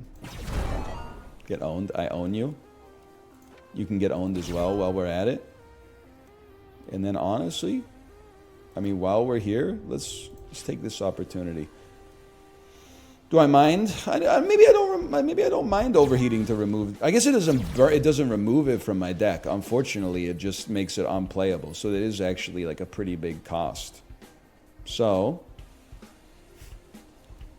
let's go here and shoot. And then honestly, I'm a different kind of beast. I'll probably pass my turn on that one rather than add junk for no reason. 3 turns left. This music, dude, is this not like the robot roller derby disco dodgeball main menu music? With an echo filter on top of it?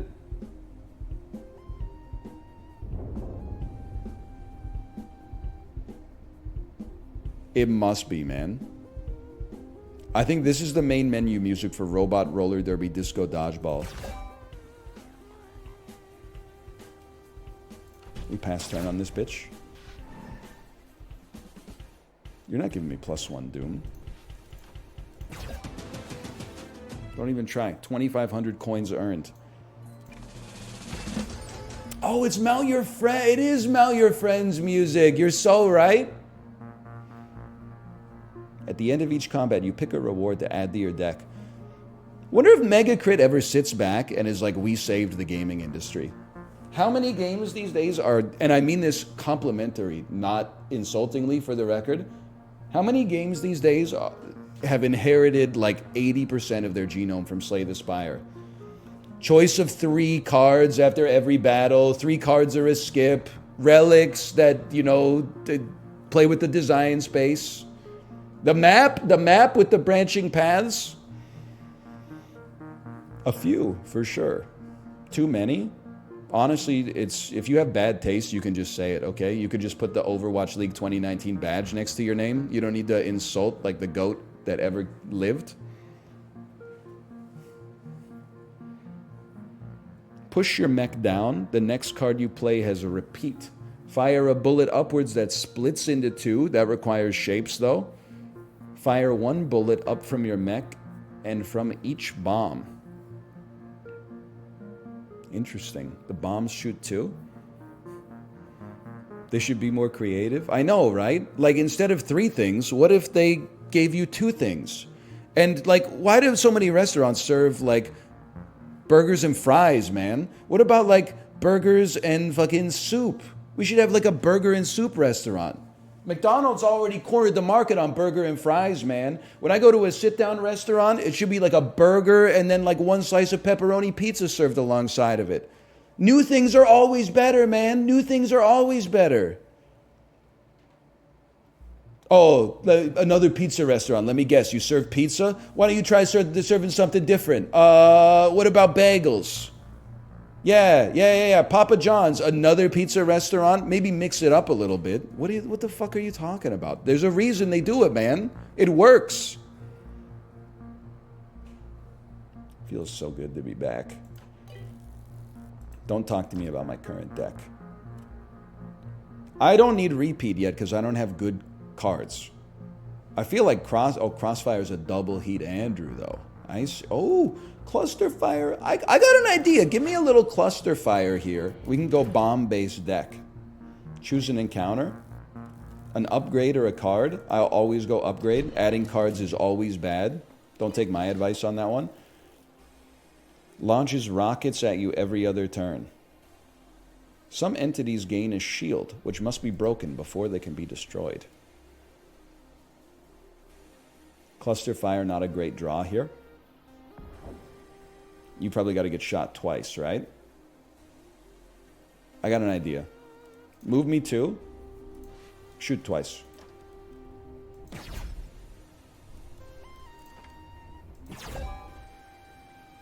You're still shooting me, huh? End turn. I got it. I've gained some junk. Give me my Nova Bomb, please. My Nova Bomb now exists. What the heck is this? When destroyed, gain a Chrono token. Nova Bomb goes here. I know you're going to say, what the heck? Why there? Trust me, I got beautiful plans in motion that I wouldn't expect you to understand just yet, okay? Take out you. I've got a long-term vision here. And then end turn.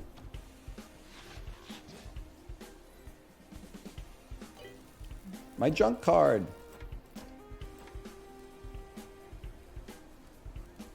You're going to shoot me no matter where I go, right? A second Nova Bomb goes here.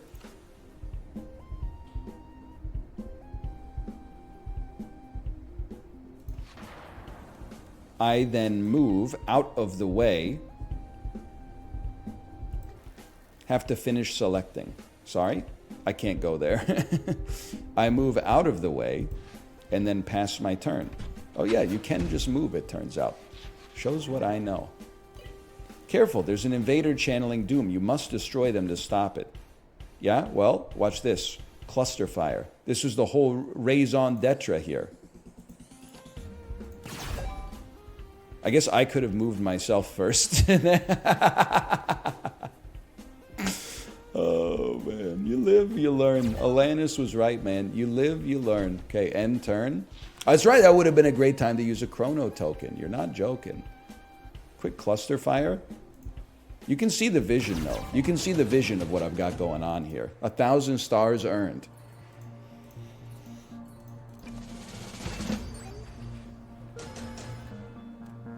Upgrade a card.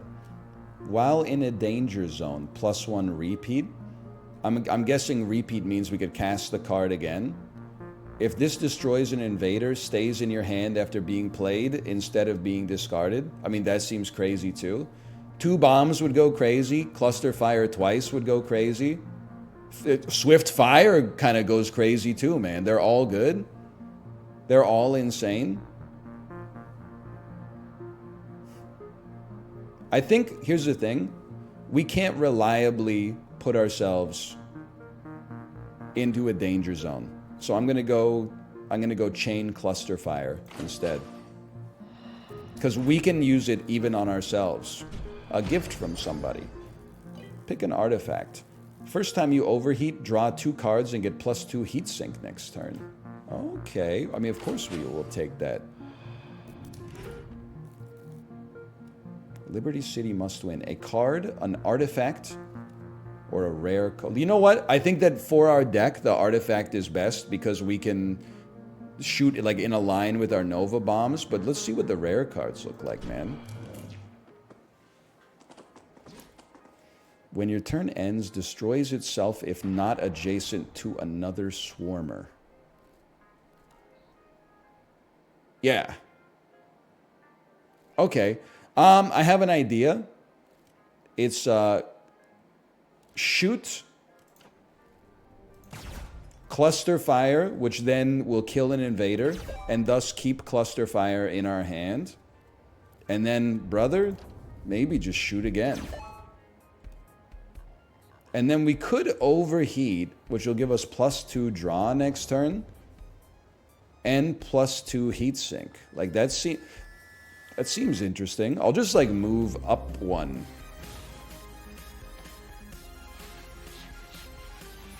It's a great spot for a Nova Bomb. Okay. So I have to use my brain. I think we want our bombs like here. We don't need them to explode on this turn. We can set up like an incredible combo turn at some point. I can move. Okay. I have 5 heat this turn too, which is crazy. Feel like we should like shoot.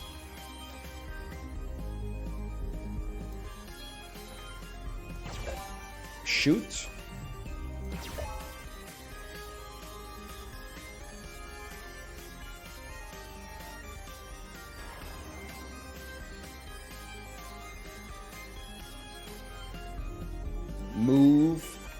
Move. Little crazy, I'll admit, little crazy. Now we need cluster fire.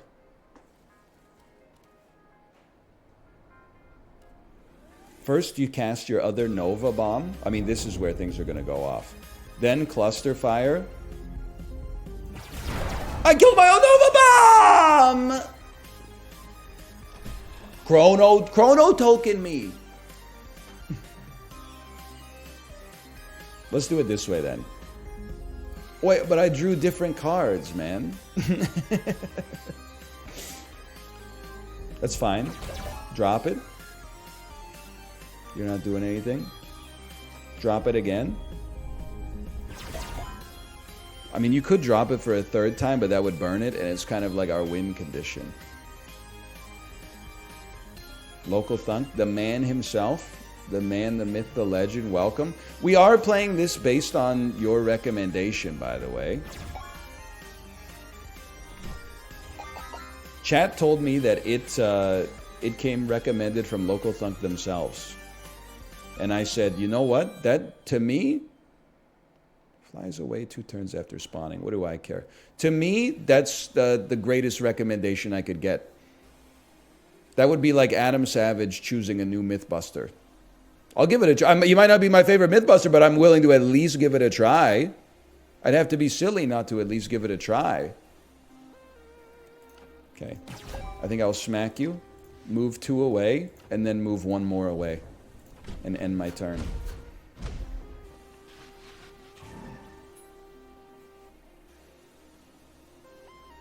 What happens if you just... Oh, you can't. It's that easy. Honestly, I think we're in a position now, though I hate to say it, we gotta like... No, I got an idea. Shoot.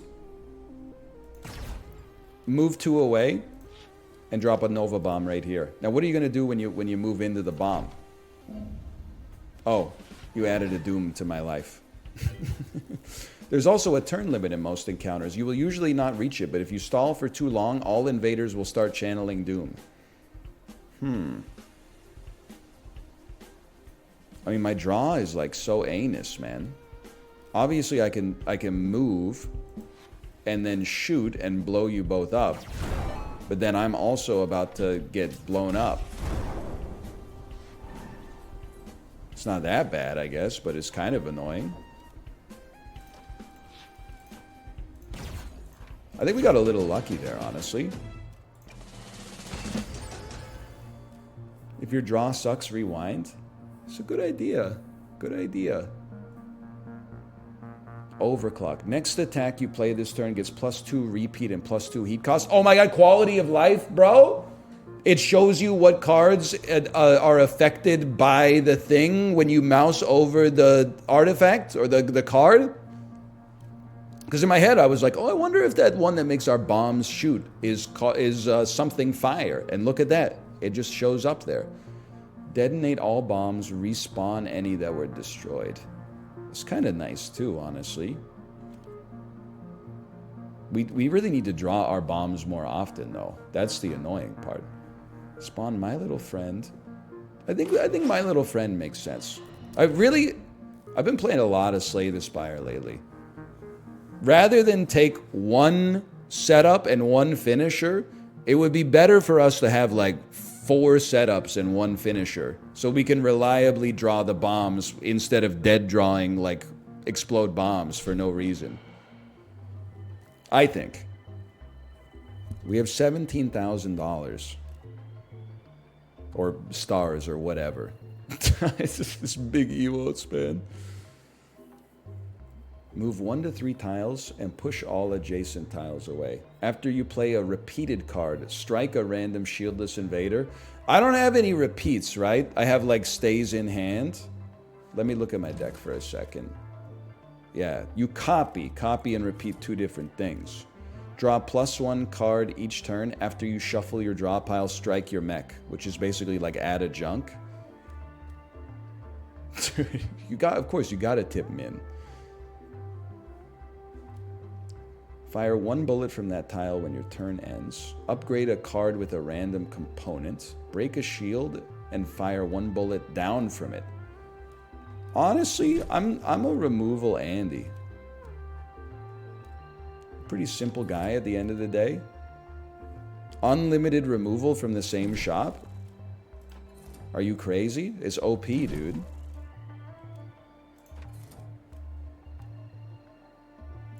Enjoy. There's a little tip for you. Card unlock, Concussive Blast. Choose an empty tile, push all adjacent tiles. Seems cool, but sorry, it doesn't help me with my win condition. The Mothership. Choose an encounter. Well done, you've reached the first boss. Some entities like the Mothership can gain and lose immunity. They can't be harmed while they're immune. Immune on first turn. Immune until both wings are destroyed. Immune on first turn. Get shot. I can't believe we didn't draw any of our non-default cards, bro. I think we do want to overheat, though. Even though this is like a total waste of a shot.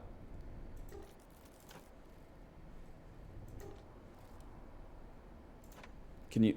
Oh, this is a move. I don't know why I'm stupid. You should just move one back then. That's not a bullet. We should overheat because then we get 2 draw and 2 extra heat next turn. And then this turn, we're supposed to go the fuck off. You should go here. Let's have you go here. And then we start shooting.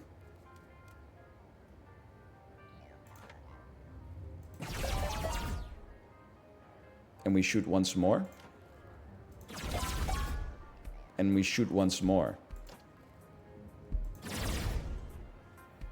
And then I can shoot. I can at least... It's kind of sucks to overheat, but I guess it's nice to break a wing.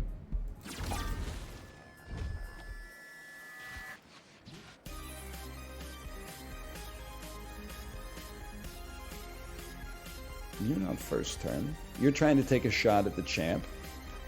I'll move. I'll shoot. I'll pass turn. It's that simple.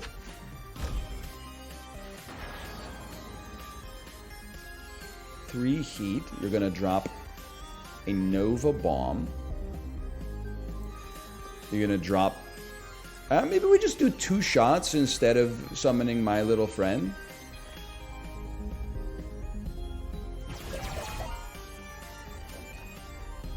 Three shots instead of studying my little friend. No, because we won't get a third one. Because this one will... Oh, it will kill an invader, which will keep it in my hand, which means this will finish the fight. No, it just broke the shield. Either way, you're dead. Dude, thin decks are OP. It's recommended for a reason. Each turn, a random attack in your hand gets +1 repeat the next time it's played. Cards with bomb in their title get better detonations. Any shield broken by your bullets detonates striking adjacent tiles. You know what's great about this so far? Is everything that I've had a choice on, I've been like, all 3 choices are good. I've been playing Slay the Spire for 400 hours, and there's some cards, and I'm like, man, what the fuck do I do with Nightmare? What the fuck do I do with Violence? I draw it, it costs 0. I play it, I get 2 strikes in my hand that cost 1 each. I'm like, what do I do with this, man? I don't know what to do with it. You gotta drop Nightmare with Wraith form. I literally never take Wraith form. Sorry. Sorry. I also never take lose half your HP, get 5 intangible. Why? I think it requires too much brain power, to be honest.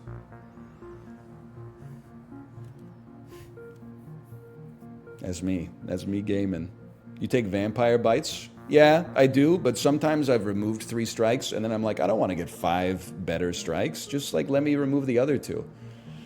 Anyway. I liked it. A random attack getting a repeat, because, like, our Cluster Fire getting a repeat would go crazy. Vampire Bites are bad. You don't understand, everybody. Like, I'm not burdened by knowledge. I just play the game, and then I make inferences based on my level of success combined with the amount of fun that I had. I have no idea what is good or bad in the game. When I posted that A20 win as the silent, people were like, how'd you beat A20 with Shivs? And I was like, what are you talking about? Shivs are the best deck in the game, man. Oh, man. What if you faced the Timekeeper? I was blessed to have not been cursed by that. Okay, it's a nice double shot. Man, you got a heck of a shield. When its shield breaks, gains immunity this turn? Man, fuck you.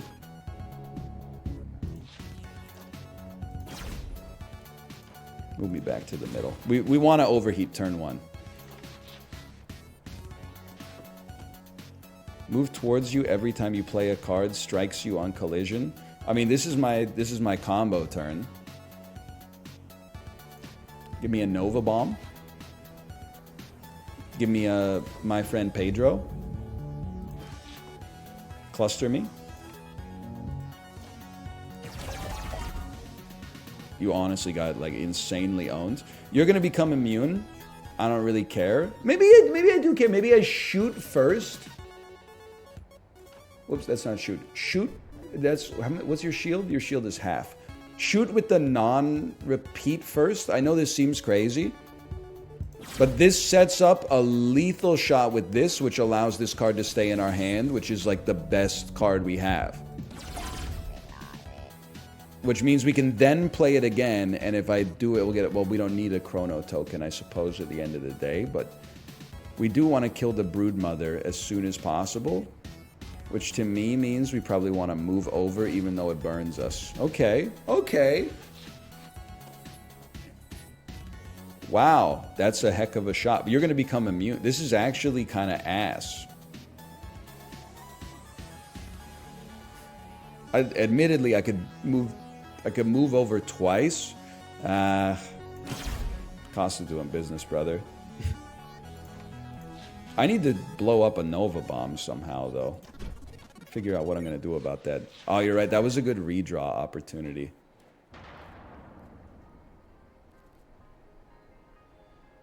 Okay. My little friend. Or Nova Bomb is kind of like a My Little Friend, but better, huh? Because Nova Bomb only disappears when it blows up. Nova Bomb? You've struck me. Walk back 1. Actually, walk over. No, because I need to blow up this bomb. Yeah. Walk back 1.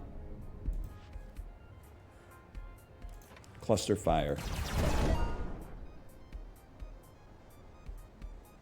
Pass turn.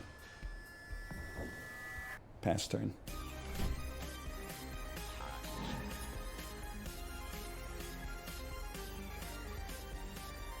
You're gonna generate some doom for me. I don't know what the hell to do about that, to be honest with you. I don't really know what to do about that. I do know I'm gonna move over here, and then I'm gonna shoot 2 times. But I guess, like, I'm just gonna accept the doom that you're doing to me. And I'm gonna drop, like, a Nova Bomb right there.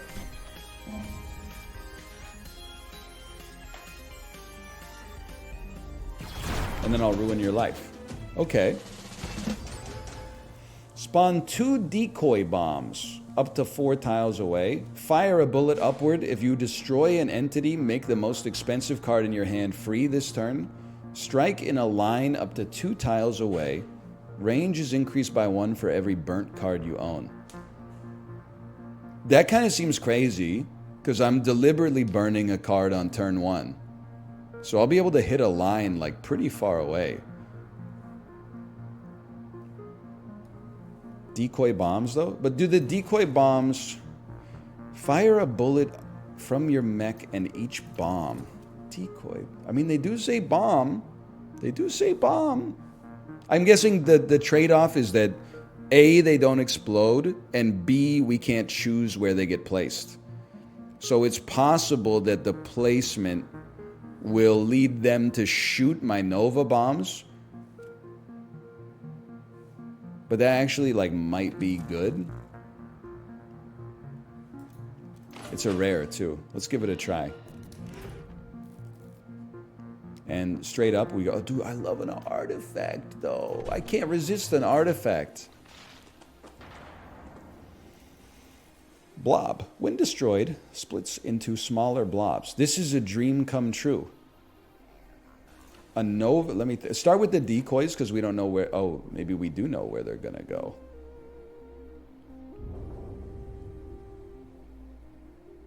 We want the fake ones like maybe here and then there. And then like a real one here. And then a repeat cluster bomb. Seems nutty. There's a maximum of 3 player bombs. Okay, noted. I guess I'm going to destroy my own decoy bomb, but I don't think I really care.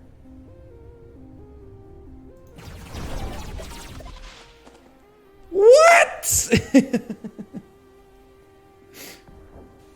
Blob bomb. Self-detonates and gives you a shimmer if you are struck. What's a shimmer? Purge this card. If unplayed, gives a shield to a random invader. Honestly, I don't care. We're going combo mode. Plus, I shot anyway. Actually, that's good. What are you? Moves twice as fast. Oh, I burned my cluster fire, man. I burnt my win condition. That's not the way you want to do that.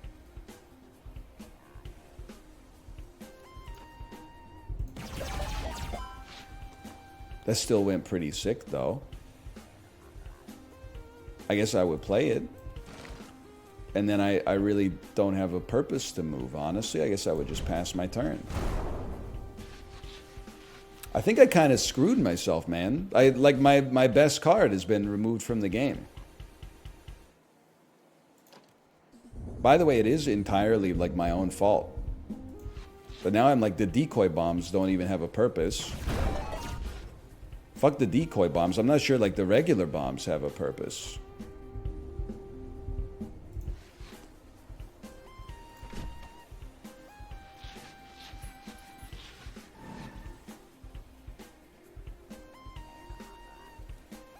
Why don't you just go here for a second?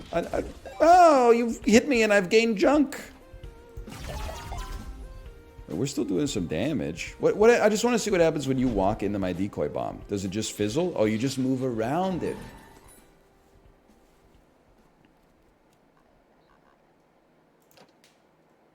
I know what I must do. Shoot twice. Nova bomb. Shoot once. Kind of insane tech. And then pass turn. We didn't take any doom. Just keep it. It's like into the breach. You just gotta hold, man. We don't need to have a solution for every. Oh no, we're actually gonna lose because we drew nothing. We drew nothing of value. Redraw. You're so right. You're so real and valid for that.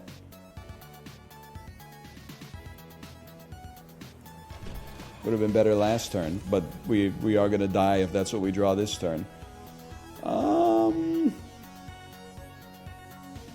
It's not great, Bob. Not great. How about some decoy bombs? Like one here and one here, and then they. Oh, you can't have more than 3 bombs. Oh, but it detonates. Detonating is good, but that one was a decoy. You know what? I mean, we gotta take out the trash here. Well, we got it.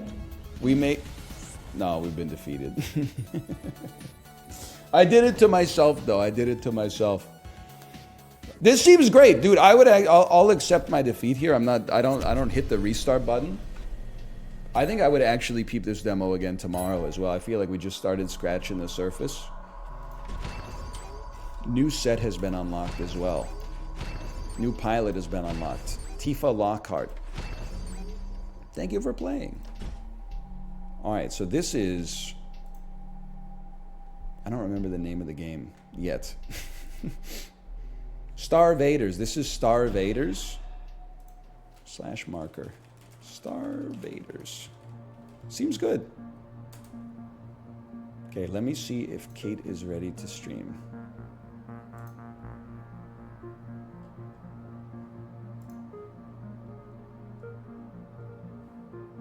Hello. Are you ready to stream? Smiley face.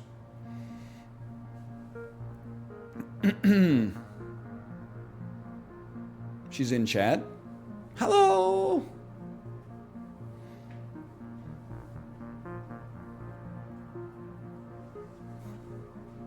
She is. Can somebody do a wife translator for me?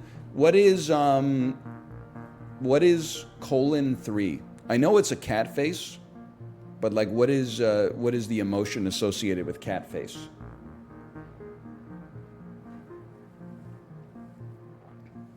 It's just cuteness. Cheeky, mischievous. Then I'm gonna type let's go. I shouldn't have put 3 exclamation marks. That's way too much, man. I came on way too strong. Oh, man. All lowercase let's go with 3 exclamation marks. Hang on, edit. Thank you. No exclamation marks. Thank you, space, period. What's the emoji with the guy with the air coming out of his nose? Chuffed? Determined? Triumph. Thank you. Triumph.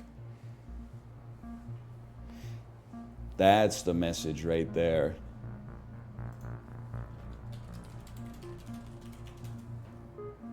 All right. We'll see you tomorrow. I think tomorrow we got Jackbox. We'll play some little Star Invaders demo to get started. Goodbye.